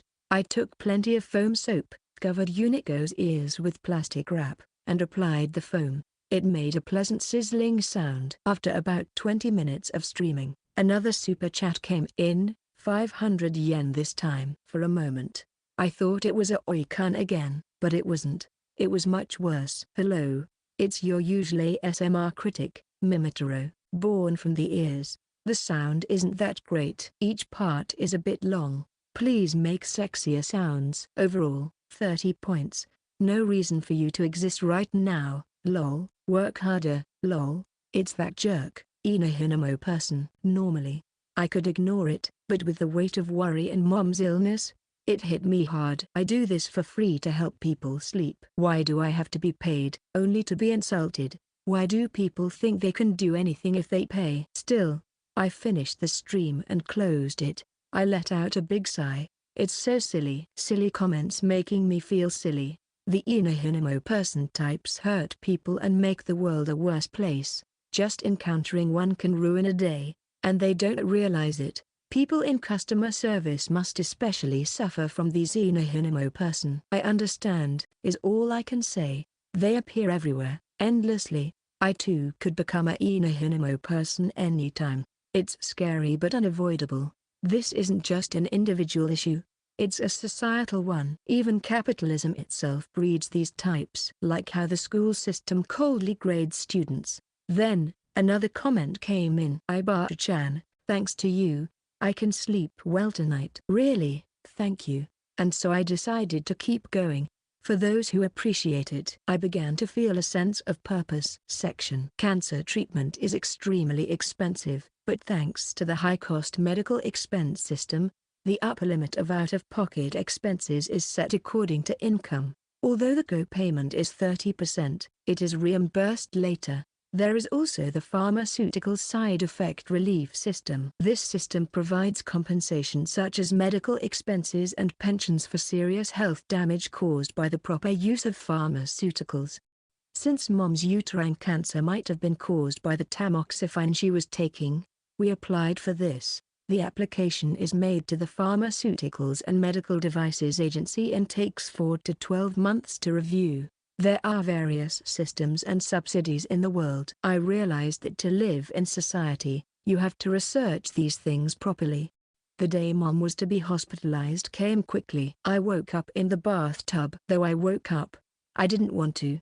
I didn't want to start the day. Once it started, Mom would go to the hospital. In the kitchen, Mom was making breakfast. Seeing her preparing a more elaborate meal than usual, I almost cried. I hugged her from behind, like a koala clinging to a eucalyptus tree. She smelled comforting. The knot of her apron felt tight against my midriff. Hey, Medica, it's dangerous when I'm using a knife. Yeah. I stayed like that for a while, listening to Mom's heartbeat through her back. Her strong heartbeat reassured me. She's alive. She'll surely beat cancer again. Mom, take care. Mom chuckled and warmed my hands with hers. Thanks. Take care while I'm away. And so, Mom went to fight cancer. 2 days later, at 3 p.m., Mom's surgery began. Dad and my brother left work early to go to the hospital. I couldn't concentrate on anything all day. Foolishly, I researched the surgery online, saw gruesome photos, and felt depressed. But nowadays, with endoscopic surgery, the incisions are smaller. I just hugged my blushy, Lam-chan, and spaced out. It's already late September, the cicadas have gone silent, and the bathtub is getting cold. My neck feels chilly, and with the weight of worry, I get headaches and shoulder pain. It feels like there's a hole in the back of my neck. If it were my uterus, I wouldn't need it, I think. Spacing out. Spacing out. Spacing out. At 6 p.m., a call came from my brother. With a spaced-out mind, I answered. The surgery went well. I sighed in relief and hung up. Then, tears started to flow. I didn't know why I was crying. Tears of relief? Partly, yes. But also, Mom's uterus is gone. It felt like losing a part of my homeland. And it made me sad. Section. About a week later, Mom was discharged from the hospital. The plan was to monitor her condition for about a month before having a follow-up meeting with the doctor and then moving on to postoperative chemotherapy. One day, while Mom was making coffee, I hugged her from behind, carefully avoiding her wound. She laughed and said, "I'm back." How was the surgery? It was over before I knew it. I was so happy to have Mom back that I clung to her for a while. "You're like a remora," she said. Mom had a knack for comparing things to fish. Feeling more energetic, I threw myself back into my VTuber activities. One day, my brother came into the bathroom and said, "Let me get involved, too." I had no idea what he was planning, but I figured it wouldn't be anything major, so I casually said okay and then forgot about it. It turned out I had underestimated my brother. 3 days later, I went viral. To went viral comes from the English word buzz and refers to something becoming a hot topic on social media. My brother had edited a clip from one of my streams and turned it into a highlight video that spread like wildfire. During a casual chat stream, a viewer asked a question. Recently, there's been a lot of talk about diversity, but I find it difficult to deal with people who push it on me. What do you think? Ibara-chan. I really didn't want to answer that. I thought it was too hot and sensitive an issue. No matter what I said, I felt I would be criticized. I decided to put it off and answered other questions for about 30 minutes before tackling it. Let's use an analogy. Let's say there's a species in our society called werewolf people. They can choose at the age of 20 whether to live as humans or werewolves. Werewolves are dangerous because they attack and eat live humans. How should our society, which respects diversity, deal with this issue? I set up the question and then explained the paradox of tolerance. This concept was defined by the British philosopher Karl Popper in the first volume of The Open Society and Its Enemies in 1945. It states that if a society is unlimited in its tolerance, its ability to be tolerant will eventually be seized or destroyed by the intolerant. Then I moved on to my answer. First of all, we absolutely cannot tolerate werewolves. This is because they threaten the free survival and rights of humans by attacking them. In other words, werewolves are intolerant people who destroy tolerance, so we humans must exclude them. So far, so good? However, this can be resolved rationally. Since they can choose at 20 whether to be human or werewolves, we can discuss it and have them choose to be human. If, despite our earnest efforts, they choose to be werewolves, we will have no choice but to take up arms. I read the comments, waited for everyone to understand, and added necessary explanations. Then I continued, the real issue is when to use this metaphorical gun. It's understandable to use it against werewolves, but it's problematic to use it against werewolf people. It's wrong to abandon efforts for discussion and resort to violence to solve the problem. Yet, such rash actions often occur in the name of justice, economics, or politics, both on a societal and personal level. For example, if a boy from the werewolf people casually says, "I wish I could run faster," someone might get scared and shoot him. The questioner might dislike this sense of impending violence. Like, "Hey, it's too early to draw the gun, let's take it easy." Violence always begets violence, and doing the right thing requires patience and time. So, I don't think your feeling is wrong at all. What do you think? The questioner responded. I see. That really makes sense. Thank you, Ibara-chan. I was relieved. I was glad I explained it well. Moreover, there was a possibility that the questioner was a werewolf. This clip was what went viral. My brother had posted the video on Twitter from a joke account called Kuramori Ibara-chan Support, where it was edited to be short and easy to understand. It was retweeted nearly 10,000 times and viewed almost 3 million times. Seeing such huge numbers made my hands shake. Just as I noticed, my brother came into the bathroom, grinning. "Hey, your hands are shaking too," I said. I didn't think it would blow up like this. The impact likely came from a cute 2D girl explaining a social issue, but luck played a huge role too. And the content couldn't be too high or low in quality. It wasn't something that could be deliberately planned. I spent a lot of time observing the reactions. What I learned was that human thinking is prone to errors. There were failures to understand, shifts in the point of argument, misapplications, and emotional distractions. Every kind of error was observed. Even people with prestigious titles made arguments that could only be described as childish. Thinking correctly is quite difficult. It requires proper time and training. At the same time, communicating correctly is also challenging. I recalled the exit interview when I resigned. The person who talked about the spaceship Earth or whatever, I could have taken more time to make an effort to communicate properly. Come to think of it, he looked like a wolf. His arms were covered with dark, thick hair, and when he laughed, I saw sharp canine teeth. Maybe he was a werewolf person. Perhaps that was the moment of choice between human and werewolf, and after I left the room and closed the door, he transformed. Quietly, discreetly.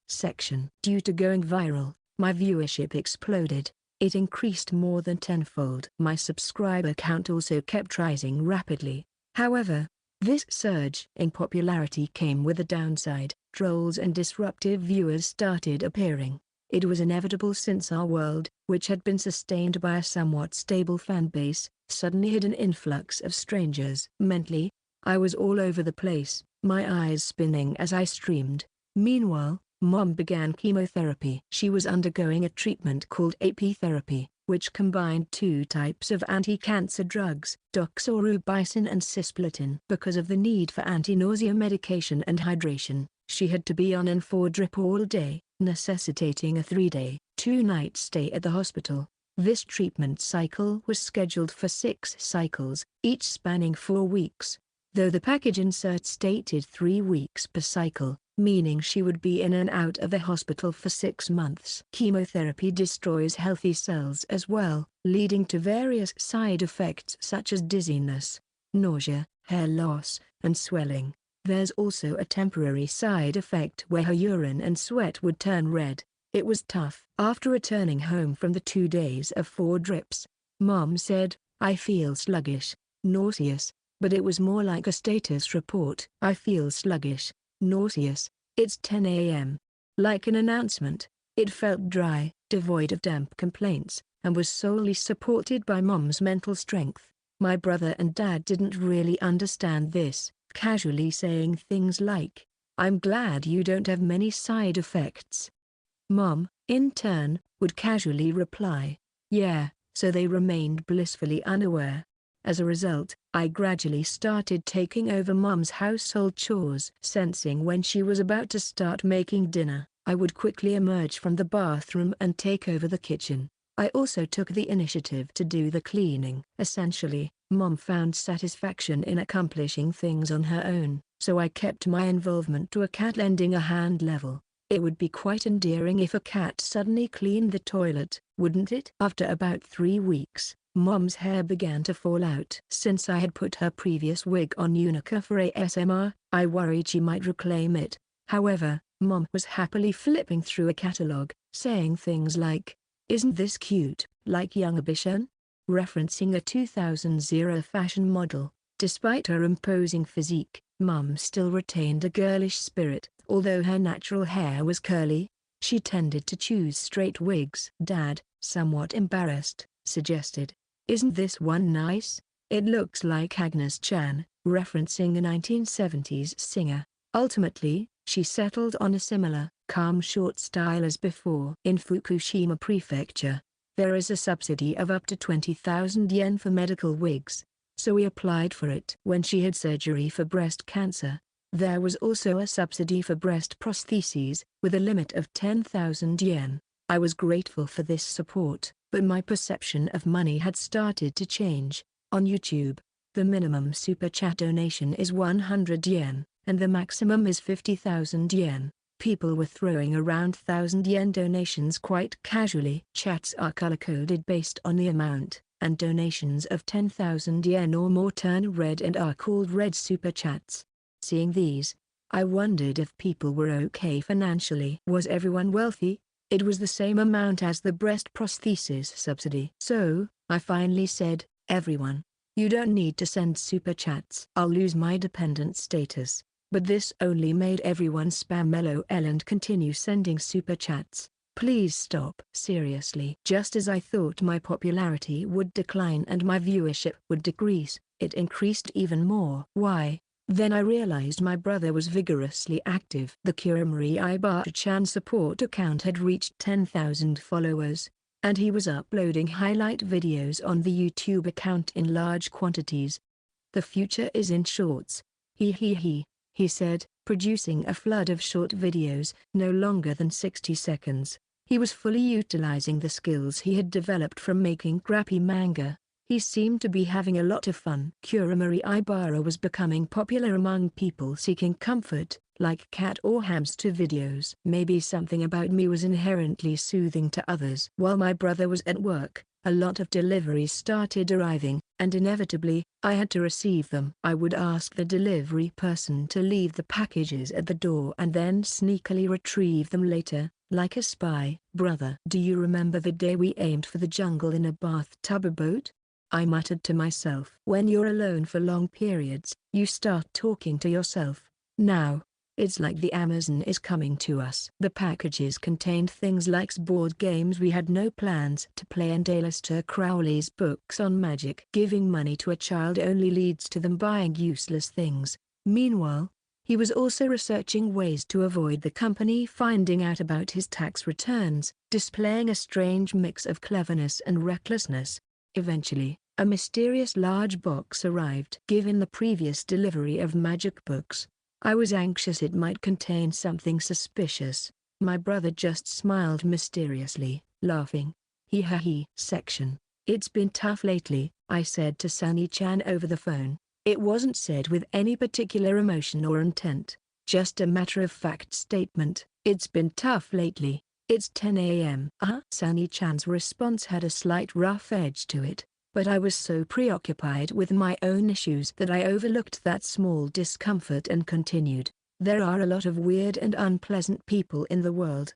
Of course, that's society, Sunny-chan replied in a hard voice, with a hint of mockery. Aren't you being a bit spoiled, Medica? What? Making money is really hard, you know. Commuting in packed trains, bowing and scraping to awful bosses or clients, coming home exhausted, wondering what you're doing with your life, masking it with alcohol and then falling asleep without even taking off your makeup. You do that for a month, and you don't even take home 200,000 yen. You were lucky to go to university, not get scolded for quitting your job, and now you're making money. You should be able to handle a few unpleasant people, right? Am I wrong? Sunny-chan was probably extremely jealous, not because I was making money, but because she thought I was getting pampered. She had always wanted to be an idol, but since she wasn't aware of that herself, she was nitpicking in completely different areas. I said, by that logic, anyone who's not a demon boiling sinners in the depths of hell 24/7 is being spoiled. Pain and happiness are both relative feelings within oneself. Comparing them to others is meaningless. For instance, if during wartime we could only eat mixed grains, and now we were told to be content with just white rice for dinner, it wouldn't make sense. Everyone has their own heaven, and their own hell, don't you think? Sunny-chan fell silent. I was surprised by my own ability to counter her argument. After streaming for such long hours and talking so much, I had somehow acquired this skill.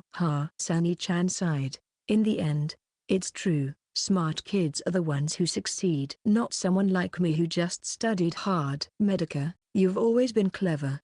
In what way? My grades weren't good at all. That's because you had no interest in grades. All the girls knew that, deep down, you were the smartest. I always felt inferior. I wanted to be smart and cute like you. Really? Sunny-chan sighed again. Yeah, you never realized. That's why everyone loved you so much. I'm sorry. I thought I was just a weak little runt. I even thought it would have been better if I wasn't born. Hey, you don't need to go that far. Sorry. The conversation had become muddled. Sorry. I'm going to sleep. Good night. Good night. It ended on a sour note. I let out a big sigh. I don't understand people at all. You were lucky to be making money.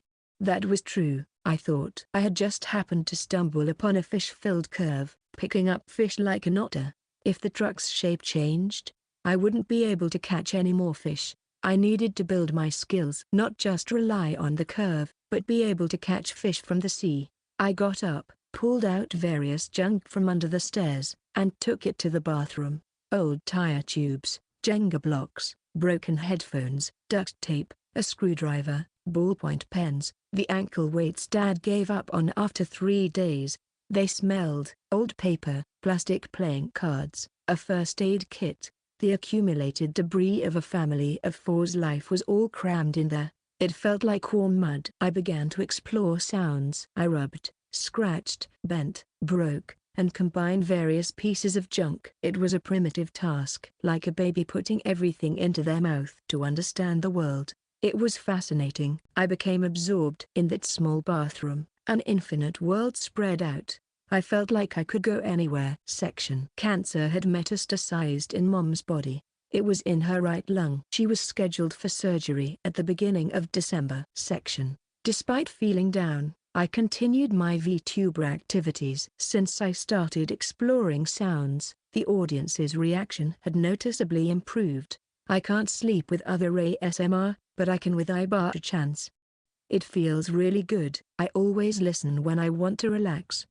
My boss at work is harsh, and I've been suffering from insomnia, but thanks to Ibara-chan, I've been getting better. Thank you. It makes me happy when people appreciate what I do. I didn't realize there were so many people struggling to sleep in this world. More people than I thought are visiting mental health clinics. getting sick, or taking leave from work. It really is incredibly tough to work as an adult, hoping that those who listen can sleep well. I continued to create ASMR. There were requests to hear my heartbeat. They said that listening to the sound of a heartbeat, the thump-thump, makes them feel calm. Back in high school, when I had panic attacks at night, I would crawl into Mom's bed and fall asleep listening to her heartbeat. My heartbeat is slow, so it might be good for helping people sleep. However, feeling a bit embarrassed, I dodged the request with a maybe next time. The day Mom was admitted to the hospital, she was, as usual, in the kitchen making a more luxurious breakfast than usual. And, as usual, I hugged her from behind like a koala. Then, on the day of the surgery 2 days later, I was feeling down in the bathtub when my brother came over and beckoned me with a flick of his finger. Following him, I saw the mysterious big box placed right in the middle of his room. "You can open it." "Huh, really?" I had been curious about its contents for a while. I put my hand on the lid, then stopped suddenly. "It's not a jack in the box, is it?" "It's not a jack in the box."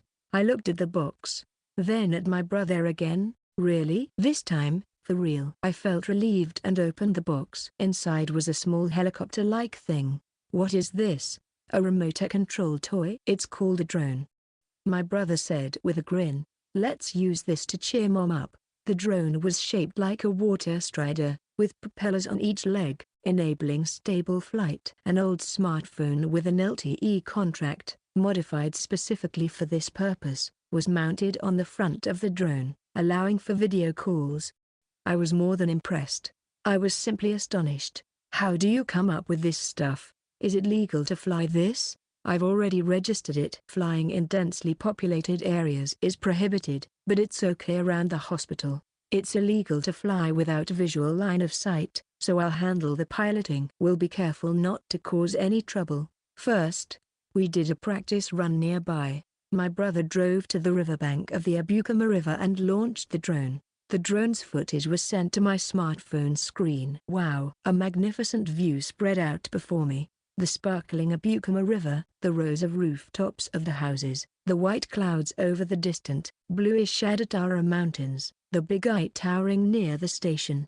My brother stood alone on the riverbank, controller in hand, waving at me. When the wind blew, the drone swayed slightly, creating beautiful green waves in the grass and trees. The drone's shadow moved smoothly over the terrain's contours. The light's expression changed with each passing moment. As the view opened up, so did my heart, feeling as though a breeze had blown through it. The world has god-tier graphics. Having spent so much time in game worlds, I was profoundly moved by something so ordinary. After the practice run, my brother retrieved the drone and we headed straight to the hospital. Mom's hospital room was on the second floor, facing the backyard. It was a private room since there were no vacancies in the shared rooms. My brother called Dad. Dad gave a thumbs up from the hospital room window and opened the window. My brother quickly maneuvered the drone inside. "Oh my!" Mom, on the hospital bed, was surprised. "Medica?" "Hey, Mom." I waved. "I came to visit you remotely." "Oh, you're always up to something," Mom said in astonishment, but soon laughed heartily. "You're such rascals. No matter how old you get. Ha ha. When you get better, make sure to scold us." "Good luck with the surgery." Sure, I'll do my best, so don't worry and wait," Mom said, with tears in her eyes. And so, Mom's surgery began. Out of the 3 parts of her right lung, the upper lobe, middle lobe, and lower lobe, they were going to remove the entire lower lobe. Using a method called hybrid VATS, 2 incisions were made. One, 5 centimeters below the shoulder blade from the back to the side, through which the affected area was visually inspected and the lung tissue was removed. The other, 1 centimeter between the ribs, through which a thoracoscope was inserted, aiding the procedure with its monitor images. Once again, I was left with nothing to do but pray earnestly for Mom's safety. 2 hours later, the phone rang. "Medica," my brother said. "The surgery was a success."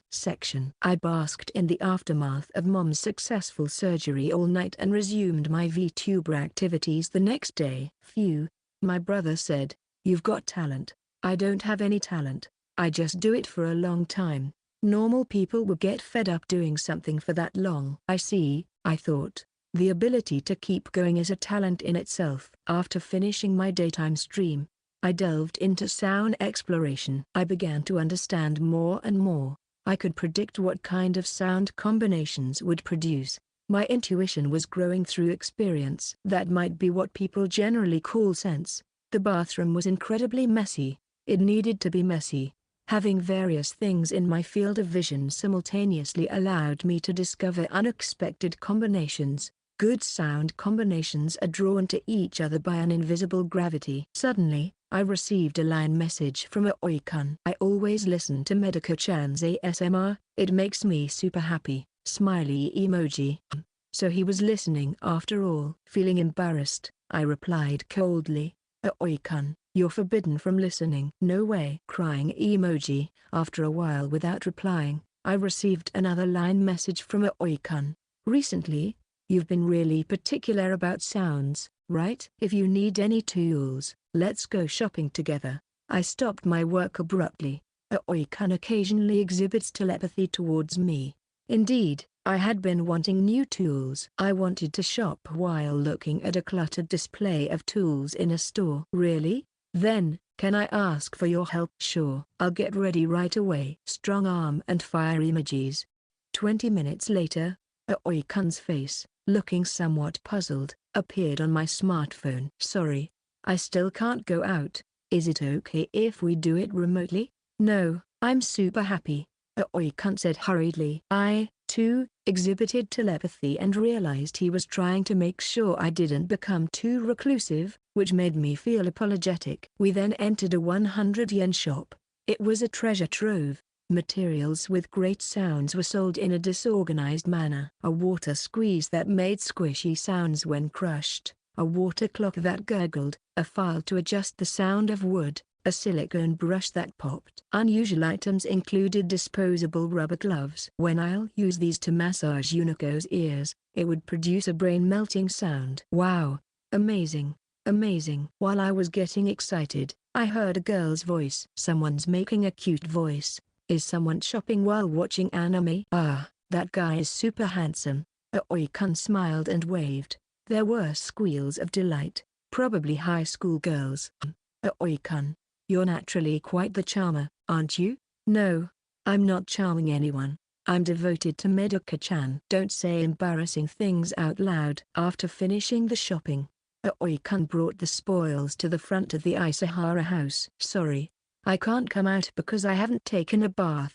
Could you hang it on the doorknob? No worries, I don't mind. I mind. Really?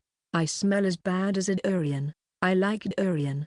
That's not the point. After such a lively exchange, Aoi-kun went home. I, of course, thanked him politely. There aren't many people who would go along with such things. After a short while, I quickly retrieved the plastic bag from the doorknob.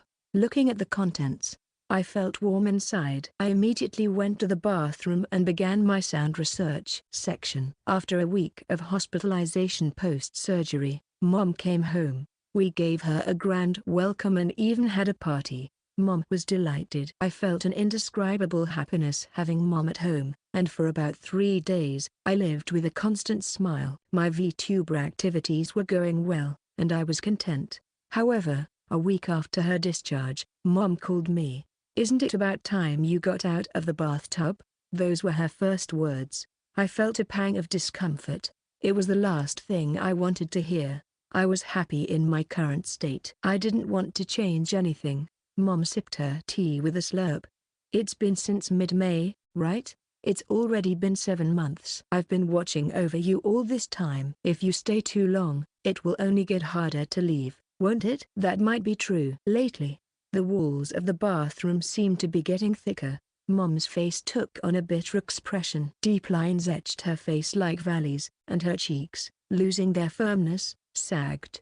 Ah, I thought, Mom is aging. She looked even older than before she had cancer. The oddly youthful wig only accentuated this. Maybe it was because she had lost weight. Her previously full body had shrunk a bit, and in the gaps, something ominous, like a shadow, seemed to be creeping in. Seems like you've been earning money on YouTube lately. Did you hear from my brother? Earning money is fine, But you don't plan to do that forever, do you?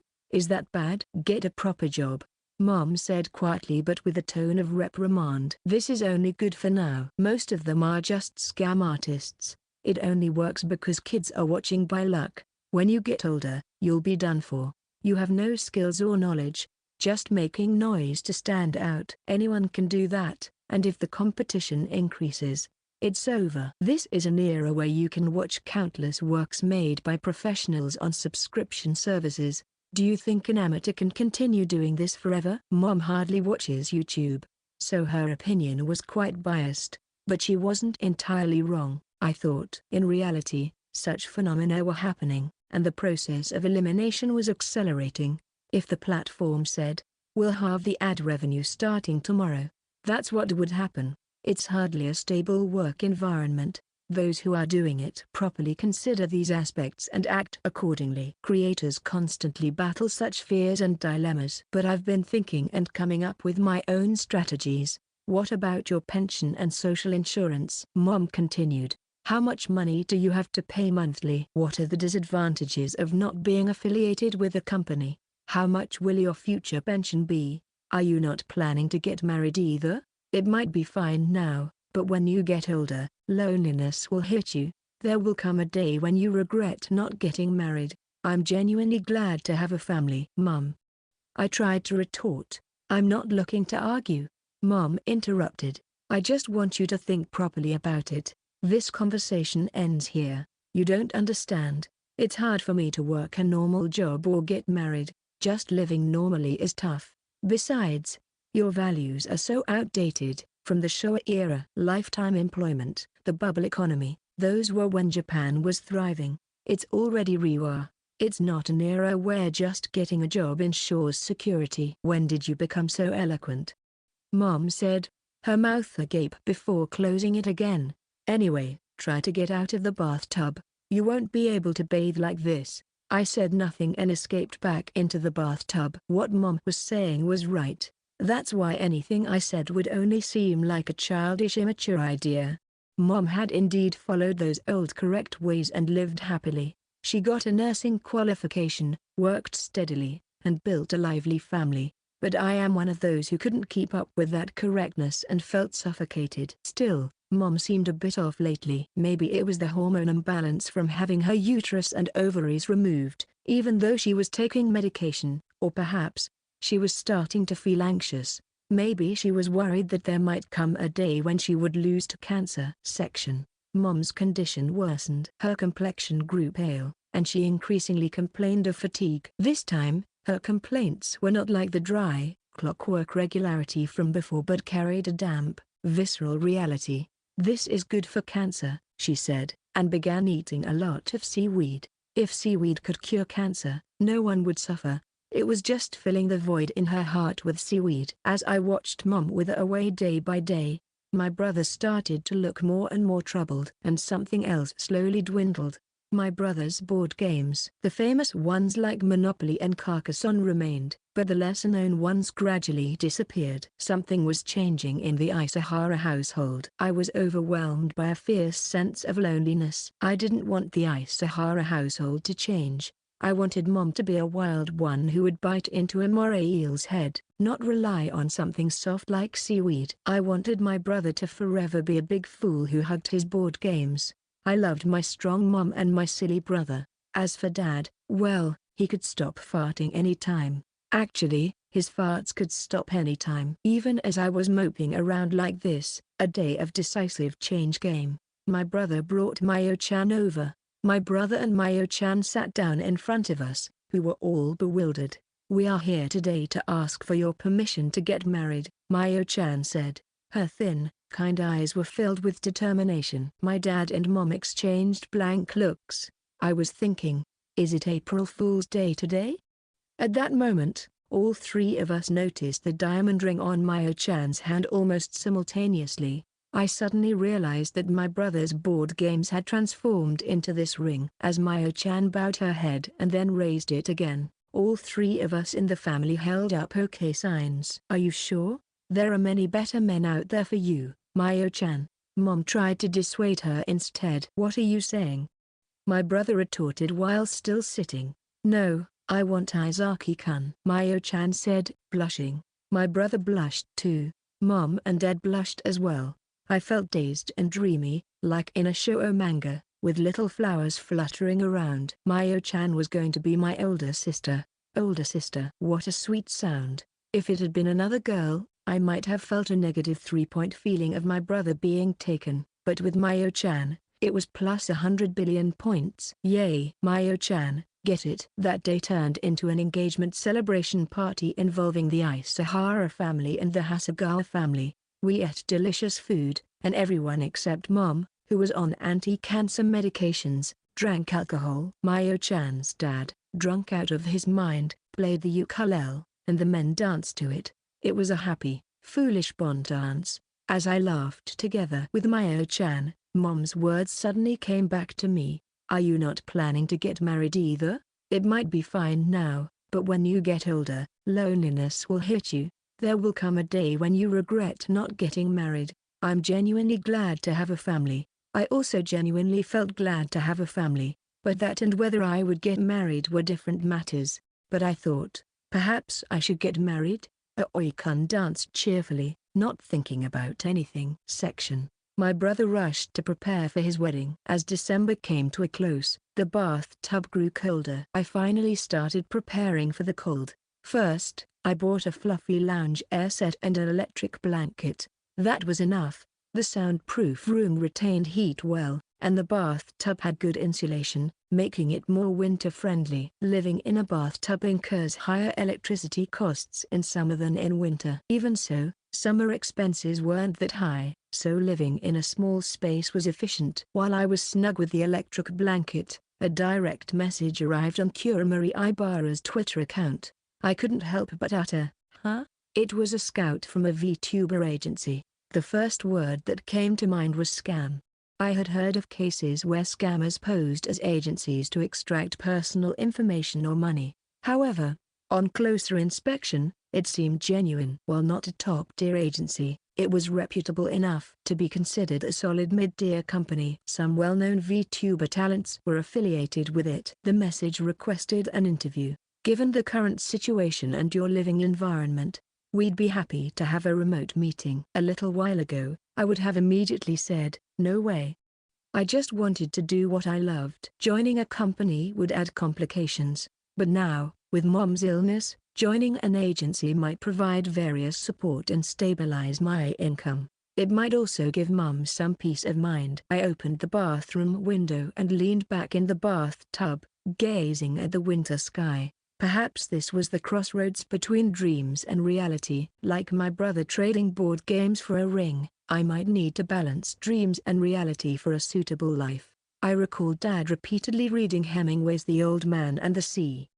The story of an old fisherman who, after 84 days without a catch, battles a massive marlin. Though he wins, the marlin is mostly eaten by sharks on the way back to shore. Throughout the struggle, the old man thinks of the boy who used to fish with him, repeatedly wishing, if only the boy were here. Fishing at sea is that difficult. It's better to have companions. That evening, while cooking dinner with Mom, I casually mentioned, actually, I've been scouted by an agency. I didn't say VTuber. Mom wouldn't understand the term. She just said, no, those things are shady. To her, anything related to YouTube was suspicious. I didn't argue and quietly decided to attend the interview. Section. 5 days later, the interview took place. I decided to go with my usual streaming style without any tricks. For the first time in almost 7 months, I wore regular clothes. Looking in the mirror, my reflection appeared sharper than in pajamas.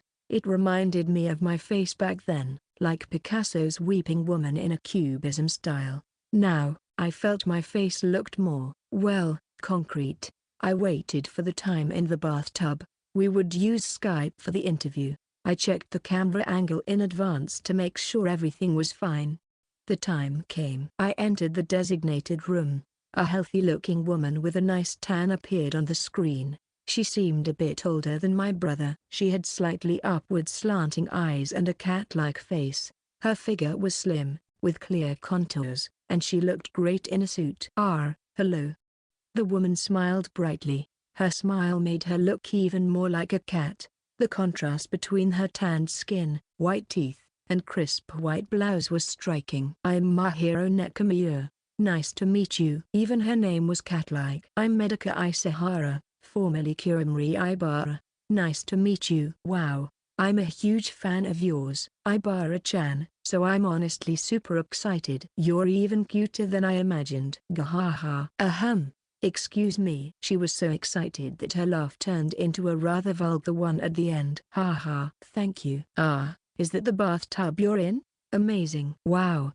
Do you have shelves or something? I had modified my soundproof room again, adding shelves for ASMR props.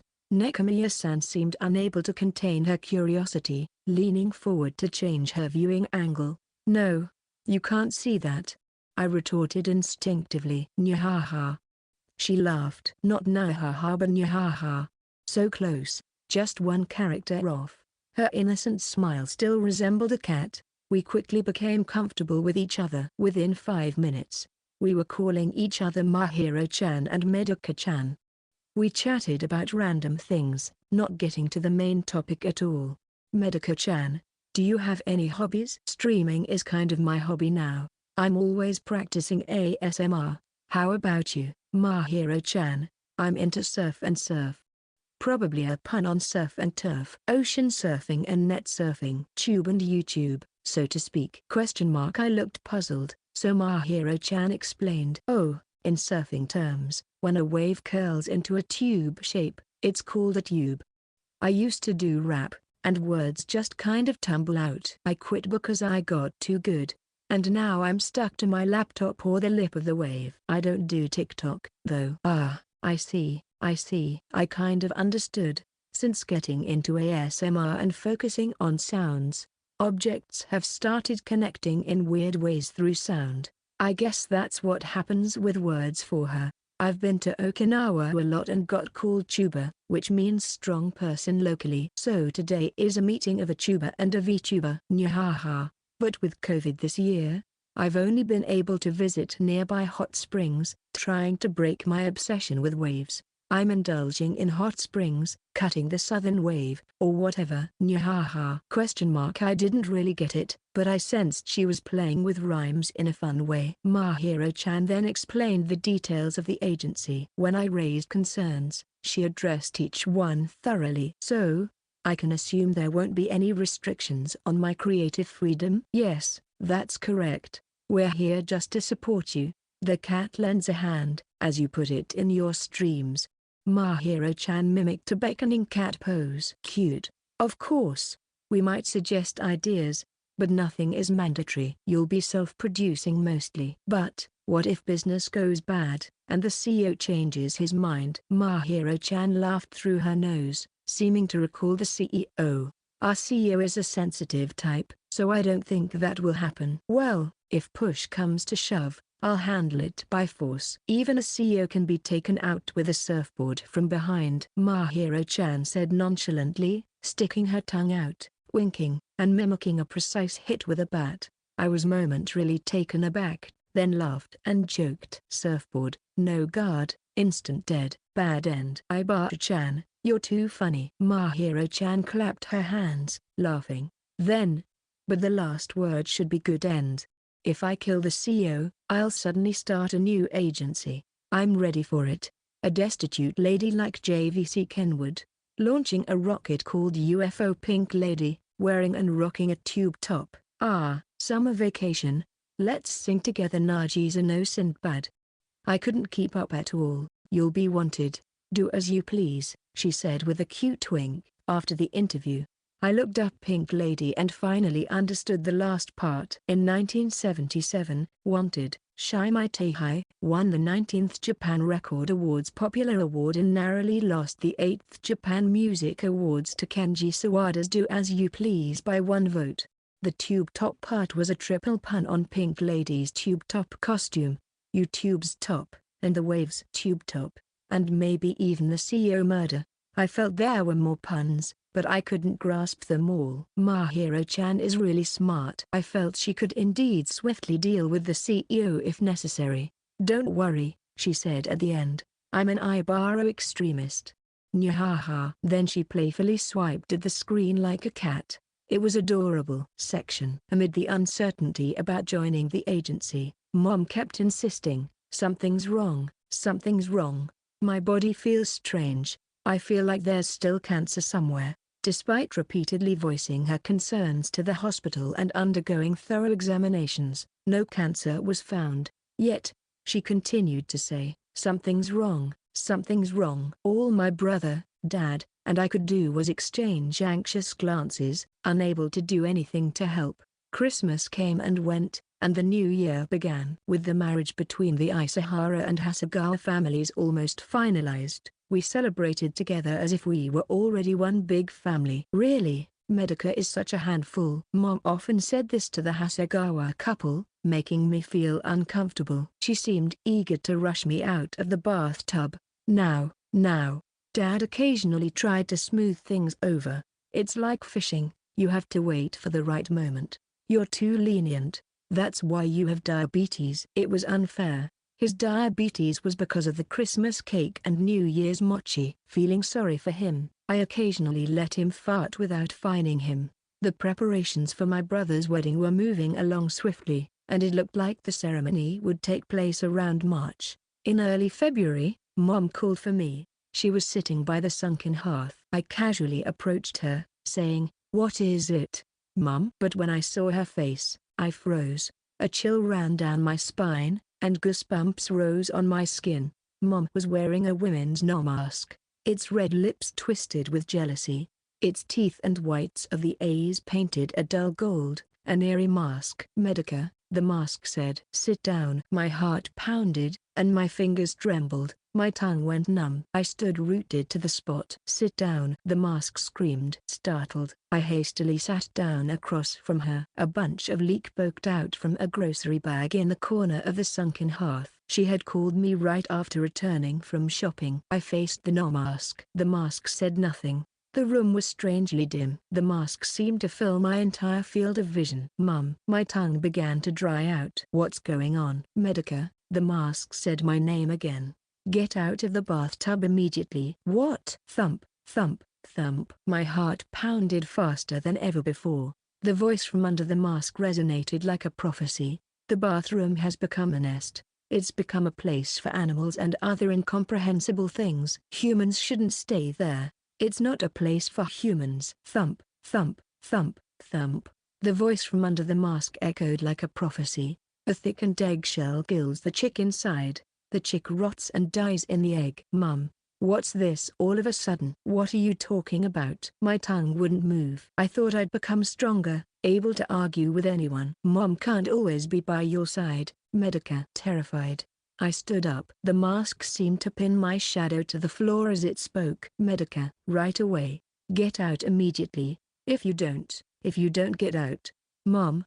I ripped my shadow from the floor and tried to slip past the mask. Mom would pass away." I turned back. The mask had twisted around to look at me. "Grow up, Medica." Section. I skipped dinner and slept shivering in the bathtub. Hugging my stuffed sheep, Lamb-chan, I pulled the blanket over my head. Something terrible must have happened to Mum. Something awful. I heard a drum sound. Pon, pon, pon, pon.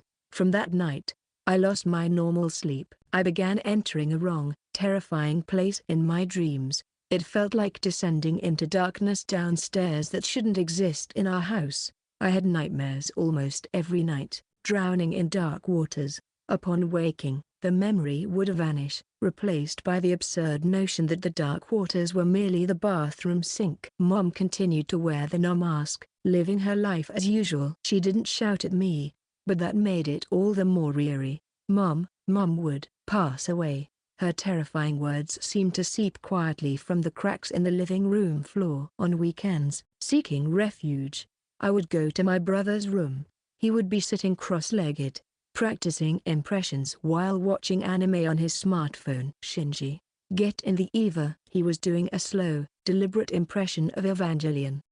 I would sit back against him. "Brother, Mom's been acting weird lately, right?" No response. He rewound the video, checking the nuances of the voice. "What does it mean to grow up, I wonder?" Although his antics were childlike, he had an aura of maturity. Maybe it was because he had a job or was about to marry Mayo-chan. It felt different. "Hey, brother." "Shinji. Get in the Eva." "Shinji. Get in the Eva." "Shinji. Get in the Eva." "Shut up." Ouch. I gave him a playful chop.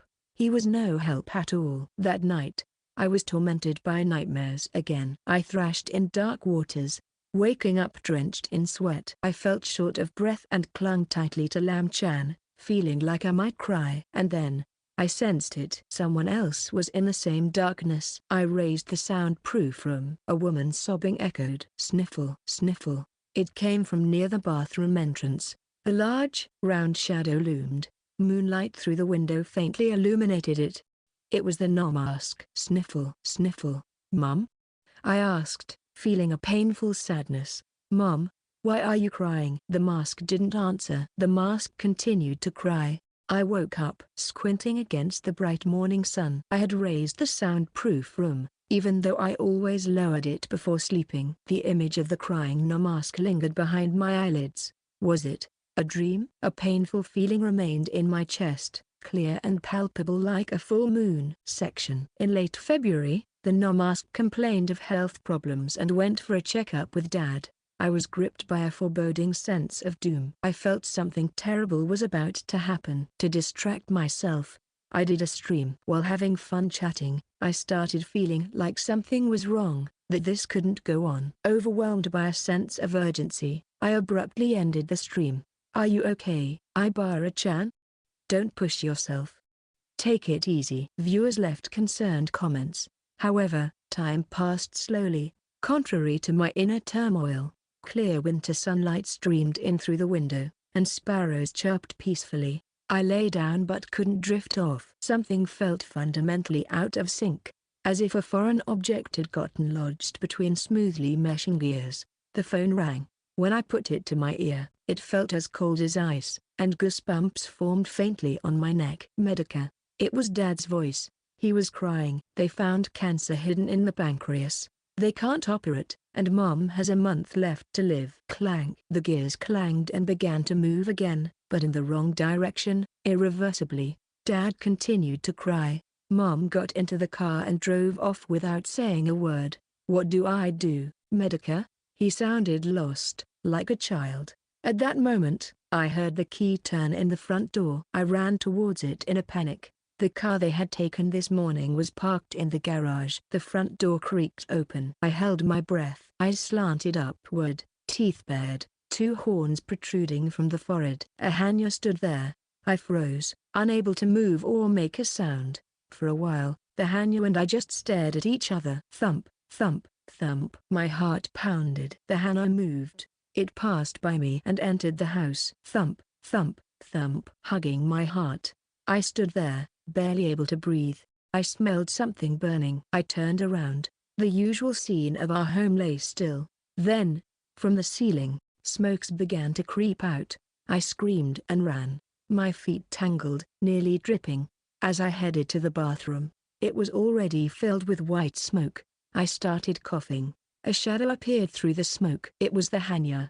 Its terrifying visage and features shifted vividly in the flickering flames. Its red mouth gleamed as if wet with blood. The bathtub was ablaze. The Hanya's shadow swelled like a monster, stretching from wall to ceiling. "Medica." The voice, low and crawling, came from the Hanya, but it echoed eerily from all around. That's why I told you." Mum, Mum, would pass away." And the Hanya wept. It wailed in an inhuman voice.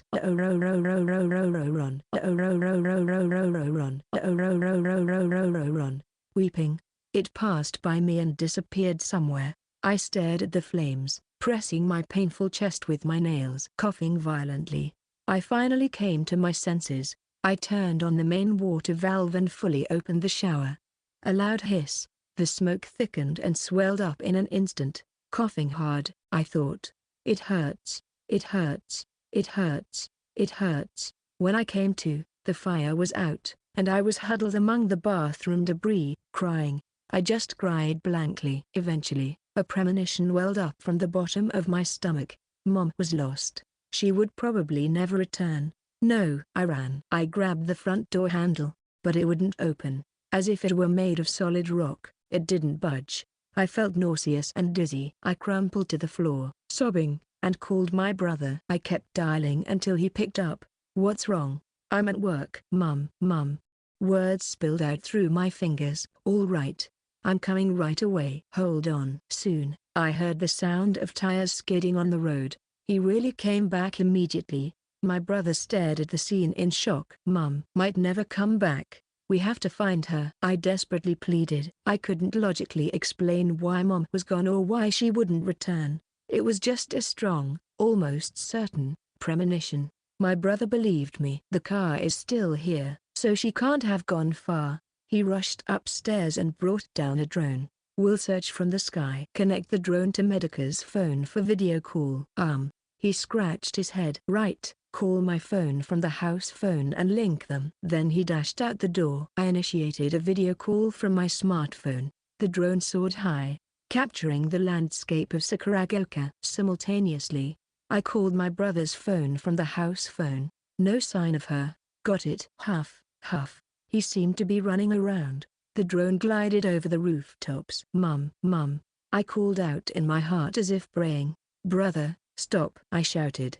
It was Sakuragaoka Central Park. The drone approached it. On top of the slide, sitting in a tight ball, was a mask. So neatly, as if trying not to take up any space. My heart started pounding again. The drone hovered in front of the mask. "Mum." I called out. The mask slightly lifted its head. "Medica? Is it Medica?" "Yes, Mom." "Why are you there?" "Come home. Let's talk at home." The mask was silent. I swallowed hard, waiting for words. Eventually, the mask spoke. I can't go back." "Why? Why can't you come back?" "Medica. Why?" the mask asked. "Why did you come with such a strange remote control toy? I wanted you to come in person." Immediately, the mask slid out of the frame at the bottom of the smartphone screen. The drone's camera followed. The mask slid down the slide and, landing gracefully, ran out of the park. Just then, a bus arrived. "Wait. Don't go." But the mask boarded the bus and drove away, and thus, we lost sight of Mum. Chapter 4. 3 days had passed since Mom went missing. Dad and brother took time off work to search everywhere, but it was futile. No one knew where she had gone. For a while, I retreated to my room.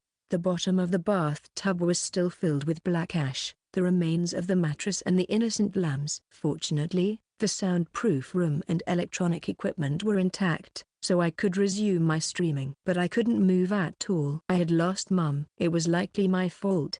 I should have left the house then, searching for Mom with my own strength, my own body, abandoning everything else. But I couldn't do it. Because of that, something had been irreparably damaged. What was lost would never return, just like the charred remains of Lam Chan. Meanwhile, a war started in a distant country. Alone in the dim room, I followed the news. The bleak thought that humanity still engages in war weighed on me. I felt like I had wandered into another world, descending into the darkness from non-existent stairs in a dream, making the wrong choices, losing Mum, and ending up in a world at war. I woke up in the dead of night, unable to breathe properly, and went to the bathroom. Standing in the darkness, the burnt smell still lingering, I unbuttoned my pajamas. In the mirror, a gaping black hole appeared in my chest. There was another hole when I touched the back of my neck. Each wound left me more full of holes. Ignoring the dirt, I curled up in the bathtub. It was terrifyingly cold. I felt the freezing air entering through the holes in my body. Inside my stomach, the stone shaped like a kidney pickle weighed down silently. It was silent. There was no sound of cicadas, not even my heartbeat. The midday news said, "Disconnection is advancing due to the pandemic. We must regain our connections." It had nothing to do with me. I was disconnected even from disconnection. From the depths of silence, the distant sounds of war in a foreign country began to echo ominously. Flames flickered behind my closed eyes. The battlefield was strange. Stick figures were tangled in a chaotic fight. There were no human faces anywhere. War didn't have a woman's face. nor did it have anyone's face. Even that sound faded away. Darkness without temperature began flowing through my veins instead of blood. There is nothing. I suddenly realized life has nothing. Humans come from darkness and return to darkness. We gain nothing and lose everything. When playing hide and seek, I was always scared. I was terrified at the thought of never being found, the darkness swallowing me like a small black sea. But that is what happens at the end of everyone's life. Life is so meaningless. Why must we endure such terrifying nights over and over? Why must we bear so many sleepless nights? There was a war in a distant country. More people would suffer from sleeplessness. Thinking about those people, tears welled up. It's painful, isn't it? Not being able to sleep is painful, right? I wished there were no sleepless people. I wanted everyone to sleep peacefully, to have warm, pleasant dreams and sleep with a smile. I picked up the controller and lowered the soundproof room. Then, I pressed the L button to turn on the lights and the start button to boot up the PC. Kura Marie Ibarra began streaming. Despite the hour, viewers quickly gathered. So many people couldn't sleep. I mindlessly began an ASMR stream. It's okay, Ibarra repeated. It's okay. It's okay. Slowly creating soothing sounds, I gradually helped each person fall asleep. Reading the comments made me cry. I was struggling to sleep, but it seems like I can sleep tonight. Thank you, Ibarra-chan. The tears wouldn't stop. I was happy just knowing people could sleep. For that, I could endure any number of hours. I could keep praying. I smiled a little while tears streamed down my face. It's okay, even if it's meaningless. I can live. I greeted the morning without sleeping a wink. Sunlight streamed through the window. A strange sensation enveloped me. The crystal-like bones scattered within me fell into place perfectly.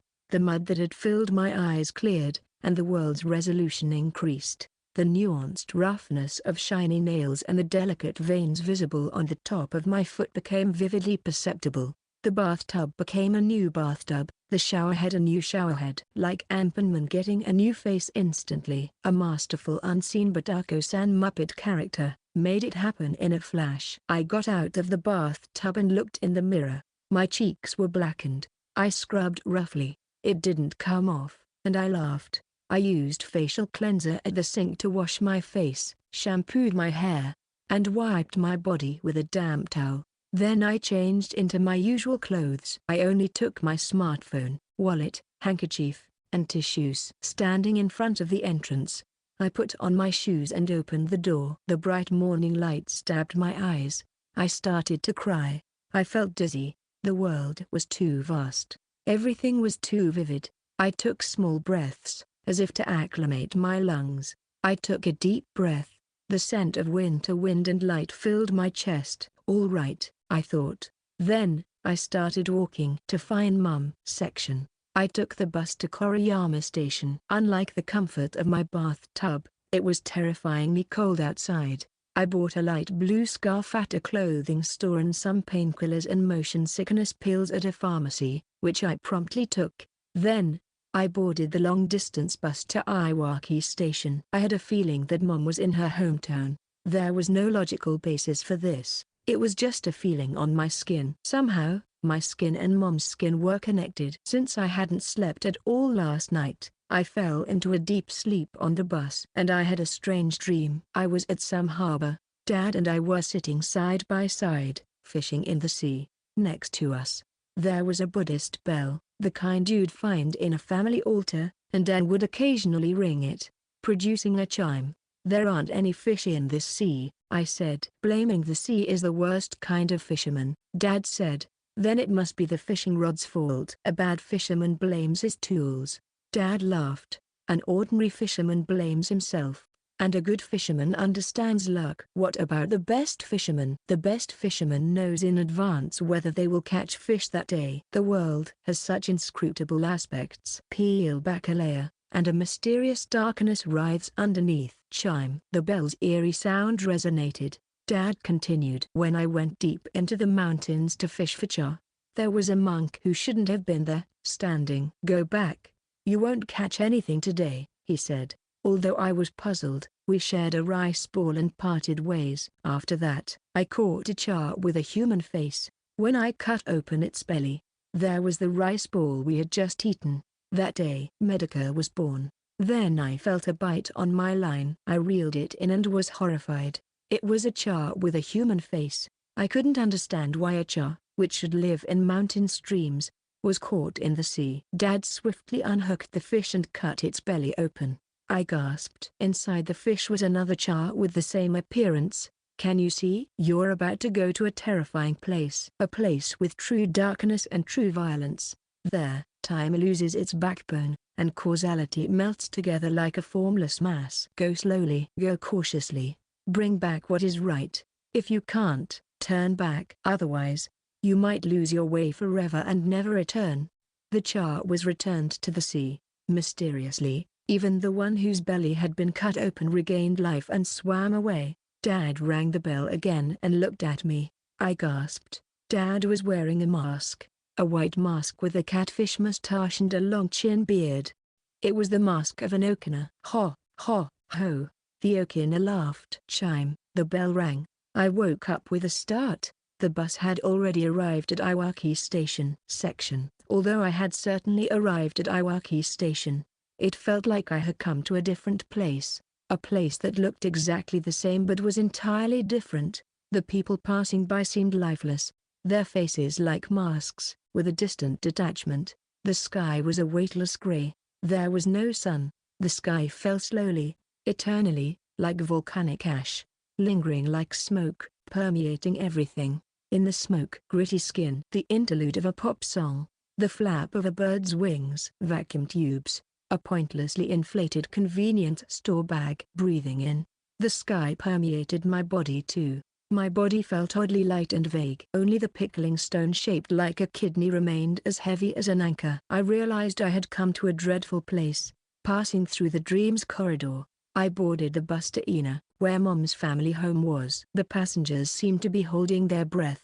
The scenery flowed past the window, yet it didn't feel like we were moving. Outside, the endless gray persisted. I saw the sea. We arrived at Ina. There was a smell of the tide.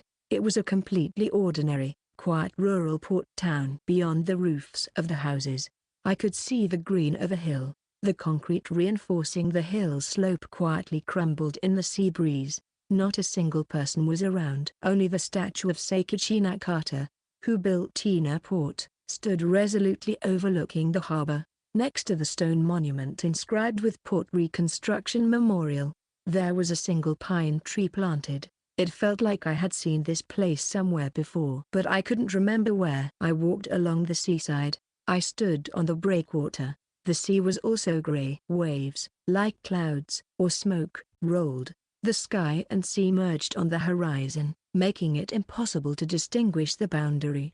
It was like a single curtain. Only the sound of the tide encompassed a vast expanse. I was scared of the sea. Maybe Mom was in the sea, fighting a giant grouper in the sea. I took her off my shoes and socks and stood on a tetrapod. The sea was unexpectedly rough, foaming. The salty smell rose sharply. Crabs scuttled in the dark. I dipped my feet into the seawater. The water was piercingly cold. No, I thought. This isn't it. Not here. I'm carrying the pickling stone. Once I entered the sea, I would never resurface. I had to return to my family. With Mum, I put my socks and shoes back on, tightly laced my shoes, and started walking again. I trudged through the great port town. Dried horse mackerel hung amidst the distinctive fishy smell. For some reason, there was a sweet scent like that of peaches. The wind tickled my nostrils, with a particularly strong, sweet fragrance. I was drawn to it. As I got closer, the scent grew stronger. The closer I got, the more the peaches ripened. At the curve, there was a sparkle. As I approached, it was a fish. It was jumping, emitting a faint peach scent. The curve where fish are caught. Ahead of the road was a tunnel, an eerie tunnel. Shivers ran down my spine. If you can't, turn back. It's okay, I said to Mom somewhere. I knew the fear and sadness of playing hide and seek and never being found. It's okay, Mum. I'll find you. I entered the tunnel. The rich scent of peaches filled the air. Section. I cautiously advanced through the darkness. Pitch black obscurity extended infinitely ahead. It felt as though the air was growing thinner. My head began to feel light. My breath grew short, and my body felt heavy. In contrast, the scent of peaches grew increasingly thick, like a heavy mist licking at my skin. From somewhere, a profound sound, like a whale's song, resonated. Mum. Suddenly, there was a splash. My shoes were soaked, turning cold. I realized that water was pooling at my feet. There was a smell of the sea. I discarded my socks. Then I moved forward again. Cold seeped from my feet to my heart. Eventually, a faint light appeared ahead. It was a flame. Bonfires stood here and there. The crackling of burning wood could be heard. The water at my feet turned into a dark mirror, reflecting the flickering images of the flames. The waves and sounds only moved away, never returning. Soon, a structure emerged from the darkness. It was a Noh theater. Under the gabled roof supported by 4 pillars was a square main stage, with a pine tree painted on the backdrop. A corridor called the Hashigakari extended diagonally from the back of the stage to the back left, where a colorful curtain dyed in green, yellow, red, white, and purple was hung. It was a dreamlike construction, supported by the flickering flames, light, and shadow. Soon, I began to hear the music, the flute, the small drum, the large drum, and the stick drum. The curtain rose, and the performers entered via the Hashigakari. The Noh performance began. I watched, entranced. I was no longer myself, knowing things I shouldn't have known. The performance was a Maya, also known as Diva Women. The story was about Fujiwara no Fusasaki visiting Shido Bay in Kagawa Prefecture to hold a memorial service for his deceased mother and encountering her ghost. In the past, his mother had dived alone into the sea to retrieve a precious jewel stolen by the Dragon King for Fusasaki's success. Thus, arriving at the Dragon Palace and looking inside, its height was remarkable. In a 90 meters, jeweled tower, the jewel was enshrined. Offering fragrant flowers, the guardian deities, 8 dragons, were seated in a row.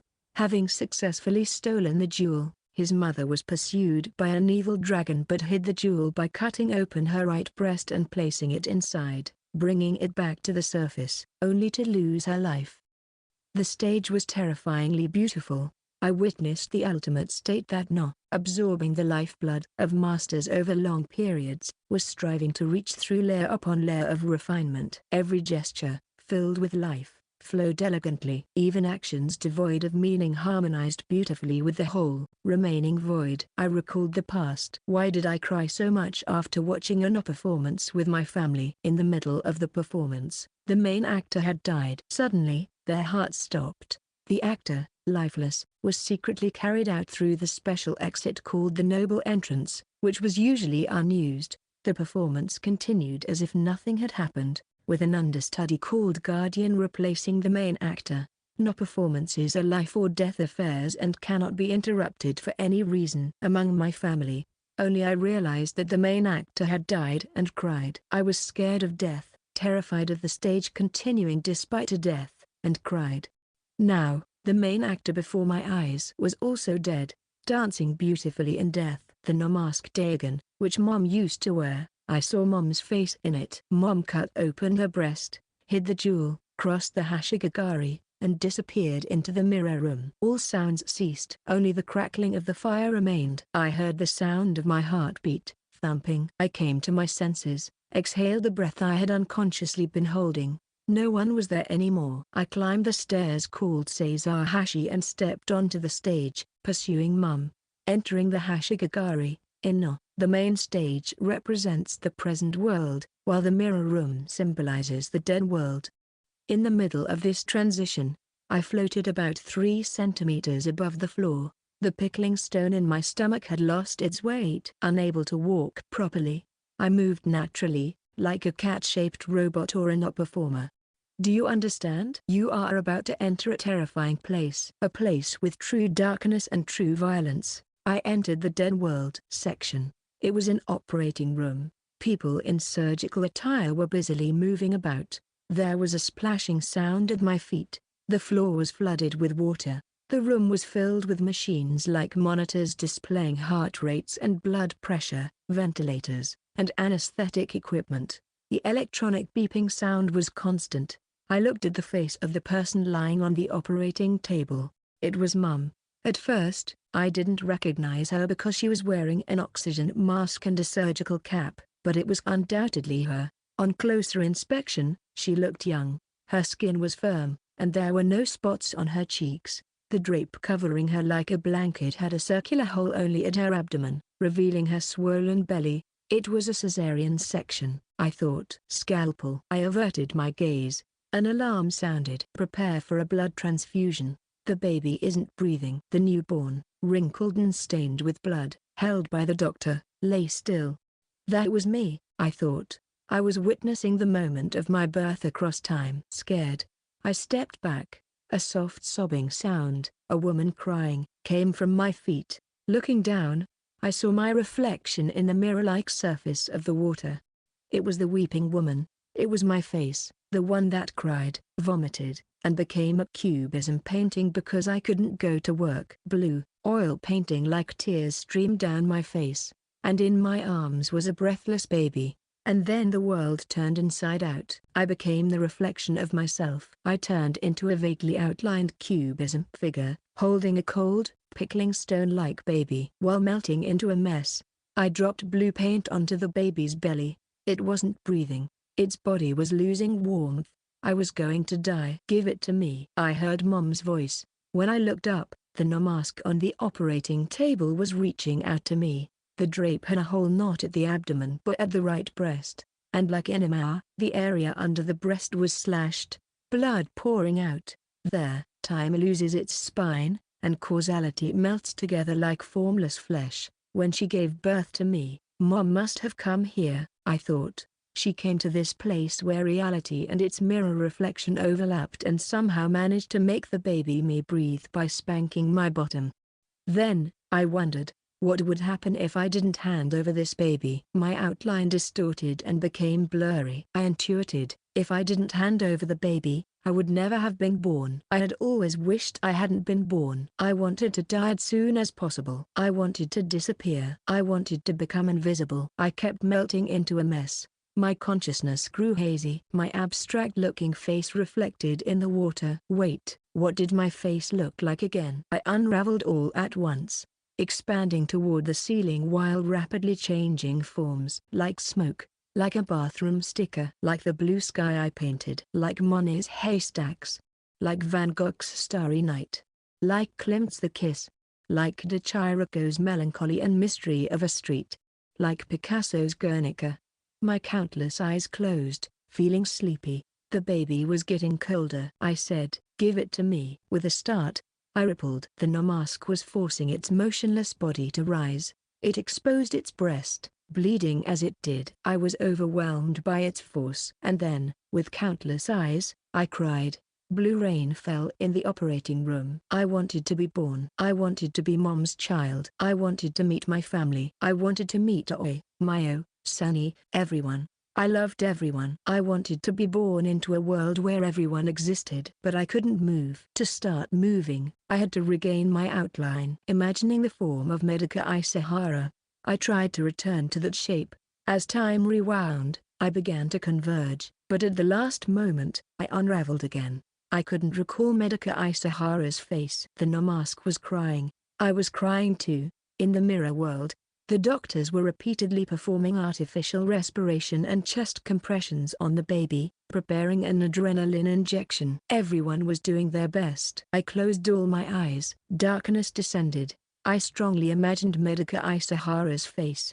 An alarm sounded in the mirror world. The heart rate was dropping. Medica Isahara vanished like smoke. I was collapsing. I was disappearing. At that moment, I heard a voice. "It's okay." In the darkness, Cura Marie Ibarra appeared, repeating those words for the sleepless. Her form was very clear. Since becoming a VTuber, I had seen her face more than my own. I converged with a strong sense of purpose. I strongly imagined her. Blue dress, black thorns, white hair, rose hairpin like ice. It was easy, because Cura Marie Ibarra was created by me. When I realized it, I had taken on the form of Kuramarie Ibara. Ibara began to walk. Then, she handed the baby to Mum. Mum held the baby upside down and rhythmically patted its bottom. The baby let out its first cry. Mum held the baby lovingly. Section. When I came to, I was lying down inside a tunnel. I got up and checked my body. I was back to my usual self, Medica Isahara. I walked towards the light I could see in the distance. I exited the tunnel. Someone was crouched down under the eaves of a nearby house. A beam of light pierced through the clouds, gently illuminating them. It was Mum, wearing a mask. She was intently gazing at a medica pot under the eaves.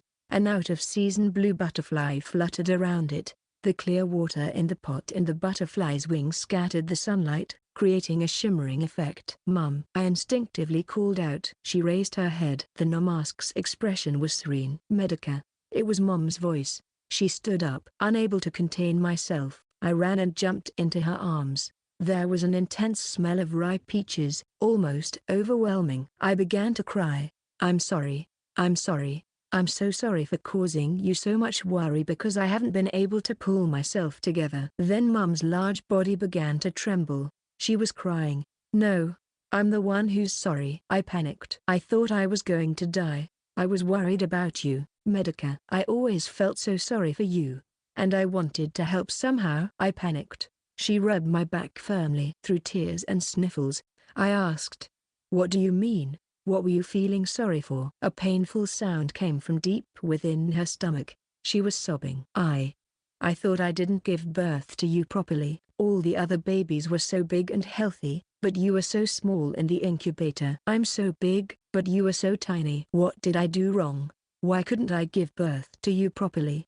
I felt so sorry for you, Medica. I'm sorry.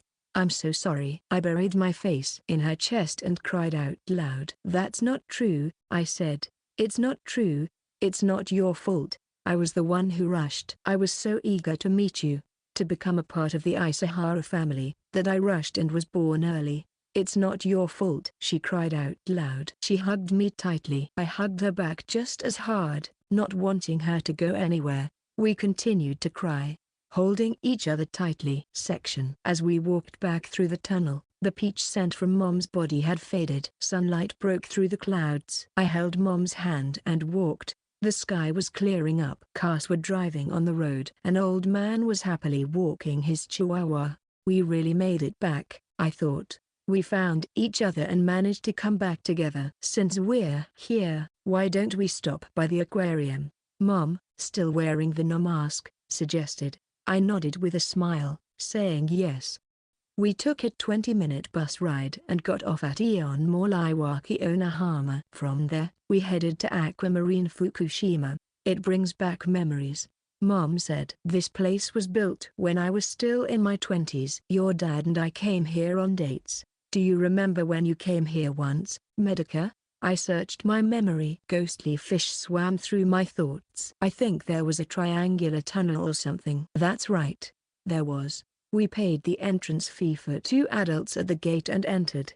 We looked around the exciting Satoyama and Jomon village section before heading to the main building. It was a large, fish cake-shaped structure designed to resemble a glass tunnel. Right near the entrance was the Sea and Evolution of Life exhibit. There were specimens of coelacanths, horseshoe crabs, and other displays showing the evolution of ancient life. Overhead hung a massive model. An ancient fish with a round head and sharp teeth was attacking an ancient shrimp. The fish was a Dunkleosteus from the late Devonian period, about 3 to 4 meters long. The shrimp was actually a sea scorpion, though it wasn't a scorpion at all. The sheer scale of 300 to 400 million years was overwhelming. Life had continued, uninterrupted, from long ago. When we went up to the second floor, there it was, the triangular tunnel. It was an exhibit called the Sea of Tides, where the Oyashio and Kurashio currents were separated by a triangular acrylic tunnel. As I passed through this tide line, I also moved between reality and memory. Ghostly fish swam through. Wow! A younger version of me exclaimed. I was being held by my younger mum. Dad was next to us, holding my younger brother's hand. We all watched the fish with wide, amazed eyes. When I emerged from the tunnel and looked back, Mom was standing there, all alone. She stood framed by the triangle, her white mask and stout body softly glowing with an ethereal quality. She was standing in the dreamlike corridor of mirrors and reflections of blue water and rainbow hues, endlessly. "Your mom has only 1 month to live." Dad's tearful voice came back to me. I felt a strong sense that Mom was slipping away. Even after going through such a terrifying world to bring her back, I would lose her again. This time forever. I would never be able to bring her back again. My chest tightened painfully, tears poured down. "What's wrong, Medica?" Mom came over and asked. I remembered being asked, "Why are you crying?" as a child, and not being able to answer. I continued to cry with the same frustration. Mom stroked my back, just like she did when I couldn't breathe that night. "I'm sorry, Medica. I'm sorry." She held my hand and we walked. "Medica, look. This fish looks just like Dad." "It's called Ojisan. Gahaha." I looked and saw a fish with a beard hanging from its chin. It did look just like Dad. I laughed through my tears. My emotions were all jumbled up. I realized how much I loved Mom. I wanted her to stay with me forever. I loved my family, and having Mom with us was wonderful. I wished this journey would never end. "Please, don't let it end," I prayed. On the 3rd floor, there was a whale skeleton. It was a 9-meter-long minke whale. It was in the Iwaki 7 Beaches and Whaling Culture section. Iwaki City has about 60 kilometers of coastline called the 7 Beaches. There was once a whaling culture there. They displayed Japanese paintings depicting whaling, such as Whaling Picture Scroll and Whale Hunt Picture Scroll, showing beached whales and the use of skiffs. One whale feeds 7 bays. The lifestyle of the 7 beaches was supported by whaling. Whales were not wasted. The meat and organs were food. The fat was used for lamps and soap. The teeth became beautiful crafts. The baleen was used in clock springs and bunraku puppets. Even the intestinal stones became perfume ingredients called ambergris. Any leftovers were turned into fertilizer. They revered whales, even creating shrines to honor their bones. Whales provided blessings and enriched people's lives and culture. You know, despite my name meaning whale, I've never seen a real one. It seemed like an offhand comment, but it struck a chord with me. "Mum," I exclaimed, "let's go see a whale." She looked puzzled but then laughed heartily. "That's a great idea. Let's go." And so, our journey was extended just a bit longer. The small boat moved forward between the gray sky and the lead-colored sea, kicking up white spray. Looking back, I saw Naha Port shrinking into the distance. The boat rocked with a splash. The Isahara family cheered. Yesterday, I had brought Mom back home, and now we were on a whirlwind overnight trip, flying to Okinawa on the first flight in the morning. Because of the pandemic, it was easy to make reservations. We took the Shinkansen from Koriyama Station to Tokyo, then flew from Haneda Airport to Naha Airport, which took about 6 hours in total. We arrived at the hotel around 12:30, and now it was 2 p.m. "Oh, it feels great," Dad said, wearing suspicious-looking sunglasses and letting his mustache flutter in the wind. He had on a pink aloha shirt under his life jacket. That day, the high in Koriyama City was around 10 degrees Celsius, but in Naha City, it was around 20 degrees. "I feel like we'll see about 10 whales," my brother said, and the Isahara family agreed nonchalantly. But the whales didn't appear easily. Eventually, Dad clung to a railing post, leaned out, and vomited into the sea. "Dad, didn't you go sea fishing all the time? Are you no good on boats?" "Your dad is a land expert." Before long, even my brother was down, vomiting alongside Dad. "Our menfolk are so delicate," the masked mom said, patting my brother's back. Soon it began to rain, and after about an hour, the trip was cancelled. The captain, looking apologetic, gave us free ride tickets for next time. "Well, we should be able to see them tomorrow," Mom said cheerfully. As we disembarked, it felt as if the ground was still swaying. Leaving my downed dad and brother at the hotel, I went sightseeing with Mum. We headed to the Hayamiyuri Peace Memorial Museum. "It's my profession," Mom said. At the end of World War II, when the U.S. military landed in Okinawa and it turned into a ground battle, Around 200,000 people died. During this time, 222 students and 18 teachers from the Okinawa Normal School Women's Division and the Okinawa First Girls High School were mobilized to serve as nurses in the Okinawa Army Hospital as the Himeyuri Student Corps. Of them, 136 lost their lives on the battlefield. As we moved through the first to the sixth exhibit rooms, the war became increasingly concrete. It was an obvious thing, but the dead all had faces. Each had their emotions, personalities, and loves. War steals these faces, turning them into faceless figures. The eyes of war see them this way. Suddenly, I understood. The eyes of the faceless figures likely see others as faceless too. Due to a lack of imagination and like a mirror, they lost their own faces. So, war truly has no face. Mom was crying, in the dim light and gentle lighting, quietly facing the photographs of the deceased. She had a strange intimacy with them, an intimacy of dying, and of living. Her years as a nurse created this warm connection. I remembered how she had stayed at the hospital during the earthquake, hardly coming home. Surely, this is what a profession should be, I thought. For dinner, we had a light meal of soba at a nearby restaurant. Dad still felt unwell and didn't eat much. We then had dessert with the money from his penalty box. I had a small appetite, so I chose shikawaza sherbet. It was beautifully crisp, refreshingly sweet and sour, and very delicious. Thanks, Dad. I smiled and thanked him. Ha, ha, ha. Now I can fart comfortably again tomorrow, he said cheekily, getting a slap on the back from the masked mum. My brother and I laughed. Suddenly, it seemed unbelievable that Mom would be gone in a month. Surely, Dad and brother felt the same. It reminded me of a whale washed up on a beach. A massive black mountain-like whale. Its presence was so overwhelming that people could only stand before it with folded arms, tilting their heads. So this trip is probably a kind of moratorium. Returning to the hotel, we relaxed in the large communal bath. After changing into yukata, we lounged on the tatami mats in the Japanese-style room. My brother happily took out an old vinyl lamp from his bag. I found this while packing for the trip. Do you remember it? What is this? I wondered, taking it gingerly and unfolding it. It was a child's swim ring with leg holes. Inagami, I thought. It was the one from the family beach trip, where I had flipped over and disappeared into the water, leading to a funny story about me being in an inagami state. I was overwhelmed by nostalgia. Fragments of memory flashed through my mind. I carefully packed the swim ring into my suitcase. My brother then brought out several board games. Games in Okinawa, huh? Mom, having removed her wig but still wearing the mask, said in disbelief while lying like a sleeping Buddha. But, well, it's nice sometimes.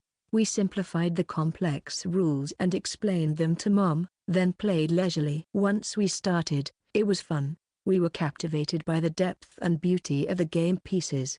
I could understand why my brother had collected them. As we played cheerfully together, I wondered, despite living together for so long, why had we never played board games like this? Were we too busy? What were we so busy with? Was there something more important that we had to prioritize? After playing to our heart's content, we laid out the futons on the floor. Mom lay down with her mask still on. For the first time in a long while, I slept with Mom. Section. As we arrived at Naha Port, the scent of the sea was even stronger than yesterday. The sky was clear, and it felt like spring had already arrived in April. Today, I really wanted to see whales. I wanted Mom to see them. The boat didn't have any radar. It searched for the whales by sight, looking for their spouts. I had to help search too. There was no time to get seasick. I took my seasickness pills, slapped my cheeks, and boarded the boat with determination. Then Dad handed me something brown and spherical. Here, do you want some? What is this? Sata andagi, Dad said, breaking it open to reveal a vivid purple interior. This is a special Okinawan sweet potato version. He said this happily while munching away. My brother was also munching on one. After vomiting so much yesterday, I was exasperated and threw my hands up in a small gesture of surrender. It was hopeless. The captain collected our free boarding passes and said in a cheerful mix of Okinawan dialect, "We'll do our best to find them." His skin was tanned like bronze and etched with smile lines. His cheerful demeanor made it seem like we were sure to find whales today. The boat set off, moving across the blue sea. The sea was like a mirror, reflecting the color of the sky. Clouds floated low, dotting the space between the sky and the sea. In the direction we were heading, some cirrus clouds traced gentle arcs, looking like whale tails. But after 2 hours, there was still no sign of any whales. I was getting anxious, but I seemed to be the only one. The others appeared to be resigned to the possibility that we might not see any whales. Mom leaned against the railing, gazing intently at the sea. Because of her no mask, I couldn't tell what she was feeling. I realized just how much I wanted to see whales with Mum. I desperately, achingly wanted to see them. It felt like if we didn't, everything would go wrong. I squatted down, clinging to the railing's post. "What's wrong, my dear?" "Seasick again?" Dad asked leisurely. When I stayed silent, he let out a fart. "Oops. Excuse me. Must be the sweet potato." "Ho ho ho. Are you okay, dear?" "Does your stomach hurt?" "Dad, I want to see whales." Dad's mouth gaped open, and he blinked rapidly, adjusting his sunglasses.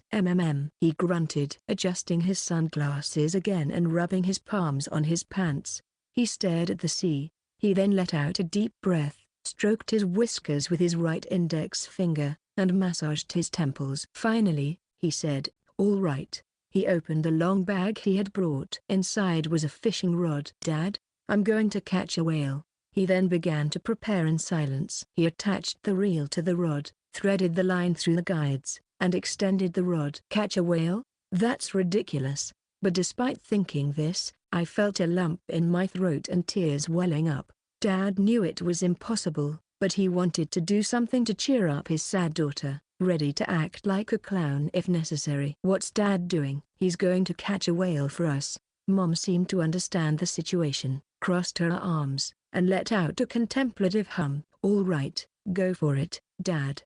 My brother cheered, starting to record a video on his smartphone. Dad had just finished attaching the weight to the end of the line. "What does the master angler use as bait for a whale?" my brother asked in a mock reporter tone. Dad tied a piece of sata and dagi to the fishing line, flashed a hard-boiled smile, and, with the graceful form honed through years of experience, cast the line.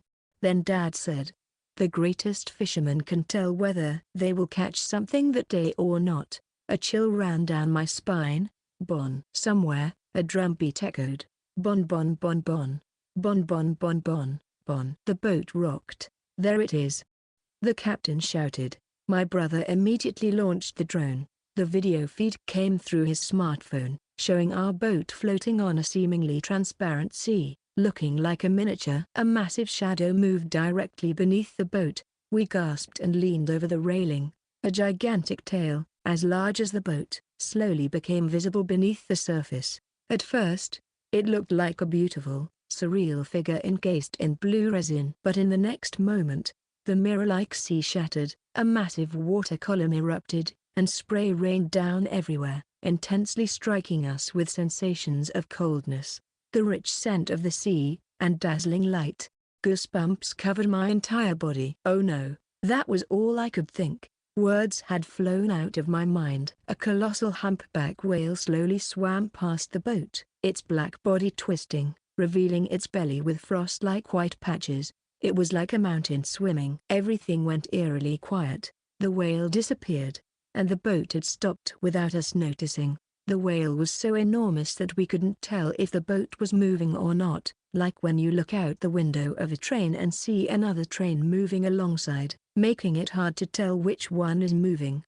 We stood there, mouths agape, staring at each other in stunned silence. I let out a laugh for no reason. Then, at that moment, the fishing rod bent. Dad was being pulled, flailing about.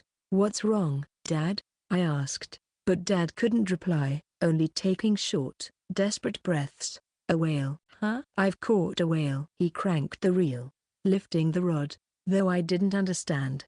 He seemed to be in a struggle. My brother and I, along with the no-mask, felt a sense of confusion, but seeing the fishing rod bend with an incredible force, we gasped. It really was a whale. In this situation, Our emotions were all over the place. We could only shout things like, "Wow!" and "No way!" and "Really?" We didn't even think to cheer for Dad. He was completely absorbed in the fight, moving like a possessed character from a fishing manga, straining, reeling, pulling, and thrashing around. I was taken aback. Dad was wearing the Okinawa mask. As the Okina pulled with all his might, in the next moment, the boat seemed to disappear. Or rather, it felt like it did. The boat sank down suddenly, and at the same time, the sea split with an astonishing sound. A mountain emerged from the water right in front of us.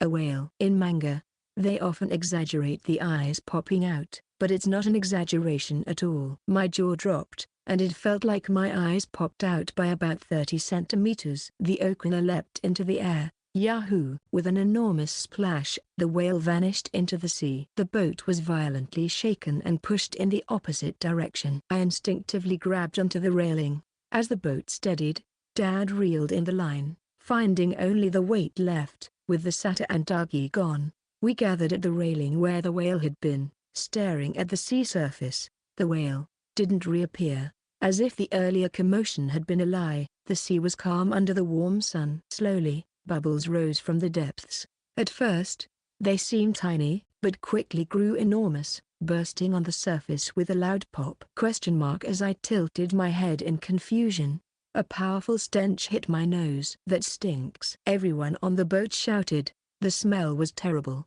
It was like ammonia attacking my eyes and nose, mixed with a worse version of fermented fish. It was a chaotic mix of fish, shrimp, crabs, and who knows what else, all decayed and fermented, smelling like the condensed chaos of the earth.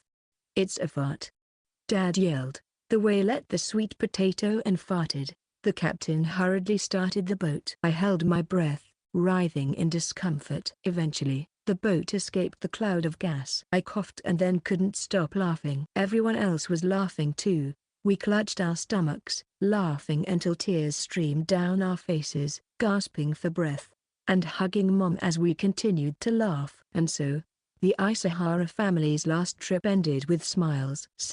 After that, Mom's health deteriorated day by day.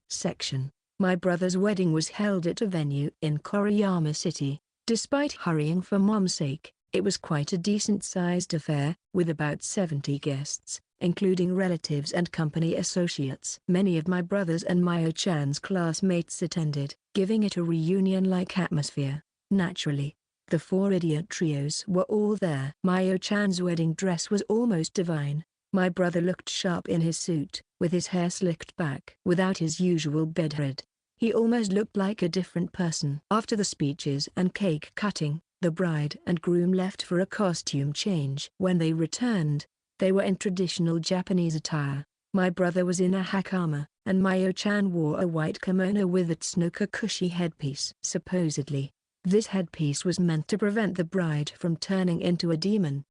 It reminded me of how my manager and Mom had turned into Hanya.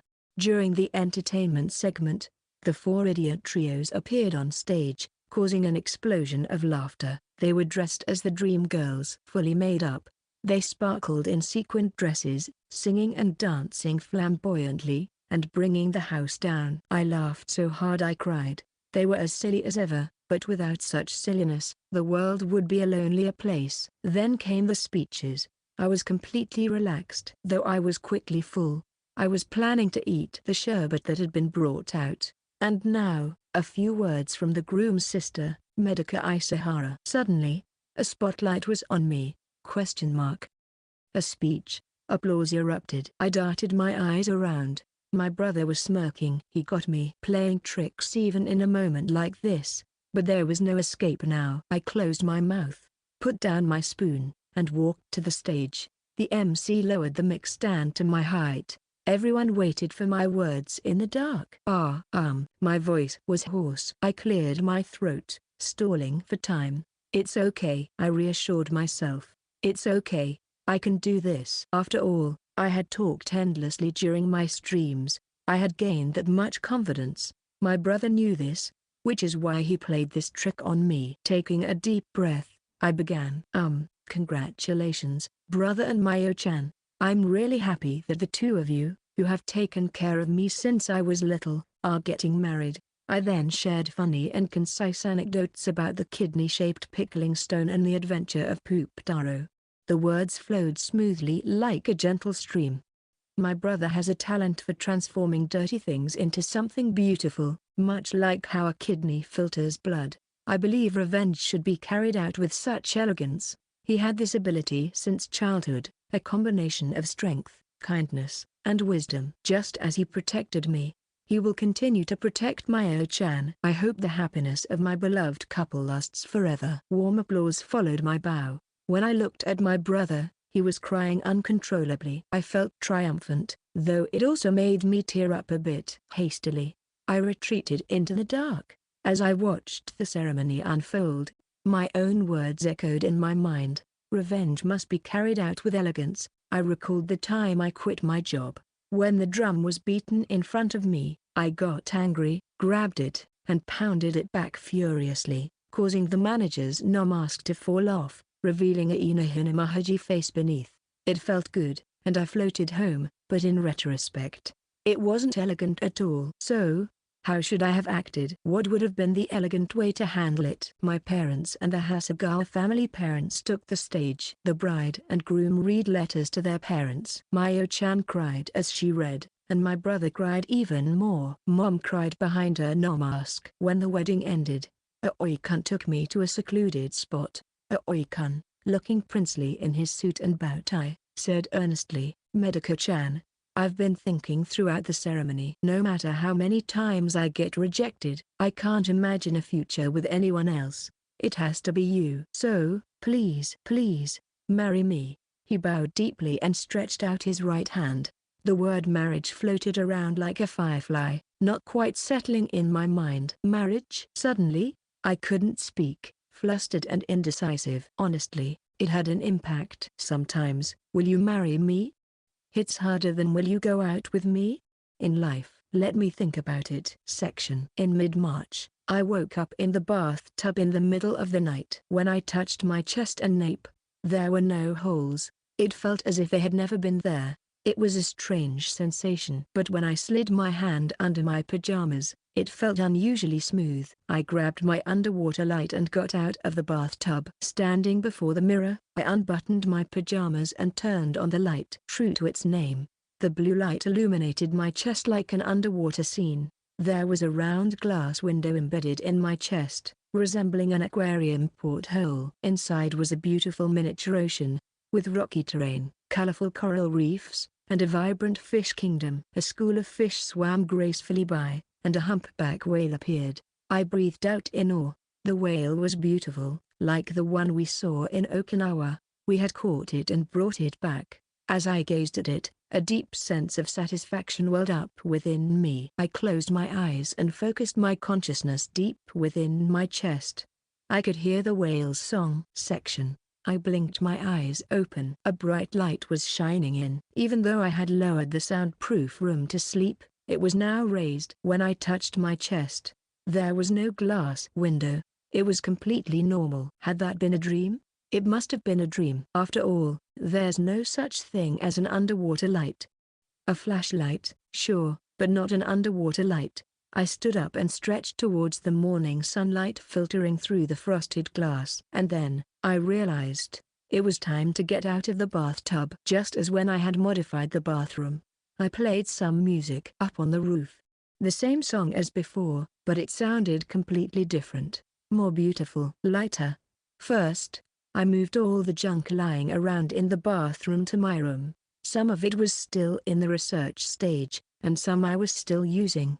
I tried to keep the relative positions of the items as intact as possible so as not to lose any ideas. Once that was done, I removed the decorations. I climbed a ladder to take down the stained glass ornaments, removed the artificial ivy, and peeled off the stickers. I packed small items like cosmetics into a bag. The potted plants went to the balcony. I also took down the curtains. I removed the picture of the blue poppy from the wall and leaned it against my desk. Then, I began dismantling the soundproof room.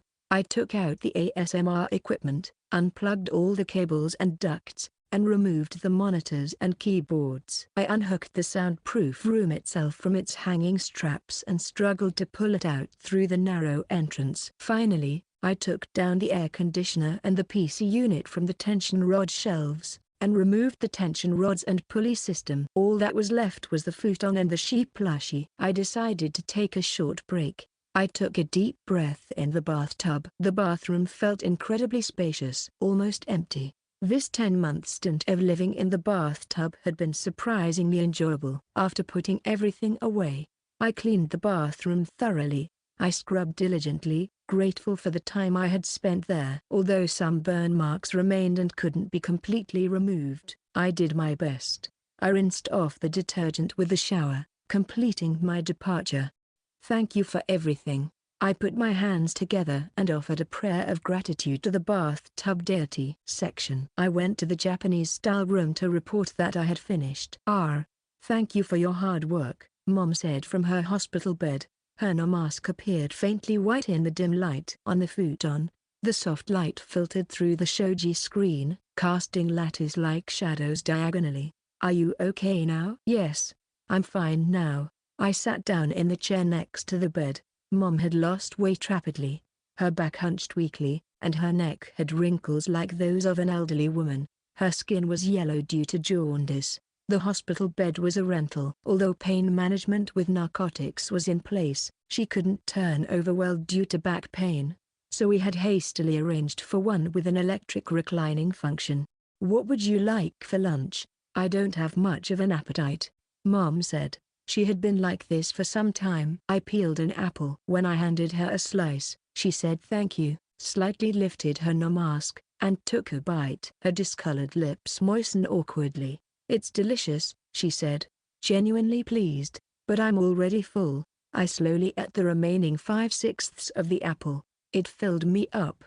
Then, I sat by Mom's side, and we chatted leisurely. It was a trivial conversation. Even so, I was learning something incredibly important with each passing moment, filled with an indescribable sadness. From the smell rising from her, from the shadows in the wrinkles formed by her emaciation, from the fleeting light on the back of her hand, Mom resembled a star. The light of a star perishing far out in the universe. I watched it from a boat stranded in a pitch-dark sea, barely managing to ascertain my own position. Mom occasionally uttered unexpected words, and I came to know a new side of her. Despite having lived together for so long and being on the brink of saying goodbye, there were still so many things I didn't know. Giving someone a face is a time-consuming, patient process. Like a no mask maker who meticulously carves both the front and back of a mask over several months, the sound emitted by the okina in my dream revived as a different character. Live slowly. Live carefully. Take back what is right. Section. I decided to take a bath with Mum, as she found it painful to move her back.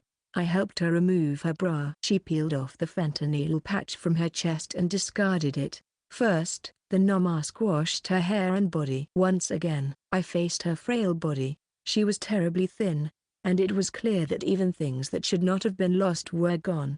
Her skin hung loosely, with surgical scars vivid like the seams of a leather bag. Her right breast had been removed and reconstructed due to breast cancer. Her right side had undergone lung removal.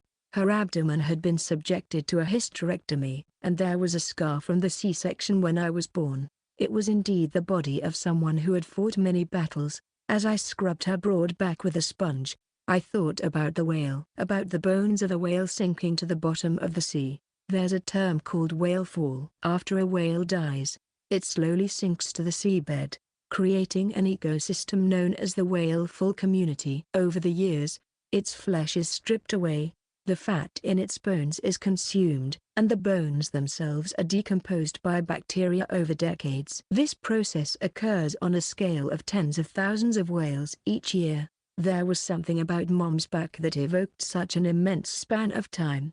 We switched places, and now Mom cheerfully washed my hair.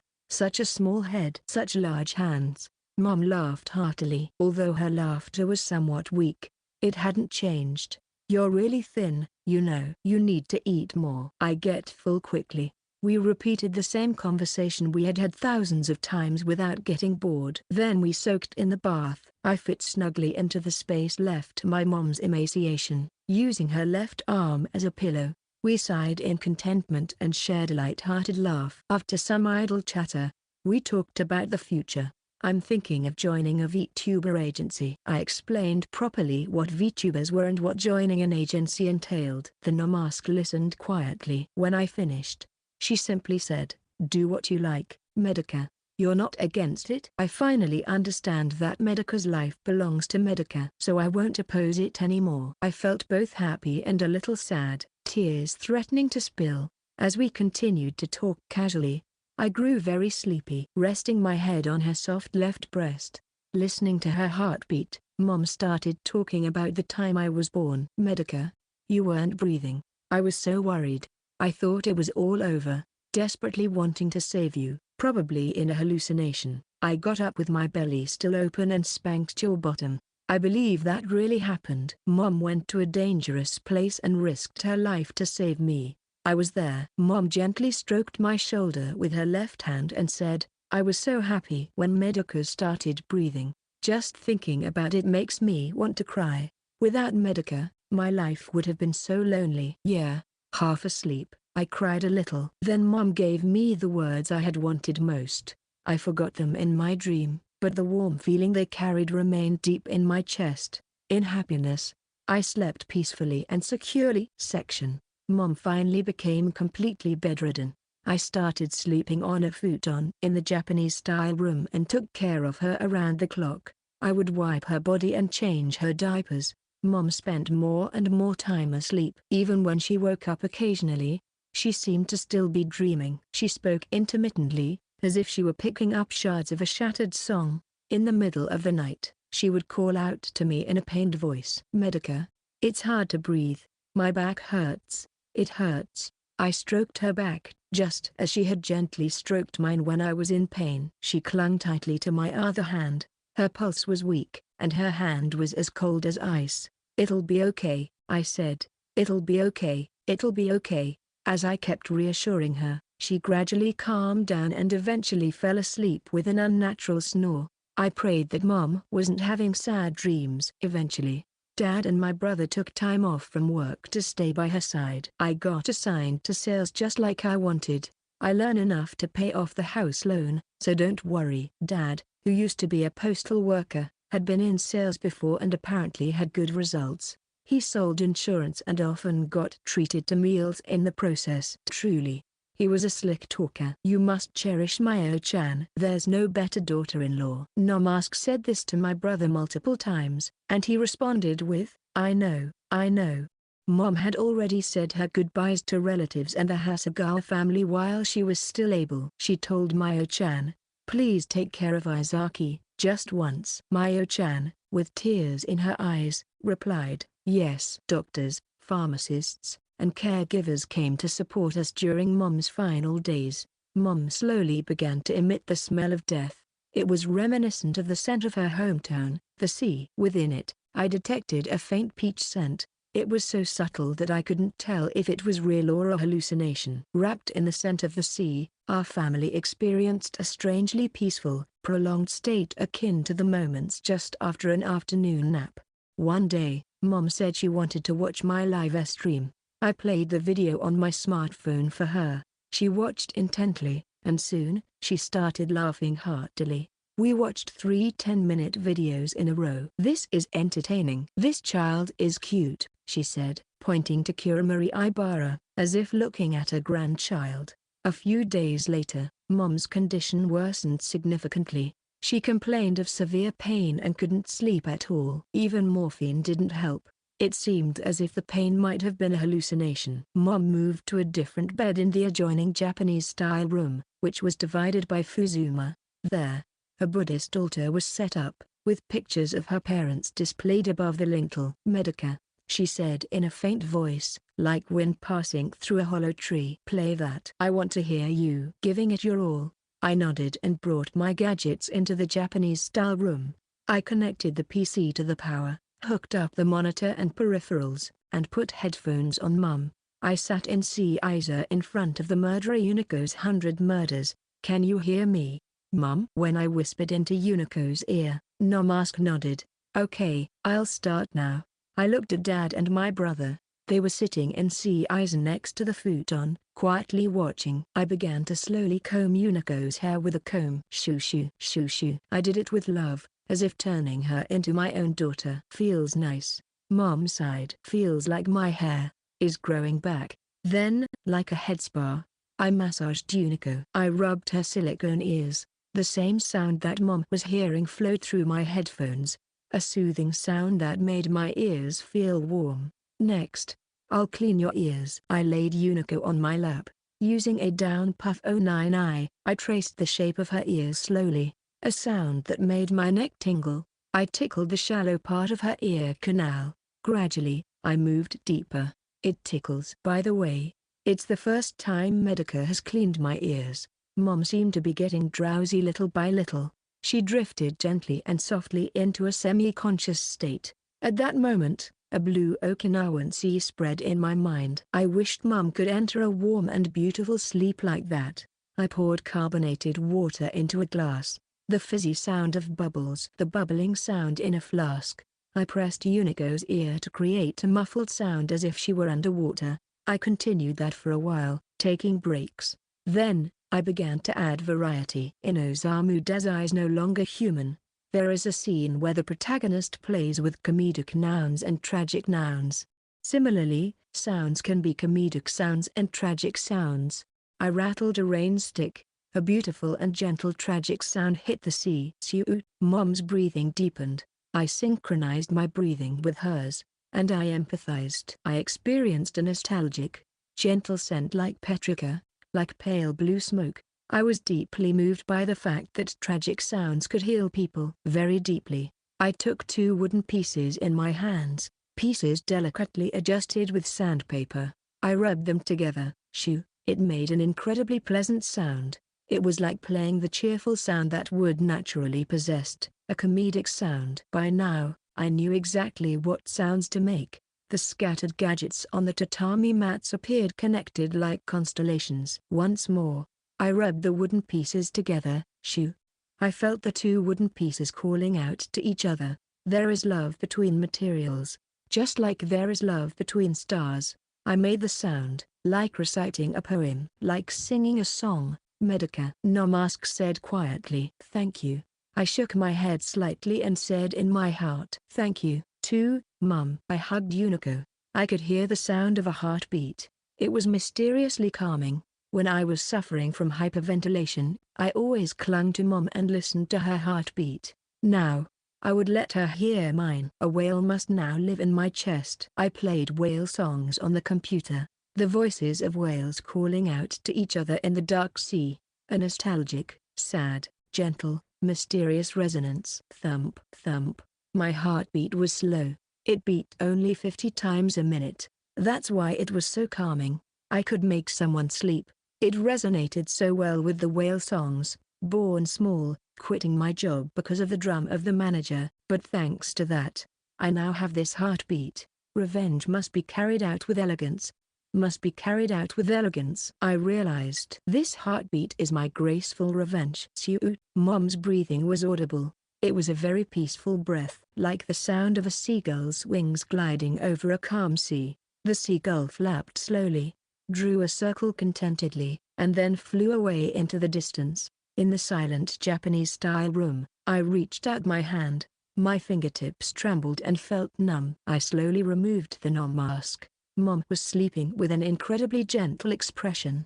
I didn't shed a single tear. A warm feeling welled up endlessly from the bottom of my heart. I smiled, with a peaceful face that mirrored Mom's. Last chapter. I definitely need to cry, to keep breathing and living in a world without Mom. But since Mom passed away so peacefully, I missed the timing. My heart was still being protected by Mom. Mom was about to be cremated. She was dressed in a beautiful kimono and buried in flowers. She was smiling gently, just like before. The thought of such a beautiful Mom turning to ashes made me feel sorrowful, and tears welled up. Now, please say your final goodbyes. At that moment, Dad, who had been somewhere else, rushed back and clung to the coffin, calling out, Kujiro-san. Dad was dressed like a fisherman, wearing a brimmed hat and a fishing vest. No one else understood the meaning of it. It must have been something that only Dad and Mom shared. There was something profoundly touching about it that made everyone cry. But I alone couldn't cry properly. It was because of the strange thing that happened just before. When I looked into Mom's coffin, I was surprised. Lying there was not Mom, but me, with a pale face, buried in flowers, lying like a sleeping beauty. It was the me who died at 20. I was stunned, and at that moment, Dad, dressed as a fisherman, returned. When I looked back, the next moment, I had disappeared and Mom was there again. Mom went into the cremation furnace. I stepped outside the crematorium. It was a beautiful spring day, the sunlight gently warming the fresh greenery. My body felt light, as if I had put down a heavy burden I had been carrying for a long time. Surely, the heavy burden had been the me who died at 20. Mom took that with her. A single white plume of smoke rose from the crematorium's chimney into the spring sky, toward the sky of Mom's hometown. Whale fall. The whale slowly descends to the bottom of the sea, giving everything and circulating life. Mom slowly ascended to the sky, enriching something forever. That day, I also settled things with Oikun. I had been thinking for a long time, do I need marriage in my life? The sleeping beauty slept for 100 years until the prince came. The woman of the well waited for Arawara no Narahira and became a ghost, and the early serialization of Seizi-san ended with Seizi-san's wedding. Many stories tell us that love is wonderful. Society also appeals to us to address the declining birth rate and aging population. How should I face these? It was dusk. I called Aoi-kun to a nearby park. There was no one around. Aoi-kun was fidgeting, but when he saw my face, he understood and scratched his cheek awkwardly. Oh, I see. It's no good after all. Yeah, I'm sorry. There was silence. I spoke. There's nothing wrong with you, Aoi-kun. You're handsome. You probably wouldn't cheat. You'd work for your family, and I think you'd make me happy. Truly, as a marriage partner, you're ideal. I think I like you too. We've spent so much time together. I feel like we're real family, and I probably love you, but still, I'm not suited for marriage. Even if I force myself to marry, I feel like something would be fundamentally lost. I think marriage was never meant to be part of me living as myself. There's nothing I can do about it. I see. Aoi-kun looked down and bit his lip. I kind of knew, but I didn't want to admit it because I really love you. Yeah, I'm sorry. No, I'm sorry. Thank you for thinking about it seriously. I won't confess to you again, so don't worry. Aoi-kun extended his right hand. A handshake, saying goodbye. Let's stay friends. I took his hand. At that moment, Aoi-kun's face changed dramatically, like a sudden shower passing over the surface of a spring. Aoi-kun's lips trembled, and he started crying. Sorry, Aoi-kun said. It's a weird feeling. I'm really sad, but also really happy. Then Aoi-kun squatted down and cried. I held his hand the whole time. Through his hand, I felt his warmth and gentle pulse. The sun was setting in the distance. It was an endlessly long dusk. I stayed by Aoi-kun's side until he stopped crying, just like the first time he proposed to me when we were kids. Section. Unable to cry properly. Once Mom's funeral and everything was over, I resumed my activities as a VTuber. My brother had taken aerial footage of the whale fishing with a drone, and it was so spectacular that we decided to release it, with the story that Kuramori Ibara's dad caught the whale. An old man with whiskers and sunglasses catching a whale with a satadagi. It was too funny. The video, of course, went viral and spread worldwide. An ukiyo-e artist from Austria, who really liked it, drew and sent me an ukiyo-e. It was a parody of Utagawa Kuniyoshi's Miyamoto Musashi slaying a whale, with my dad riding on the back of a giant whale, striking a kabuki pose. Beside it was calligraphy that read, Satadagi. Cool. The accompanying letter said, Ibara-chan Aisuki. Recently, overseas viewers have been increasing explosively, and I started studying English. There are so many things I need to study. In preparation for the future, I also started Sumitate Nisa and Ideco. I signed with an agency, and began working in fun and interesting ways with Mahiro-chan, the unreliable president, and the eccentric senior members. But that's another story. Today, As always, I perform as Kuramori Ibara. The advice corner has become popular, and despite my lack of significant life experience, I end up doing it every time. I have a dream, but it's a very difficult path, so I am wondering if I should pursue it. To such abstract concerns, I give abstract advice. Isn't it important not to be swayed? Imagine a spinning wheel that spins the thread of fate. If you accidentally ride on it, your view will become dizzy, and you'll lose sight of your life. It may seem like you're making progress at first, but ultimately it's just going in circles, and you'll be thrown off in the end. So, no matter what, I think it's important to be the one spinning the wheel. Take your time, and slowly spin your own thread. Words that wouldn't come from me as Medica Isahara flow smoothly from Kuramori Ibara's mouth. Ibara not only gives wisdom to the questioners but also to me. Kuramori Ibara has helped me grow. Just as Sylvanian families nurtured my heart as a child. When I think about it, Khadgupta Sakura, The Old Man and the Sea, Minecraft. Everything has helped me grow and given me imagination. At night, as I do ASMR to help everyone sleep, I feel that I am properly spinning my own spinning wheel. From my fingertips, an invisible force seems to flow towards the viewers. And surely, that thread continues on forever, without knowing where it starts. Many people send me thank you messages, and I know they struggle to sleep for various reasons. There are many who are in situations that make me feel pain too. Naturally, everyone is quietly bearing their own burdens. In my heart, their faces float up, the faces of kind, wounded people. It's okay, I convey through sound. It's okay. Time loves you. Sleep protects and nurtures you. The day will surely come when you will be okay. So for now, take your time, and rest. I close my eyes, regulate my breathing, and hug Unico. Thump, thump. My heart is beating slowly again today. Section. One day, I got a call from Sunny-chan. Her voice was unusually cheerful, and the wind was howling through the phone. I quit my job. Whoosh. What? Seriously? Also, it's really windy. The other day, I told you I had a dream, right? Whoosh. I was talking about myself. Whoosh. Are you on a mountaintop or something? It turns out that as she started to understand her job better, she realized that what she was doing was essentially middleman work, just taking a cut out of others' efforts. The harder she worked, the less the subcontractors earned, and it didn't mean her salary increased either. It didn't make any sense, so she decided to quit her job and pursue her dream. The other day, I'm sorry. I actually wanted to be an idol, and I was jealous of you doing idol-like things, so I said mean things. Whoosh. Yeah, I knew that. Even though she's making a dramatic confession in the midst of the wind. I already knew. Does that mean you're aiming to become an idol? No, I'm aiming to be a voice actress. Whoosh. What? It's too late to become an idol. I want to be a voice actress and get pampered by anime fans. You were. Whoosh. The phone call ended. Where are you really? In the midst of all this, 3 months passed quickly since Mom passed away. Mayo-chan moved into the Isahara household and covered for Mom's absence. I was simply satisfied to live with my beloved sister.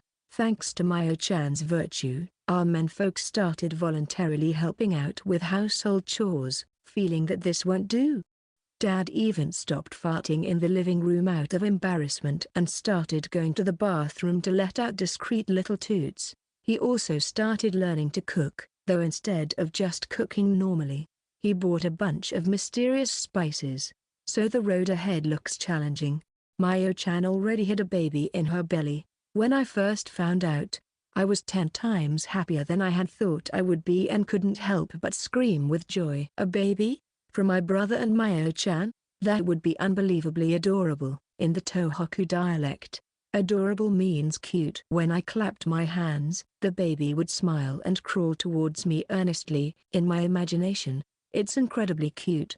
I speak to Mayo-chan's belly. I want to meet you soon. But don't rush. Be born when you're about 5,000 grams. Medica-chan, 5,000 grams would be tough for me. Oh, right. Mayo-chan and I laughed peacefully. It's so peaceful. I silently tell the baby that things will be fun here. There are these funny uncles called the Four Idiots Trios. One of them, a chubby uncle named Boo, will probably find you so cute that he'll start lactating. Imagining it makes me laugh. When you grow up, let's play board games together. Section. By the way, the no mask mom used to wear disappeared at some point. When I looked back at the photos from our Okinawa trip, there was no mask, just mom smiling. It felt like that was a dream. I was gradually waking up from a dream mixed with reality. One day, I noticed a no mask of Okina hanging in the room with the Buddhist altar. It was creepy, so I'd avoided looking at it since I was a child and had eventually forgotten about its existence. This is a god, Mom had once said while worshipping it. I too put my hands together in prayer. Suddenly, I felt like painting and decided to finish the blue sky painting I had started at the end of last summer. I set the canvas up in the bathroom and opened the window. The cool early summer breeze blew in. I took off my socks and enjoyed the chilly sensation on my soles as I resumed my painting. I felt light-hearted. Although the kidney-shaped pickling stone had warped into my stomach, it strangely felt less heavy than before. It wasn't too light either, just the right weight. Fittingly, what came to my mind was the cloud I saw on the day I quit my job and soared on my bicycle. There was a white cloud floating outside the window. So I decided to paint that. I dissolved white paint in oil and layered it onto the canvas. As the cloud took on a three-dimensional form and gained presence, I suddenly thought of Mum. Whale fall. I smiled and let my brush move freely. All right. I put down my brush. The cloud had taken the shape of a whale. Leaving the canvas as it was, I went to the dining room, realizing it was already lunchtime. I was alone in the house. I put a slice of bread into the pop-up toaster and set the timer. 1 minute, sinking into the satisfaction of completing the painting. I sprawled on a dining chair. A pleasant breeze blew gently through the screen door. The white curtains swayed gently, the lace trim at the hem brushing against gardenia flowers, sending a faint sweet fragrance into the air. The soft sunlight warmed the back of my neck. At that moment, suddenly, a ticklish sensation started from my toes and climbed up my shins. Following it, a warm sea surged up and enveloped me. Yushishishishi. Little me is playing hide and seek, enjoying the thrill of being found or not. Yushishishishi. But gradually, not being found starts to make me anxious. What if no one ever finds me? Suddenly, the darkness in the bathtub turns into a small black sea. The sea swallows me and completely loses me. Oh, I remembered. I was actually swallowed by the sea. When our family went to use Uizo Beach, I was floating in a foot-type float, and in the moment Mom looked away, I slipped out of the float and fell into the sea. In my heart, I called out to Mum. Strongly, very strongly, "Help me, Mum, find me." Clatter, the bathtub lid opened, and my brother grinned. "Found you." He took my hand and pulled me out of the bathtub. Mum also found me properly. She dove beautifully, like a big fish, grabbed my hand, and pulled me up to the surface. As I emerged from the water, cradled by Mum, I couldn't breathe properly. Mom kept pouring warm seawater over my neck and gently stroked it, saying, "It's all right, it's all right." Then I cried out loud, not because I was scared or sad, but because the world felt so good, so comfortable. The hot summer sun, the sharp smell of the tide, the overwhelmingly blue sky, the towering white clouds, the lukewarm sea temperature, the sparkling waves, the softness of Mom's chest. Mom gently rocked me and said, "Medica, it feels nice, doesn't it?" The sea feels nice. It was so comfortable, like soaking in a bath, that it made me sleepy. My heart returned to the time when I last bathed with Mum. When Medica breathed, I was really happy. Mom wasn't wearing a mask. She had a very kind face, full of tenderness. She gently stroked my head as I dozed in her arms, and she said the words I most wanted to hear. "I'm so glad you were born, Medica."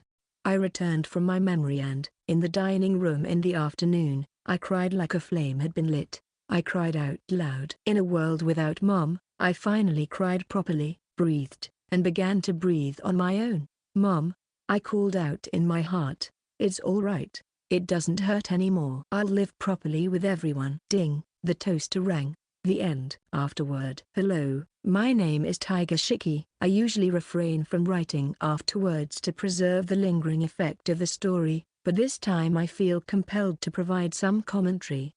Reflecting on the COVID-19 pandemic, it was an era where people were forced to stay home, bringing the concept of family into the spotlight. It was from pondering about family in the context of the modern world that this novel began. The protagonist of this work, Medika Isahara, lives with a certain inferiority complex and a sense of discord with the world, believing that she might have failed at being born.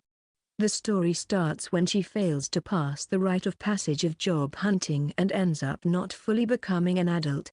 The bathroom she escapes to symbolizes a gray zone, a place where boundaries are unclear, encompassing society versus individual, adulthood versus childhood, reality versus fantasy, and life versus death. It is in this ambiguous, intermediate space that she recovers her endangered self, reconciles with the world, is reborn, and finally grows up. The pandemic also represented a time of disconnection.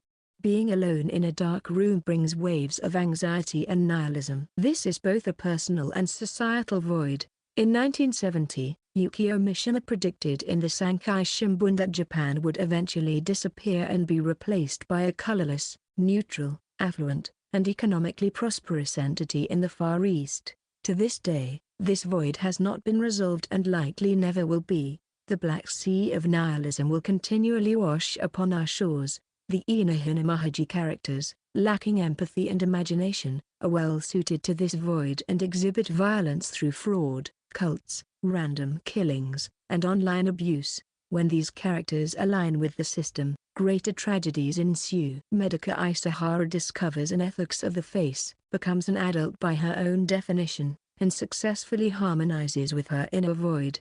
There is a form of void that can be harmonized with. In architecture, there are concepts of play and escape, which enhance structural integrity by allowing for flexibility and slack. Similar concepts exist in no theater with intervals, and meaningless forms.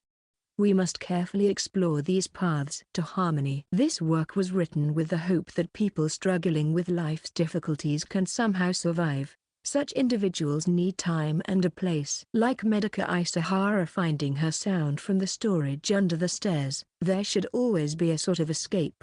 A warm, muddy place where people can recover and grow. I believe that in such a place, you will eventually emerge from the darkness and bring back something beautiful, like a lotus flower blooming with a clear sound from the mud. Story completed.